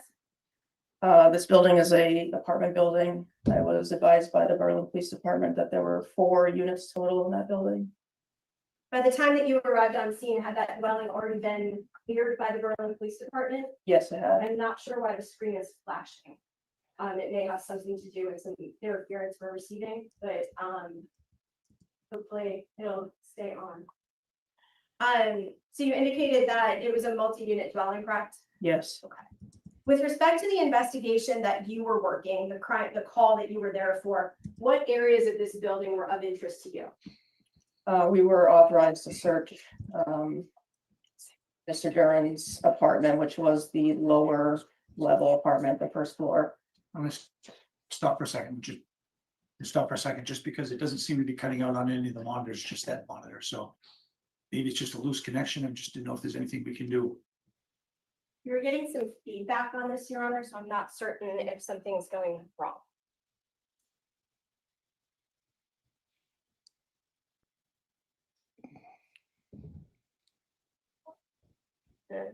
Take my life in my hands and think with it.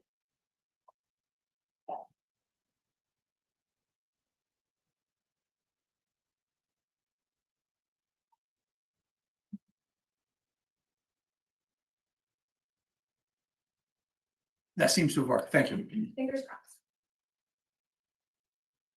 All right, so you started to say, and I apologize, you started to say that you were authorized to search certain locations in this building. What were those locations? Mr. Duren's apartment, which was the lower first level of the building. Did you also conduct any searches in the garage bay? Yes, we did. Speaking about that garage bay, can you see that on the screen? Most of it, yes. Okay. Was there a garage bay that you learned was assigned to that first floor apartment? Yes. Was there a car located in that garage bay? No. Were there any cars inside of any of the garage bays when you were on scene? Yes, there were other tenants that had vehicles there. Were those cars checked? I recall that one tenant needed to get to her vehicle, so we escorted her to get the car and we just performed a quick search by consent just to make sure we weren't missing anything. In terms of the garage space, were any items of evidentiary value or recovered from that location? Not that I recall. No. Now, did you take video of the exterior of this building? Yes, I did. Okay, can you explain for us how you did that? Utilizing a GoPro camera, I walked around outside and then walked inside slowly, just getting all the rooms in that apartment. When you do that, you're just holding the GoPro camera in your hand, Yes. okay? And are you talking, narrating? What can we expect that we would hear? No, no talking.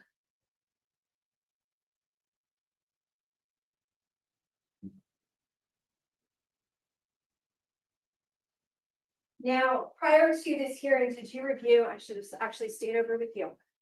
Did you review some exhibits prior to giving its testimony? Yes, I did. Did you take a look at State's Exhibit 7A? Yes, I did. Is that a video clip that you took of the exterior of the building? Yes. Did you also review State's Exhibit 7B? Yes. Is that a clip of a video that you took from the interior of the building? Yes. At this time, the state would ask to have the ID struck. No objection. The ID, excuse me, the ID may be stricken with respect to exhibits 7A and 7B, and they may be considered as full exhibits. Now, I'm going to move off of State's Exhibit 3A. On the screen now should be State's Exhibit 7A. Is that fair to say? Yes. Okay. Permission to publish State 7A. Yes.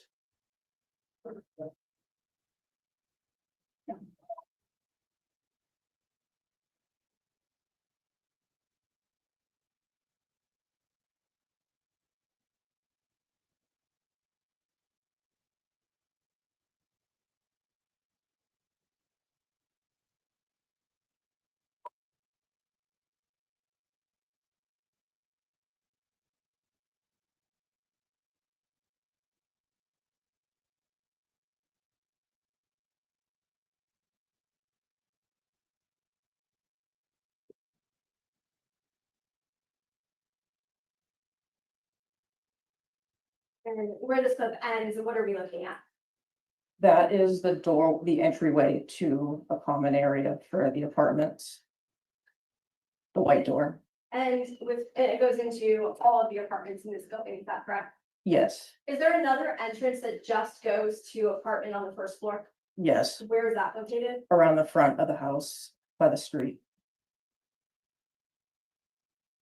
Next, showing you State's Exhibit 3C, which is in evidence, just so that we can transition over. Is this the same photograph or a photograph that showed the back of that house? Yes.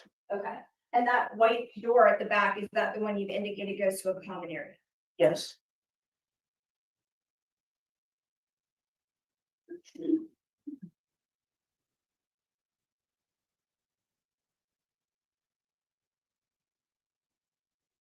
Now, for the ease of this. Aw, I'm also so going to sweet. ask you to step over towards me just really quickly.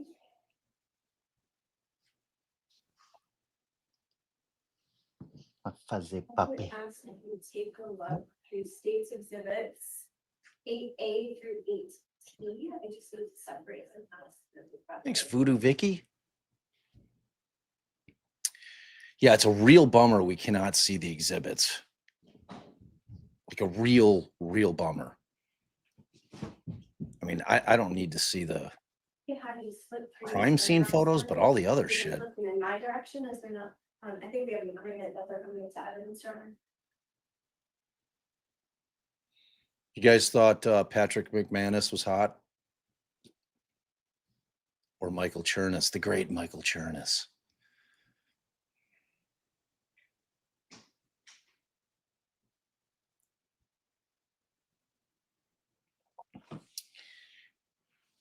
Nanook is half Shar-Pei, half Siberian Husky. He is beautiful. He looks bigger because his chair, we have a luxurious chaise lounge that he gets he's got the most comfortable chair in the house. He's so spoiled. So he hops up there. Photographs of His the bed, apartment as well chilling as spot. evidence that we collected.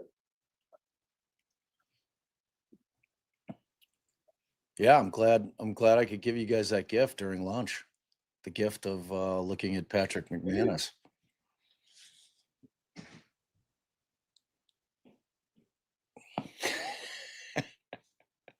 Tony makes me want to go bowling. Is it his head?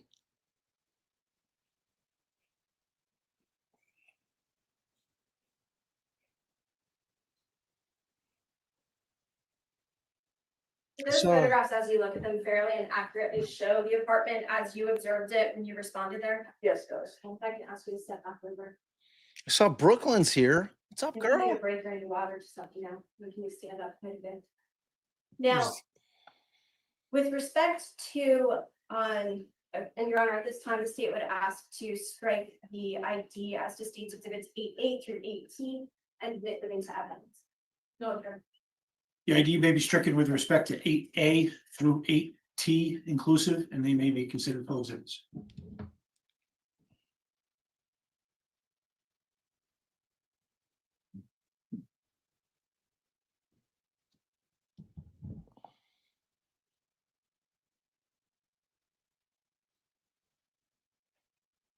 I'm just showing you State's Exhibit 8A. This is a close-up of the roof floor and hence 1063 Main Street that we've just seen. Yes, And in this image, the door is ajar. yes, Okay, was it open like that when you responded? yes. Where does this door lead again? To a small common area utilized by all the tenants to access their apartments. Moving into State's Exhibit 8B, what are we looking at here? That straight ahead door is where the scene was. I love that. And the straight ahead door is the door to where?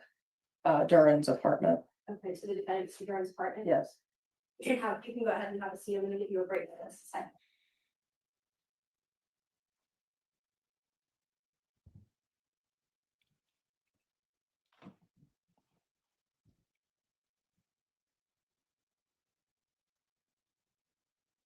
You had indicated when you first began testifying that you had not immediately just jumped right in. You had to wait for quite some time.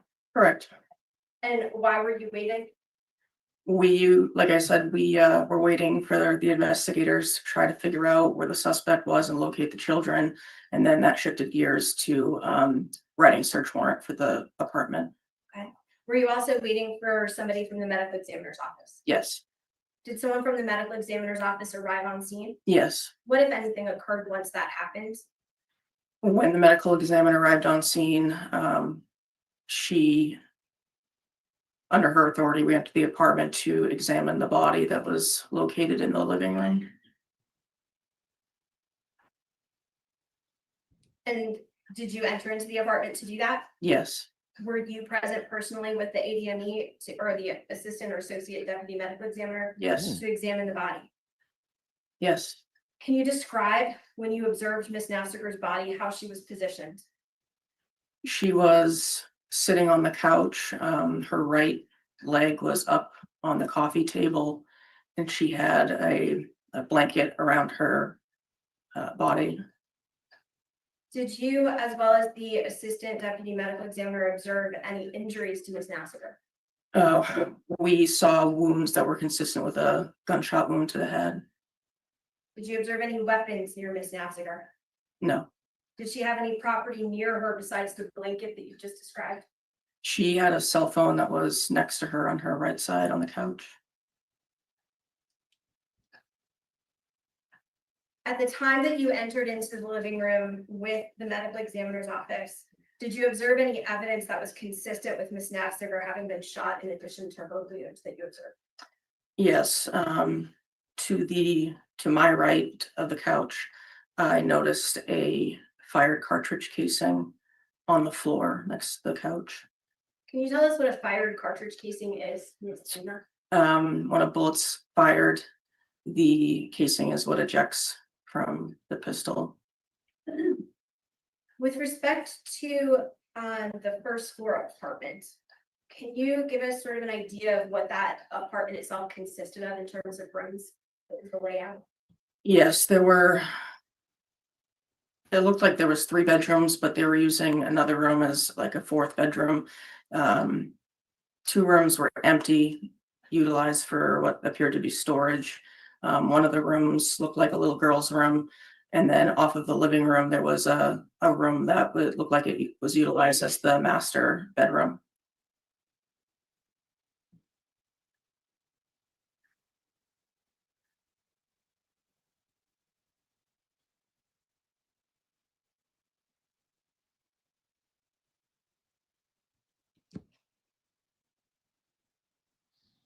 Many states exhibit 22, the record has that.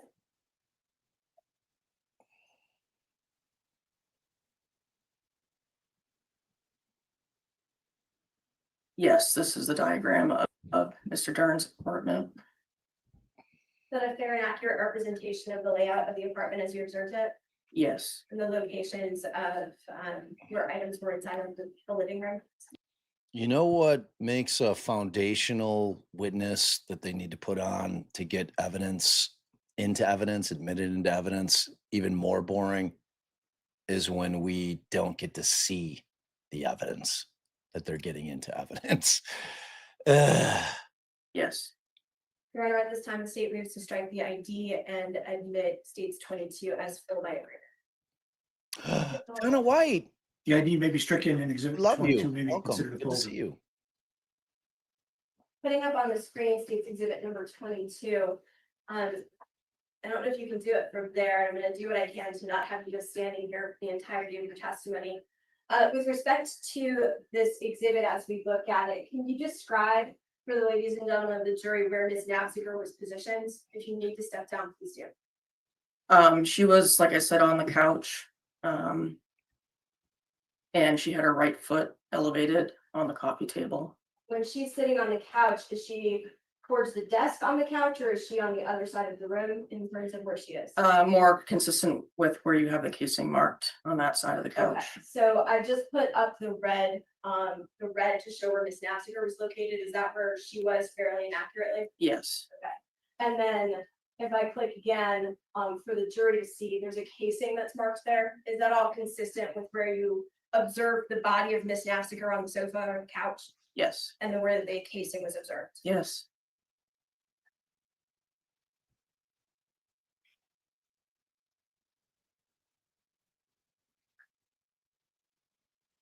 After the assistant medical examiner examined the body of Ms. Naffziger, what, if anything, occurred? I believe that we left the body there so that we could farrow with the body in place, just because if I come to a scene and the body has not moved by first responders and it's located in the original spot, I like to document and preserve that. So I believe we barrowed that room and then we removed the body. Farrow, did you also take photographs? Yes, And then the body was removed? yes, And was the scene still secured at that point pending the search warrant? yes. The Berlin Police Department provided scene security that day. What does it mean to provide or scene security or secure a scene? Usually we corded off with crime scene tape, and we'll have at least one or two cruisers standing by and making sure that no one unauthorized enters through the crime scene. That prior to having a search warrant, does anyone enter into it except to deal with the body? No, just with the medical examiner. Later that afternoon, around 1:40 p.m., did you receive authorization through a search and seizure warrant to enter into the home to conduct your examination of the scene? Yes, And at that point, is that when you started the process that you described to us before about photographing in layers? yes.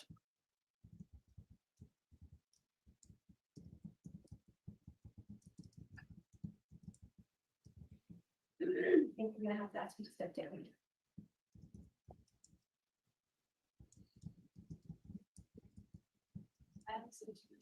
Absolutely.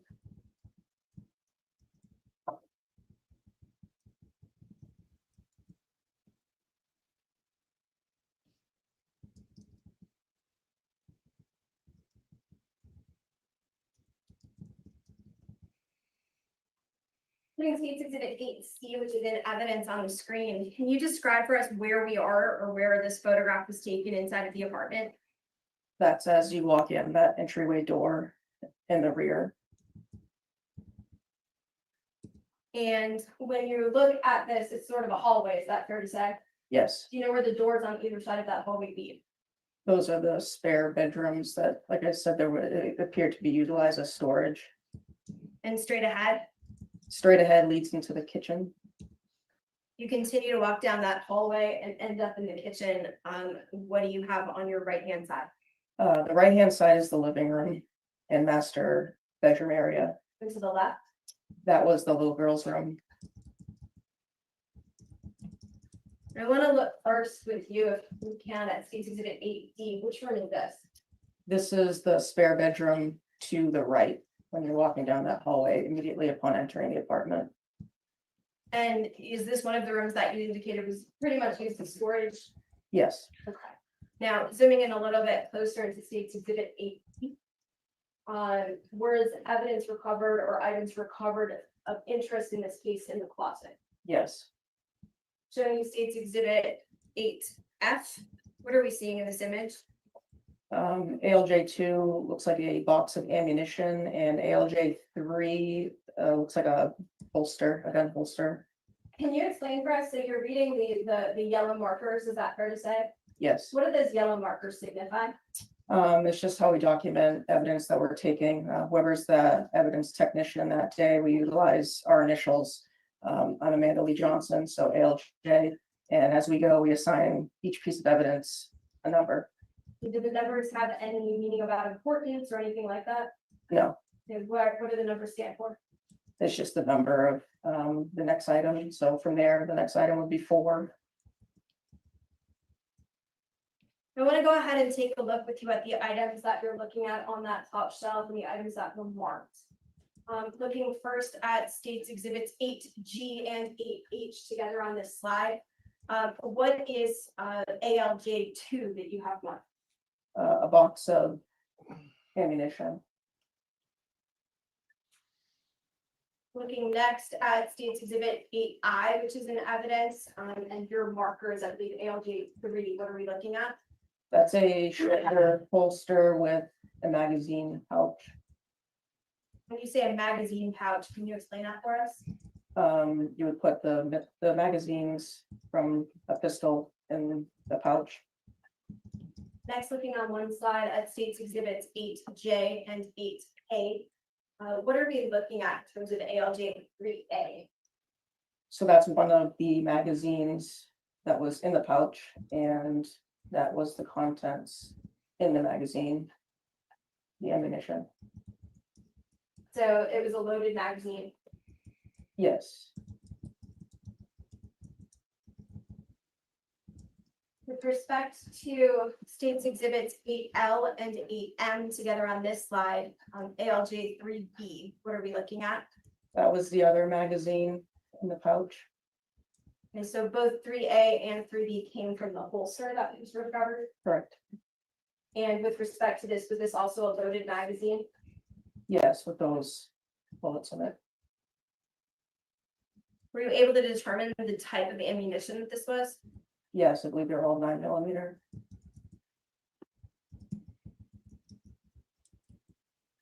Now, once these items that we've just looked at are recovered and photographed on the scene, are they recovered?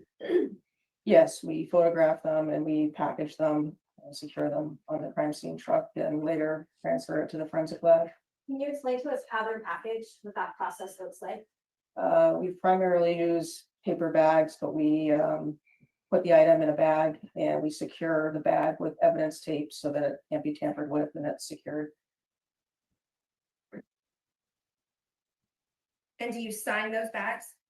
Yes, we initial along the seams to secure that chain of custody, essentially.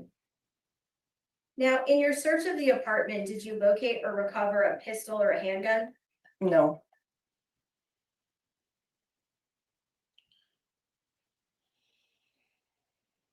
Showing you next State's Exhibit 8N coming back into the hallway of the apartment, can you kind of orient us back to where we are? Yes, you're standing in the hallway and the door to the left was the other room, spare room that was utilized for storage. With respect to the bedroom, which is the storage room, the first open door to the left in this photograph, was anything of evidentiary value marked and collected from there? I don't recall from that room, no. How about in the bathroom, the second open door on the left of the photo, was there anything of evidentiary value marked or recovered? Not that I recall. Now I want to move further into the apartment, State's Exhibit 8O. Can you orient us sort of here, and I know you've described sort of to the right and the left of the kitchen. Can you just let us know where we're looking here?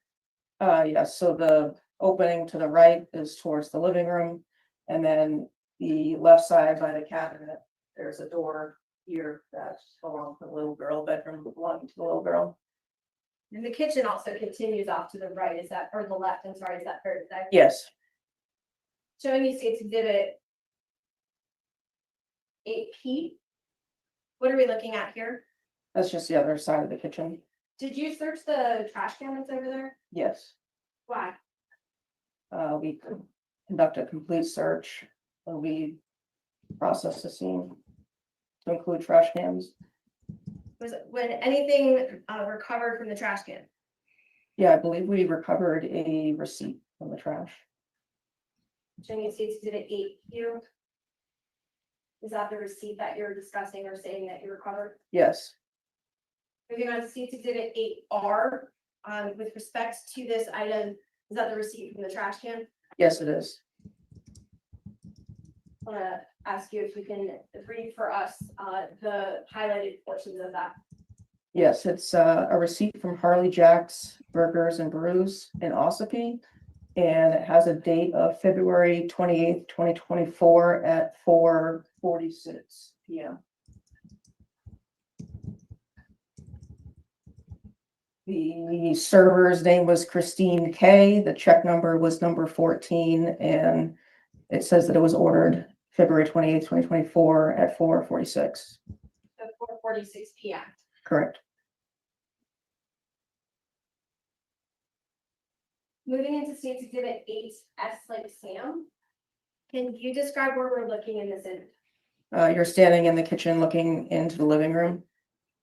So that doorway that's open there, that's the living room where Ms. Naffziger's body was found? Is that Yes. okay? Yes. Now, earlier you had talked about the fact, and we had seen the video that you took of the outside of the house, right? And we watched that small clip.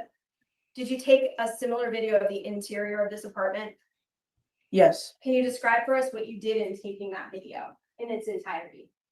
Like I said, you walk into the apartment and you walk through all the rooms at a slow pace, just trying to document what's in each room. You open all the drawers, look inside of everything. Sometimes, like I said, we do it in layers, so you don't want to disturb too much. Normally when we first get there, we want to document the scene as it is without manipulating it. When you took the video of the interior of this house, had Miss Naffziger's body already been removed? No.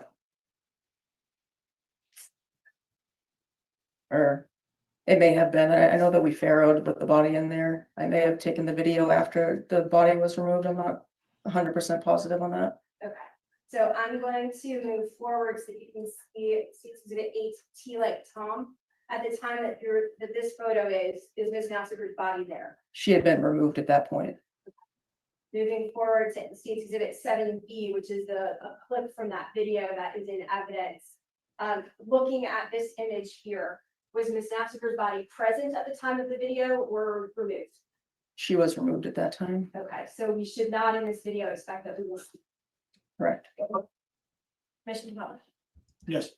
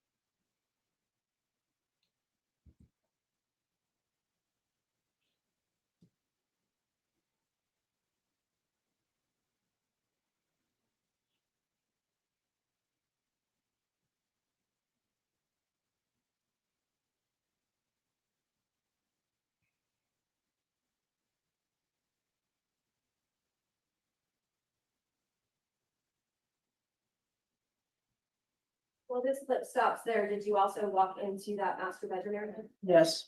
I know, looking at this where it's stopped, there appears to be a door that we're seeing. What door is that? It was almost like there were French doors or double doors that opened into what was utilized as a master bedroom. And then there's a marker on your screen, this white door that's here that I'm marking. What door is that? That's the front door to the residence. When you were on scene, what was the condition of that front door? It was locked with a deadbolt. Was the doorknob also locked?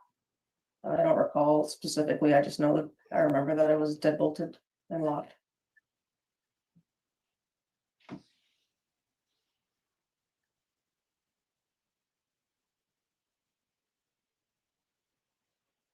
For Johnson, I'm going to show you two images. This is 7C and 7D. This fairly accurately shows still images from the video you swapped. Yes.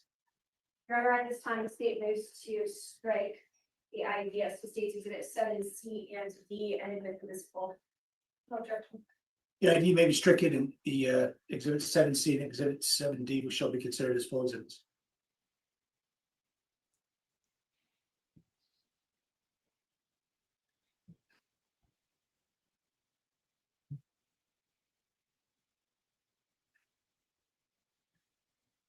Putting up on the screen State's Exhibit 7C, can you orient us to what we see inside of the living room?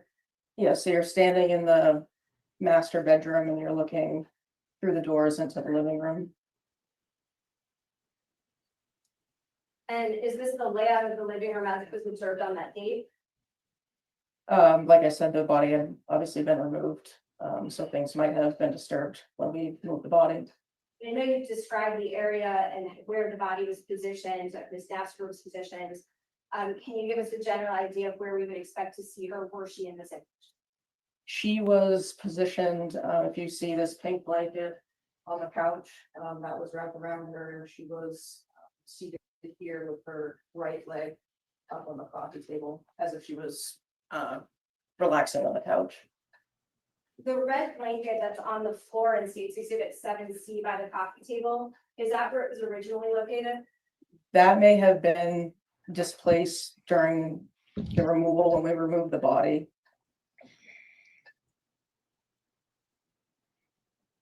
Your Honor, at this time, the state may subscribe the ID from State's Exhibits 9A through 9J.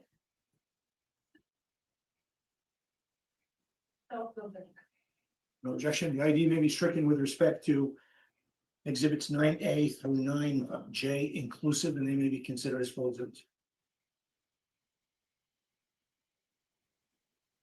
Can I have one of them? Sir?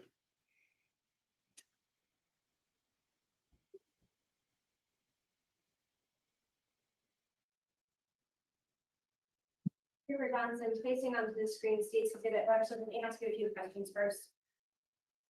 With respect to State's Exhibits,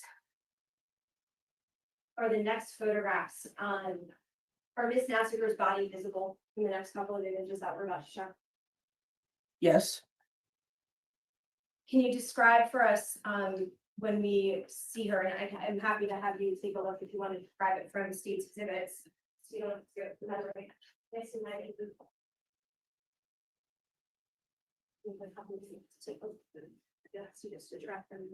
Yep. Can you describe for us what we should expect to see?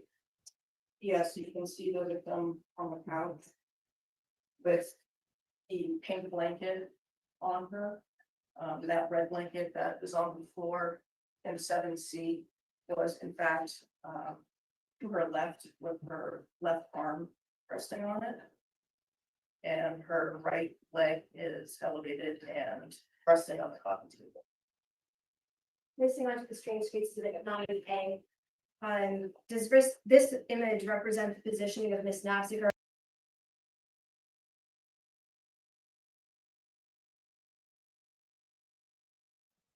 Yeah, Long Crime doesn't have the closed captions. You guys want me to switch back over here?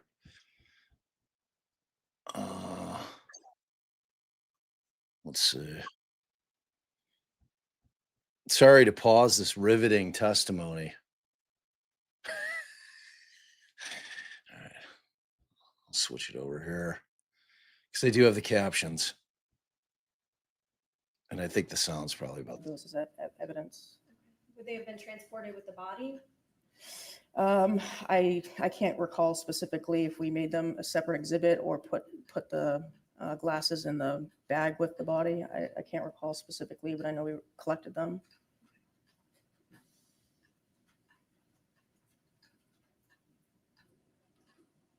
Moving to State's Exhibit 9E, we've got a yellow marker here. Can you explain for us what we're looking at? That's the evidence marker to mark the cell phone that's on the couch. And just, you've done close-ups and overalls of all of these pieces of evidence. Is that fair to say? I didn't personally take the photos, I don't believe, but yes, we documented close-ups. So moving into State's Exhibits 9F and 9G, what are we looking at? It's a cell phone that's contained within a wallet case. Were the contents of that wallet case used to identify Ms. Naffziger on scene? Yes. And what was used specifically? Driver's license. Definitely not. Definitely not watching Melanie Little's coverage of Proctor. We can take a look at the couch as a whole. Looking at State's Exhibit 9. Don't care. Is this just a full view of the couch or the sofa? I love as it was Melanie, inside of the but living I room? don't care. Yes.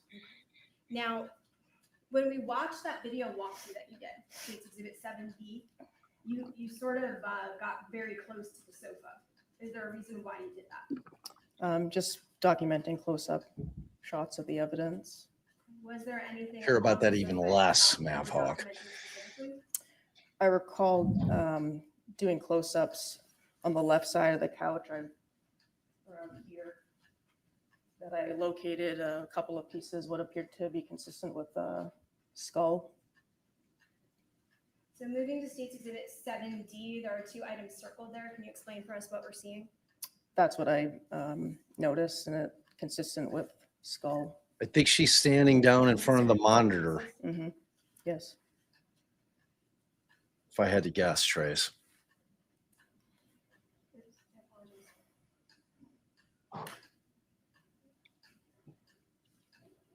Looking at State's Exhibit 9, I believe we're back on I. Does this image accurately show the placement of the coffee table as it was in line with the sofa? Yes. And this is obviously after Ms. Naffziger's been removed. Yes. And that red blanket is positioned there from its original position, correct? Yeah, it's displaced from its original position.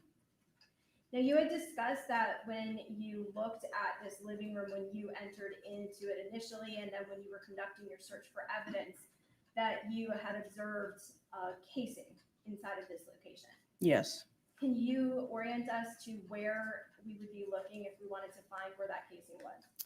Yes, the casing was behind this chair on the floor, so it's the right side of the couch.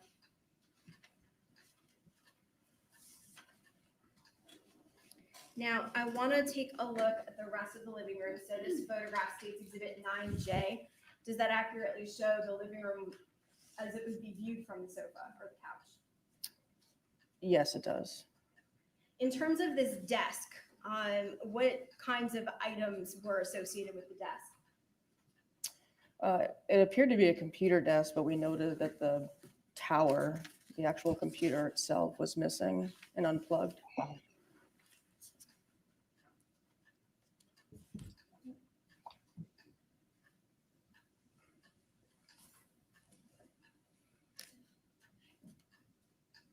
Your Honor, at this time, the state would move to strike the ID from State's Exhibits 10A through 10D and have them admitted as evidence. The ID may be stricken with respect to 10A through 10D inclusive, and they shall be considered as full exhibits.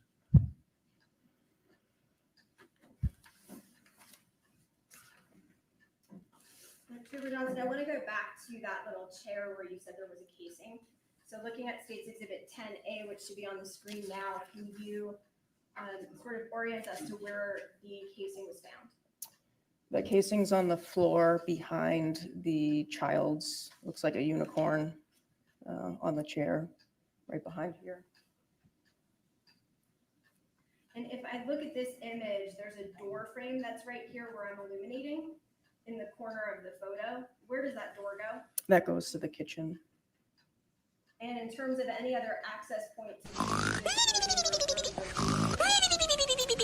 You could go forward, straight ahead to the master bedroom, and the front door is there. okay, so if I'm standing like the photo is taken, where would the doors to the master bedroom be? To your back, behind you. Okay, and the front entrance of the home would also be to my back and behind me? Correct. Okay, and the kitchen would be through this doorway here that I have marked to the right? Correct, to the right. Holy shit! You had indicated earlier that the shoes you remembered seeing were slippers for kids. Do you see those in this image? Yes, they're under the pink table. Showing you next to 10B. It's like hypnotizing. What this marker, the yellow marker is that I've got illuminated. Yeah, What? The snoring. Moving a little bit closer on that, State's Exhibit 10C. Can you tell us what we're looking at? That's the fired cartridge casing. Wait, Kai, you can't hear that infernal ticking? Tick, tick, tick, tick, tick, tick. What? Are you serious? God, I wish I didn't. Like, it really is. I am a weirdo that can sleep with my eyes open. I've been asleep for like the last 2 hours. Kidding. And State's Exhibit 10D. That's the casing just flipped over to. Really? You read guys the are head so stamp. goddamn lucky. What's a head stamp? The writing on the back of the casing. What does that tell you? It usually tells you a brand and caliber. Were you able to determine the brand or the caliber from this? It was a 9mm, and I believe it was. Huh. It says S&B on the casing. Is that consistent with other I haven't ammunition that was watched found inside Murdoch. of the house? Yes.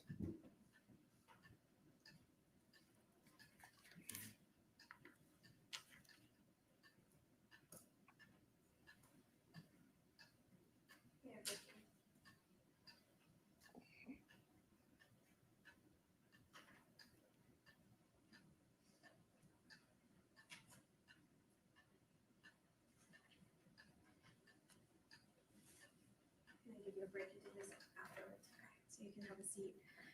No, not yet, I apologize. I misspoke. We're gonna do a couple more. At this time, Your Honor, the state would move to strike the ID from state's exhibits 11A through and including 11O and have them marked as full. No objection. The identification may be stricken with respect to 11A through 11O inclusive, and they shall be considered as full exhibits.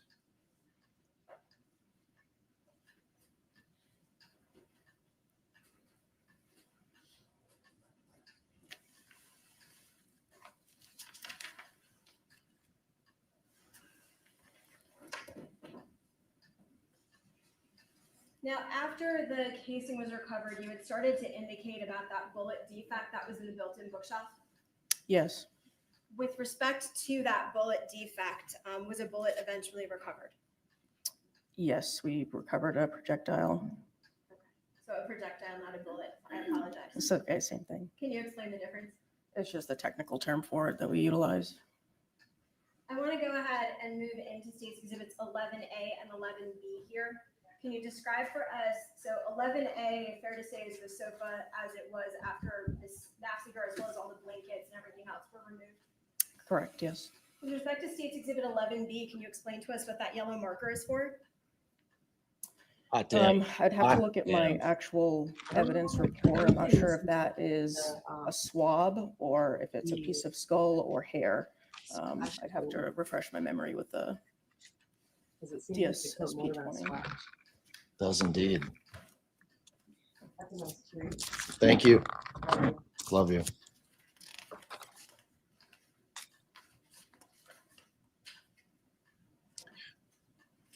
Oh, is that where we lost everybody? We lost like 400 people. They all went to go watch the stupid Proctor shit. Yes. He dropped his appeal. Update over. Dude. Ay, ay, ay. I mean, granted, this shit's boring as hell, so.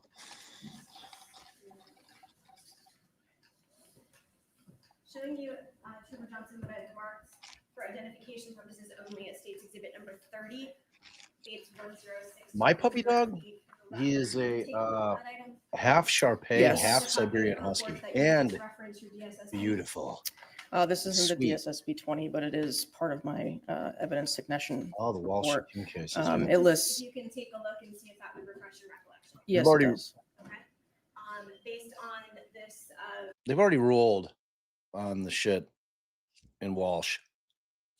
It's a no-go. They survived it. I was worried. I was worried that they had fucked that up in terms of really the searches in Walsh. I was very concerned that there was a potential that they would suppress some of the Google searches because there was this verbal agreement and then it was in writing and all the other shit on Walsh, because that guy, he's a fucking murdering psychopath. Yes, he's innocent until proven guilty, but very strong evidence. Very, very strong evidence. Yeah, it's weird to me. I think part of it is that, like, people think that Massachusetts is the only corrupt state in the union, which is fucking insane to me. I mean, again, I've been in the system for a long time. I know that that's ridiculous. Every state has corruption, all of them. No state is more corrupt than Chicago. None. We've had more governors go to prison. We've had 2 cops. The Burge torture commission from the cop that was beating the shit out of people in order to get confessions was so brutal, put so many innocent people in prison that they actually created a torture commission. And, look up Reynaldo Guevara, Chicago cop, put 53 innocent men and women in prison on murder beefs. And I think to date, they have paid over 150 million out to the 43 people that have been fully exonerated. This is not a fucking Massachusetts thing, dude. It's not a Canton thing. It's an everywhere thing. Everywhere. It's not just Massachusetts, people. Understand that unequivocally. That's why I'm always trying to get you to watch our wrongful conviction shit over here. It's a thing everywhere. All right, let's get back to this riveting testimony. Sorry, I drifted. That is for swabs of the reddish brown stain. Oh, Reynaldo Guevara. Walking around with his pension still. Yeah, I like it, Megan.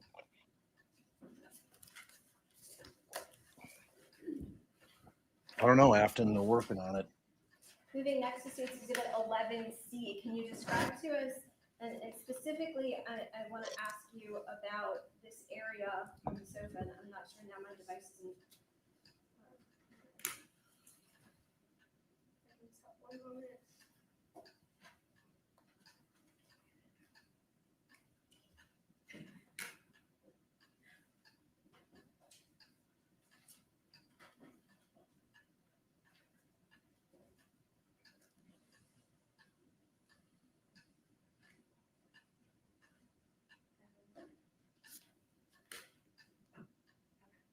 So looking at State's Exhibit 11C, specifically, I want to draw your attention to that white mark, the damage to the drawer. You've described that as a bullet entry.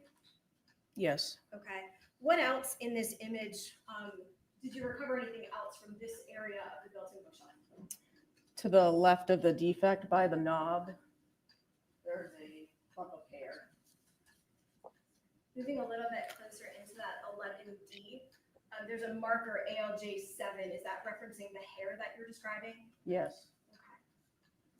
Gonna look a little bit closer. I think that's a little hard to see.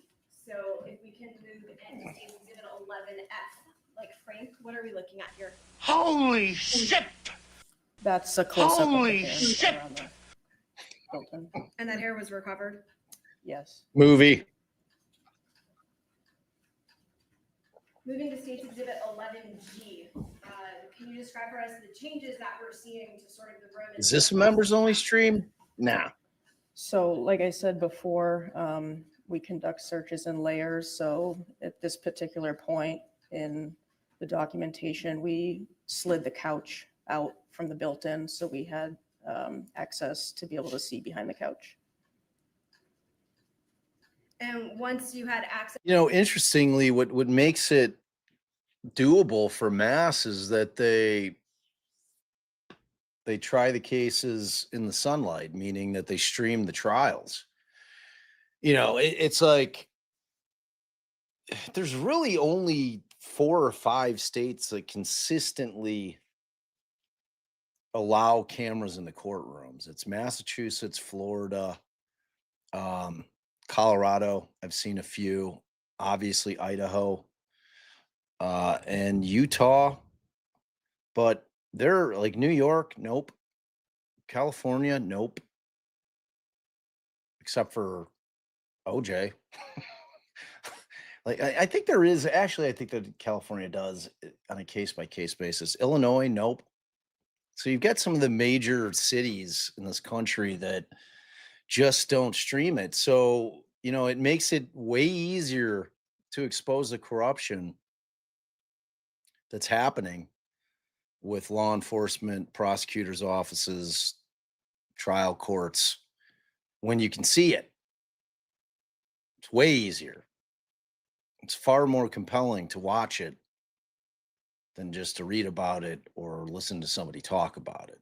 You know, a lot of times you just have to see it with your own eyes in order to understand it's there. So, I mean, that's a frustrating thing for me here in Illinois. Like, Tracy let me know that I had posted on my Twitter about that man who was murdered by the guards, tortured by the guards in an Illinois prison, and that those guards are like on trial right now.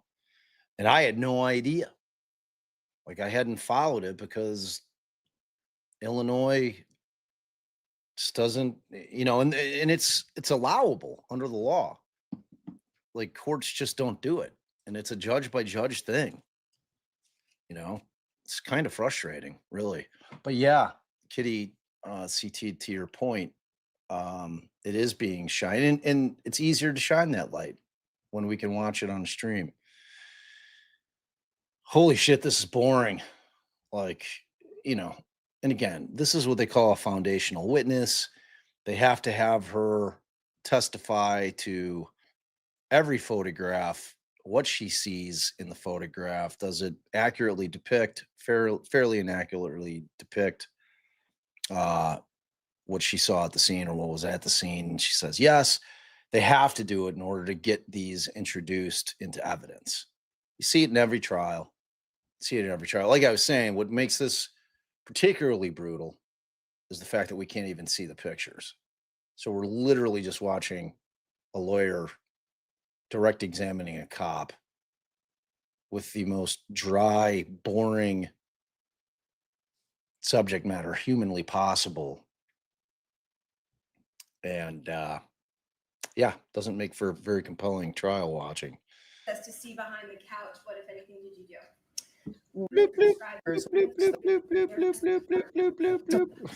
From the Yeah, front blooping. of the drawer, and then 2A is a re-entry Man, of did the you wake bullet up as from a nap? its flight path continues. And then using this next one, States Exhibit 11L, what is this?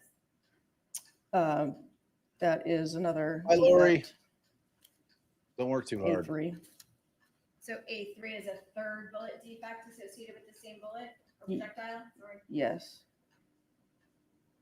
And where in relation to the first drawer? Yeah, in terms of losing a jury, you can't put on another foundational witness right after this. Because believe me, the jurors are sitting there shifting in their chairs,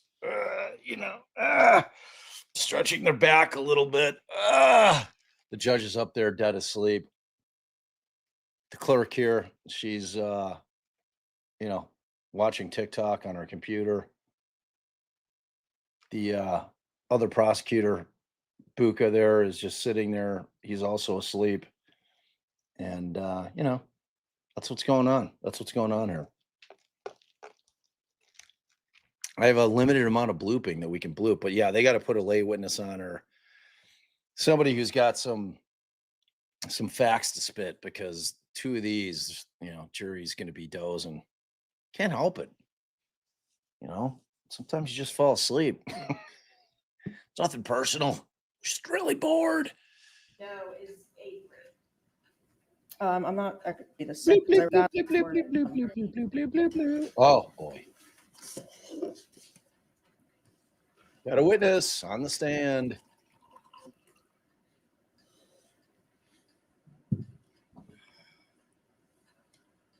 It's a serious looking woman, right? We can do it. Go ahead and give you a minute. I had you stay okay. there for a little while. I'm getting a little raspy. All right.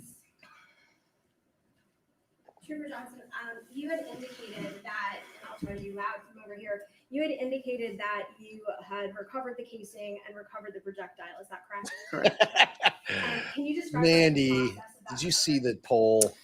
We photograph it and collect it and put it in the appropriate evidence receptacle, I guess, based on size and what it is. And I'm going to ask you, I've provided some gloves in case you do need them.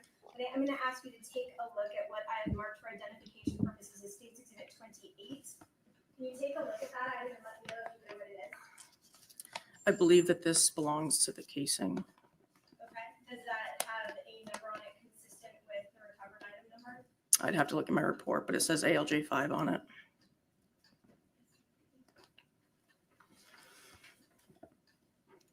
Showing you again what's marked for identification only as State's Exhibit number 30.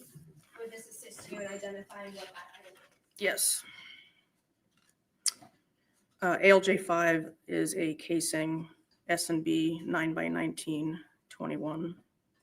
Was that the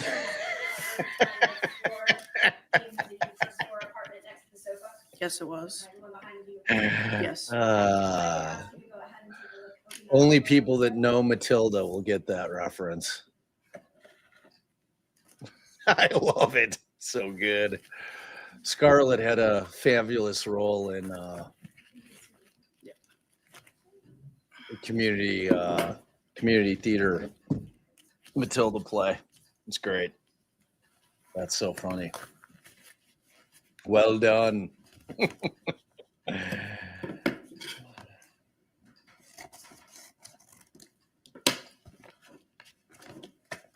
This is a Strunch Bowl. The casing. In taking a look at that item, does it appear to be in the same or substantially the same condition as I love the that. part of it? Yes. Thanks, Lori. Or at this time, state requests that the ID be struck and State's Exhibit 28 be admitted. The ID may be stricken with respect to Exhibit 28, and shall be considered a full exhibit. Oh, yeah. Back in there. I'm gonna ask you to publish it in just a bit, but I figure we'll go with both items if that's okay. The kid who played I'm gonna go ahead Matilda next was and put what phenomenal I've too. marked for identification purposes as State's Exhibit 29 for this case. And looking at that item, do you recognize what it is? Yes, this should be the projectile. Okay, does that match in terms of the documentation on the envelope, your signature on the seal, and the assigned evidence number? Yes. I'd ask you to go ahead and open that up.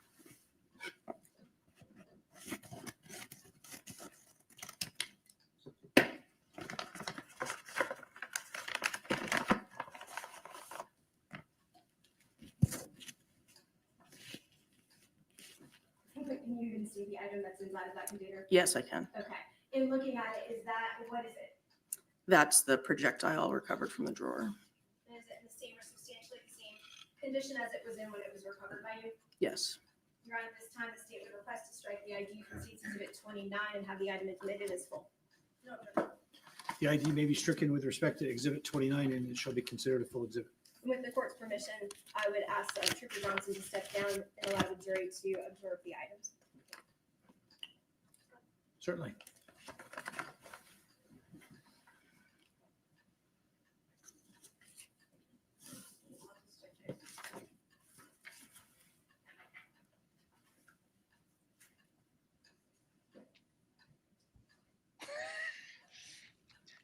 No, you're not going to get kicked out for not knowing Matilda is. But do you have kids?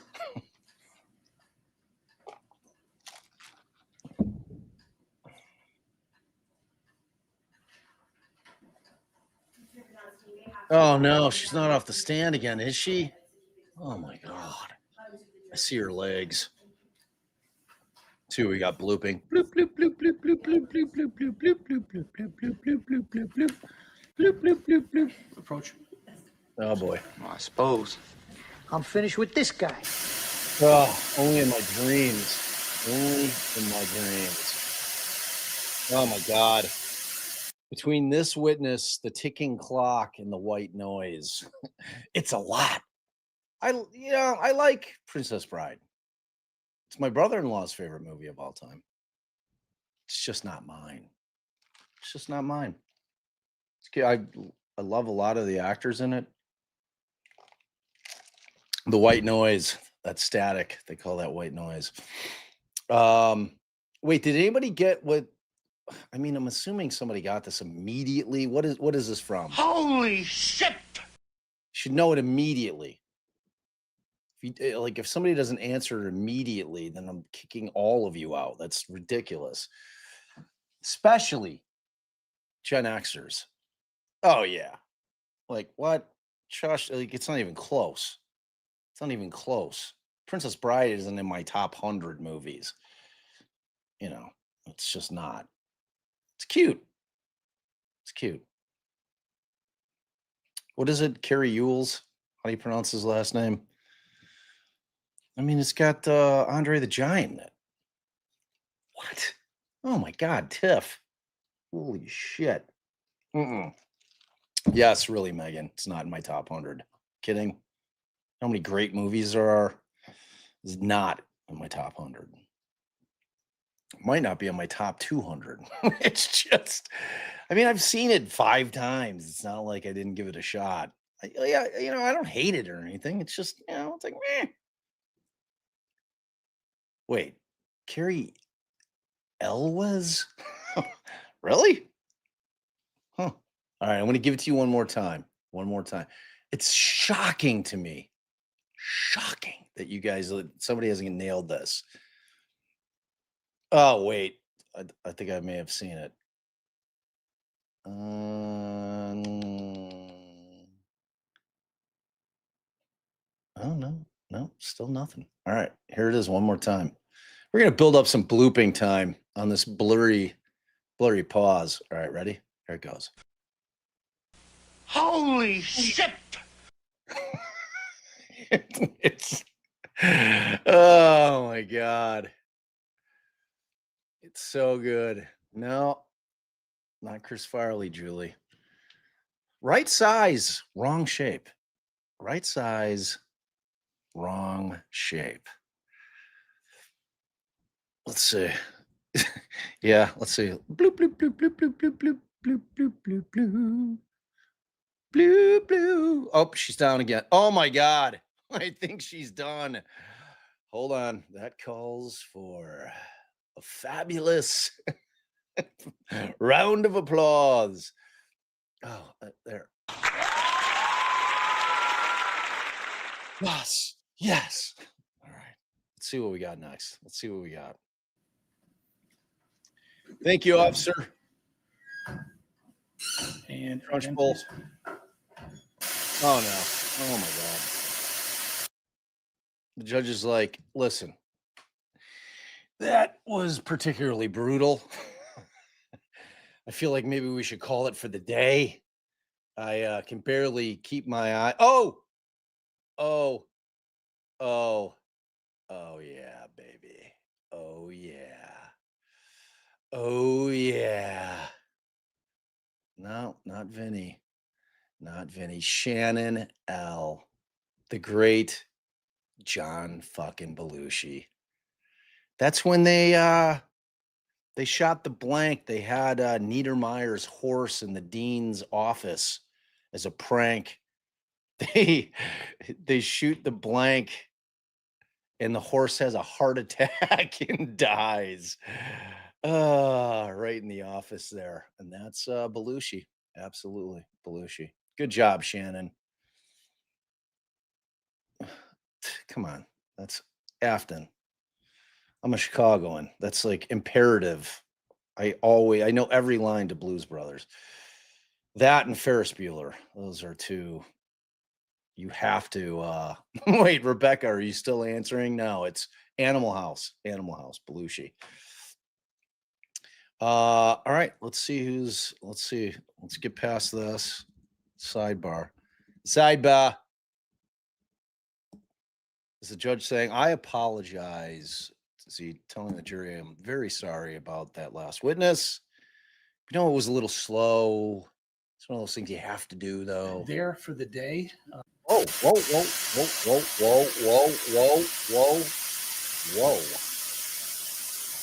I may have called it. Holy John Candy and everything.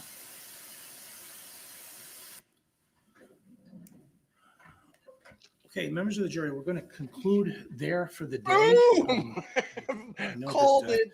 Some days we may go all the way till 4 o'clock, but we are going to conclude there for today. I just conferred with counsel.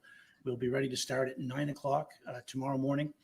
As I've said all along, please do not discuss any aspect of the case or the evidence with your fellow jurors, including if you see any jurors discussing the case, I would ask that you please report that to a court security officer or bailiff. I want to state that I recognize that some of the photos may be difficult to look at.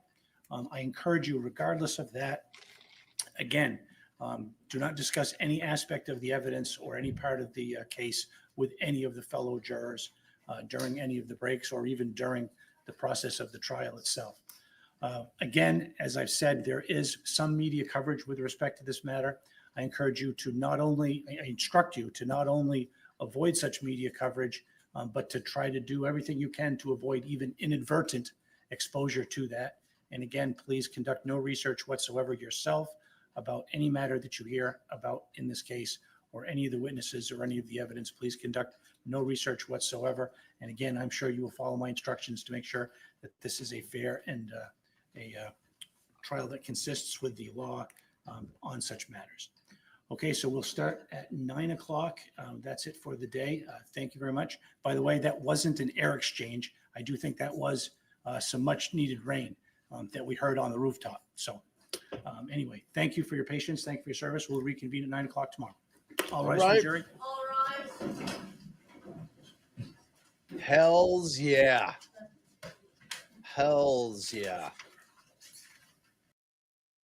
All right. I mean, this judge just landed in my like top 5 judges of all time.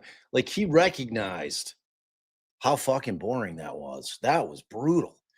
That was brutal. I mean, there just was no substantive testimony. So, you sit there and you try to power through.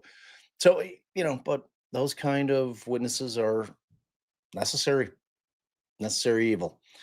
Got to do it. Got to get the evidence in. So you're always going to get that. So tomorrow should be significantly better. Hopefully we'll start getting into the nuts and bolts of this case because it is pretty interesting. It sounds like a really, really tough sell for the defense though, based on what I've heard. Like her opening, and I'm talking about the defense's opening, did not sway me much. Sounds like this dude was tripping. PTSD. It's real. And just lost his shit. Which is not just for losing your shit. I mean, you go with a different defense if that's what happened. Like when you're going under the premise of defense of others, which in New Hampshire, if you reasonably believe that someone is trying to kidnap another person, it's justifiable in terms of a homicide in New Hampshire. However, you cannot be the instigator. You can't be the one who started it.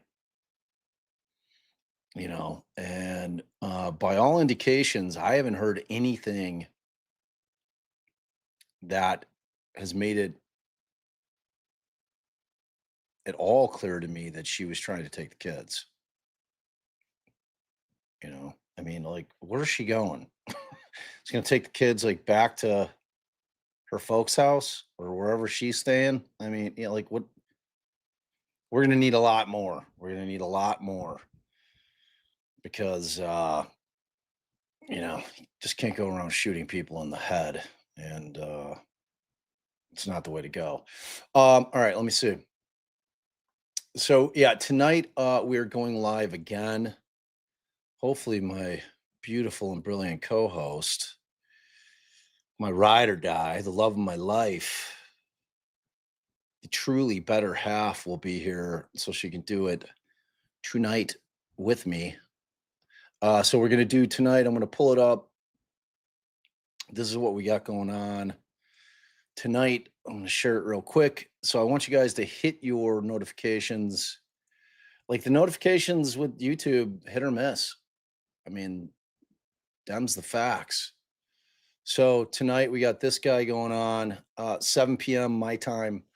And I kind of want to dig into it. Like I said, I want to be promoting the hell out of this podcast because I want people listening to it. I really do. Like it's if it was like, meh, it's okay. I wouldn't be pushing it as hard. Like I am adamant that it is worth listening to.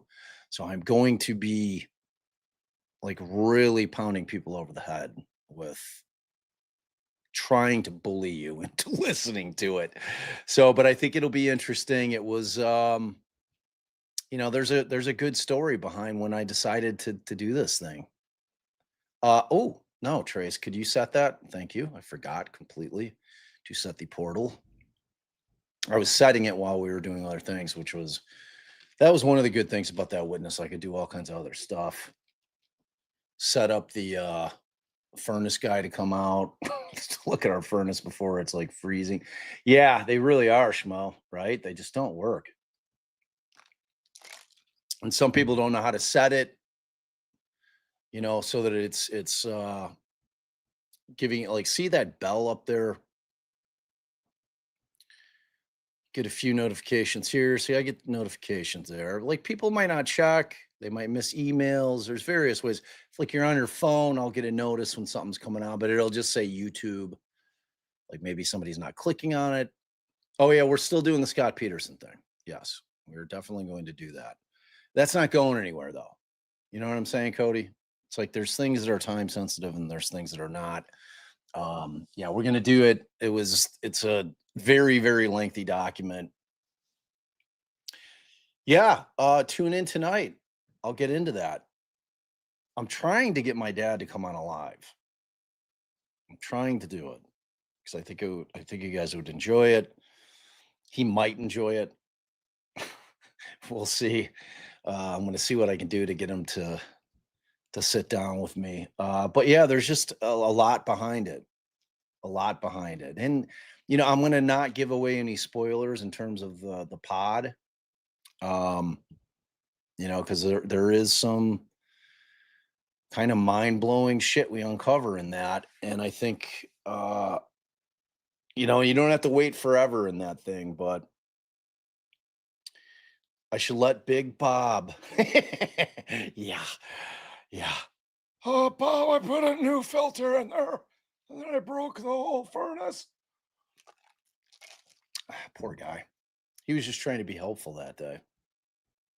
Just trying to be helpful, and it went very, very wrong.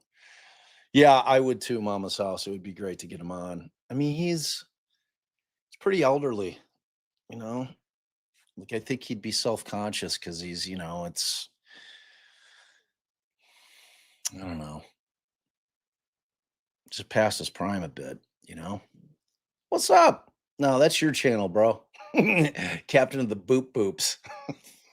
What's up, Will? Is Melanie's Proctor shit over?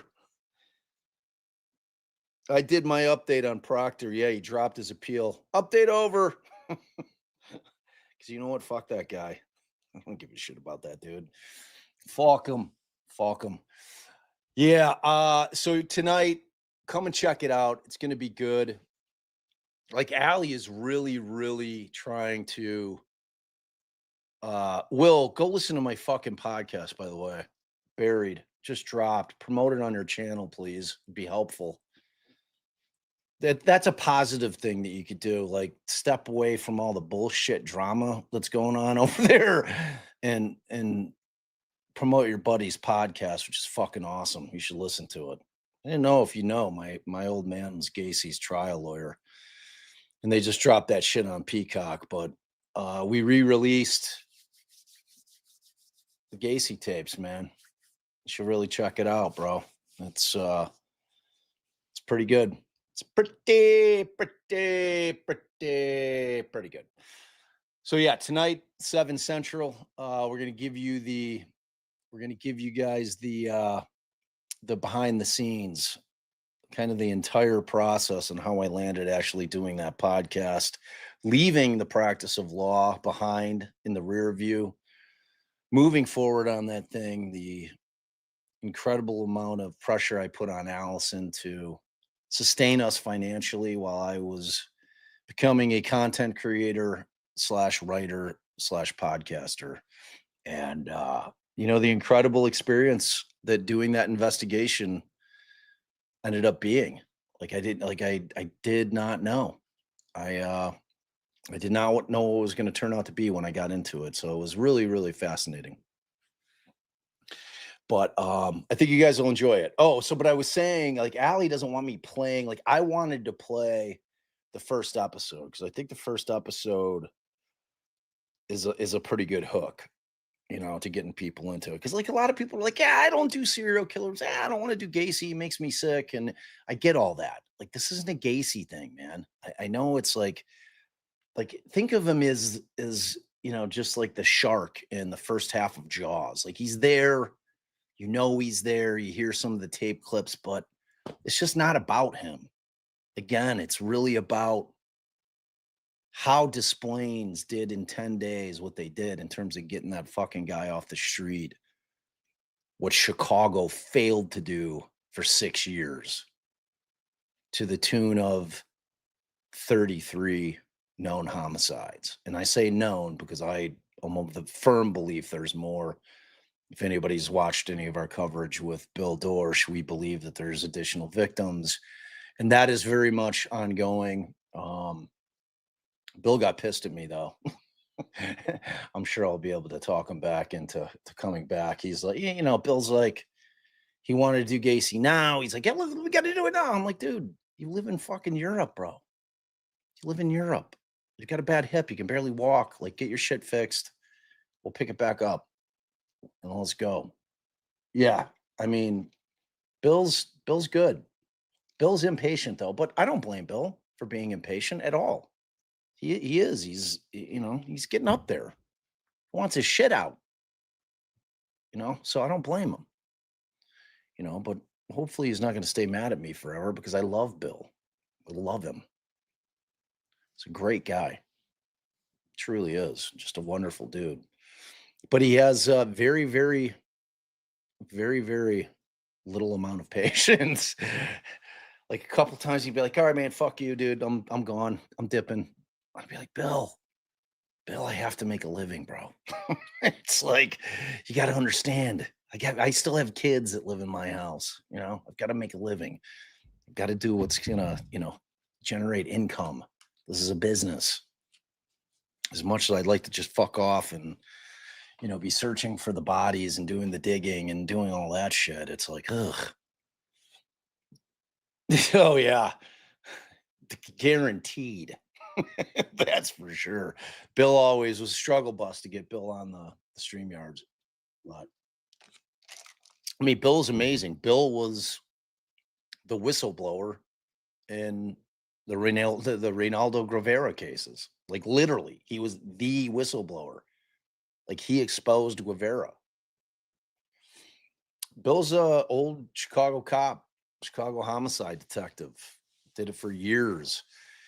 And he had his own interaction with Gacy prior to Gacy being arrested that he didn't put much stock into until Gacy was arrested. And oh yeah, Ed Gein. I didn't even finish it. And I love Jax Teller. It was like it felt like some kind of weird softcore murder porn shit. I did not like it. I just did not like it. Yeah, and you know what, KLB, it's not worth it. I did not think it was good at all. Like I said, I didn't even finish it.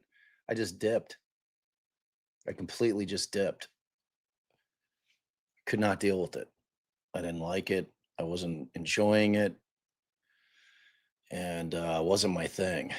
It's not great. So at any rate, yeah, Bill had his own interaction, which, if you know anything about Bill or you read his book, which everybody should buy, he had his interaction with Gacy, didn't think anything of it.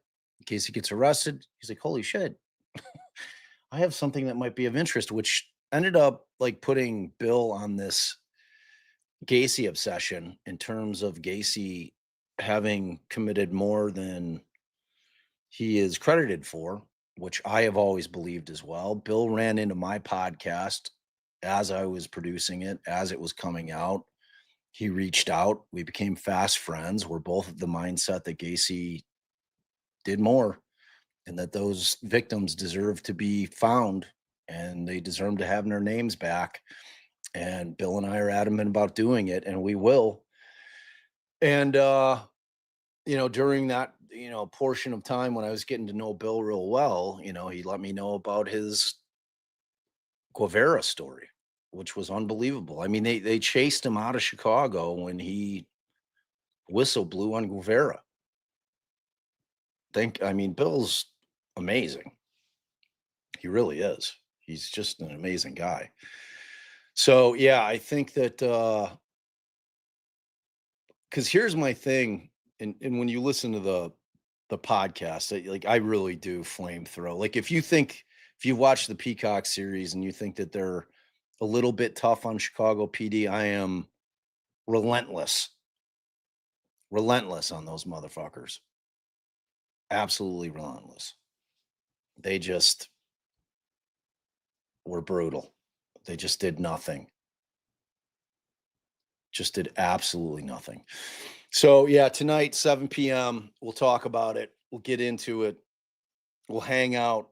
We'll have some fun. We'll answer questions.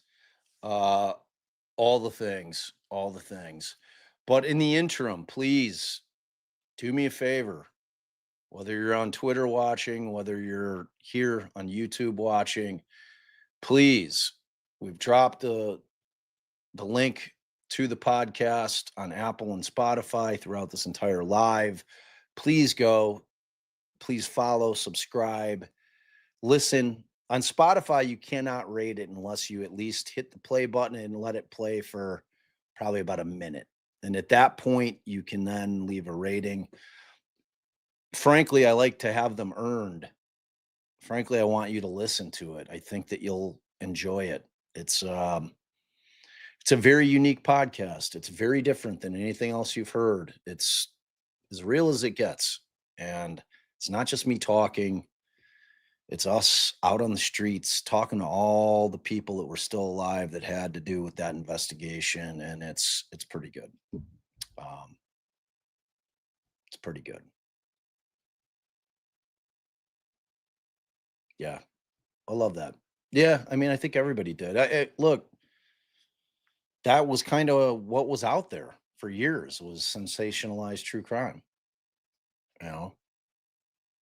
and I don't think that's the way it should be done. I think it's disrespectful to the victims, and it's their story that's being told. And I think that creators have a responsibility of telling that story. It's like when Lauren and I on Murder on Songbird Road had the ability, and like the family of the victim gave us the grace to allow us to talk with them and interview them. It was amazing.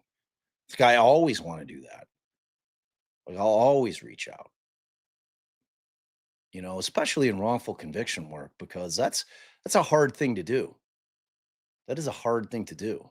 Like the Patty family, hates me. And I've never done anything other than try to make people aware that process that happened with Richard Allen is fucked.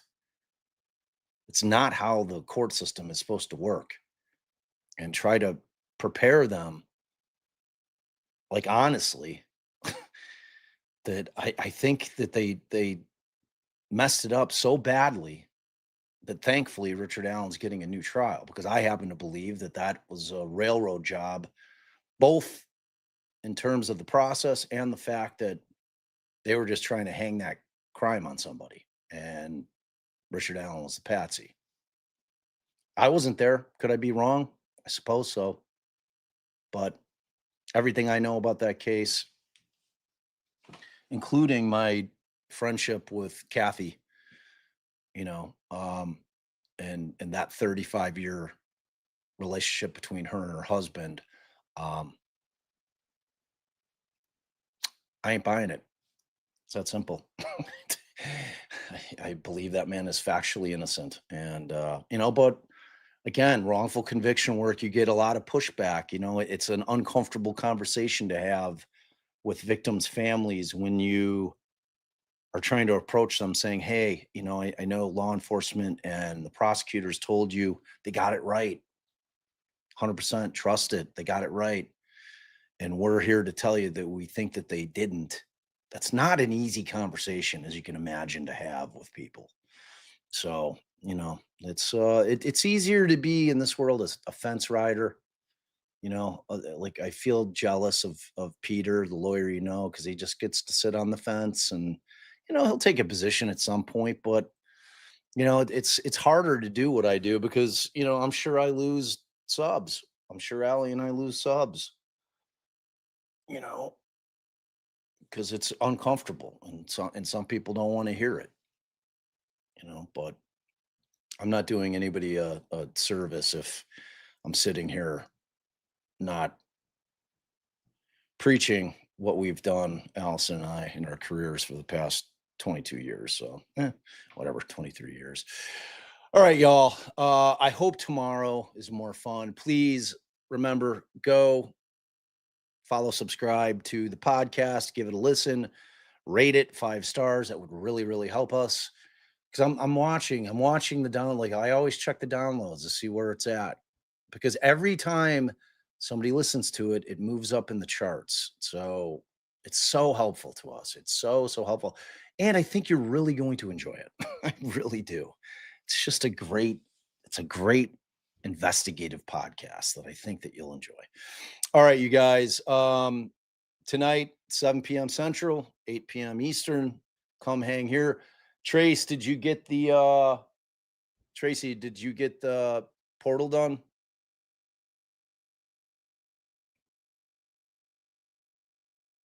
What is this?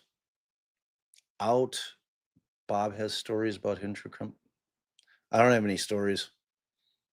I mean, the only story that I have about Lauren is I gave her she was sleeping out on the ground like everybody was. It was sitting in that line for Delphi, and I felt really bad for her. And I arranged for her on one day to get a seat so she could go to the hotel and get a good night's sleep. And that's about my only story with Lauren. So that's about it. Yeah, that's all there is. That's the 3 in the trailer. That's all that's out there. 3 in the trailer. Oh, beautiful. I love it.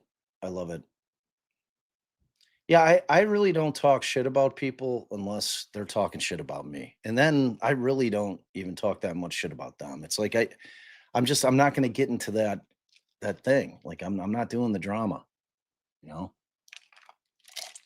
If somebody fucks with us enough, I'm going to sue them in a court of law. That's where I'll handle my business. You know, it's like if you start messing with my living, my ability to make a living, and my kids and their ability to go to college and shit like that, then you know, I'll bring your ass to court. We'll let a jury decide. You know what I mean? So, all right, y'all. I love you. Thank you guys so much. Everybody in chat that was so very, very generous today. And I got a couple more before we dip. Julie member for months. It's a Starbucks. It's a venti cold brew, easy ice, splash and a half of oat milk, 1 pump sugar-free vanilla, and 1 package of stevia. It's my go-to. If you ever want to poison me, that's what you make me, because I'll drink it right up, and then I'll be gone. Thank you, Julie, for being a member. And then Vexatious Parrot. Thank you for covering this, Bob.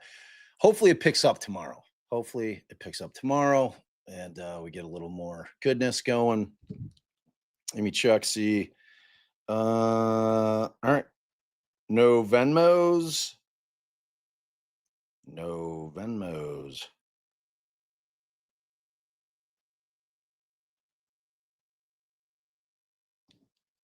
Good.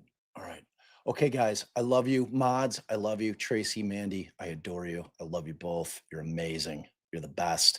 And you guys, I love you, 1,000 times over, because without you, I'm just an old man talking about Gacy all the time. Bye.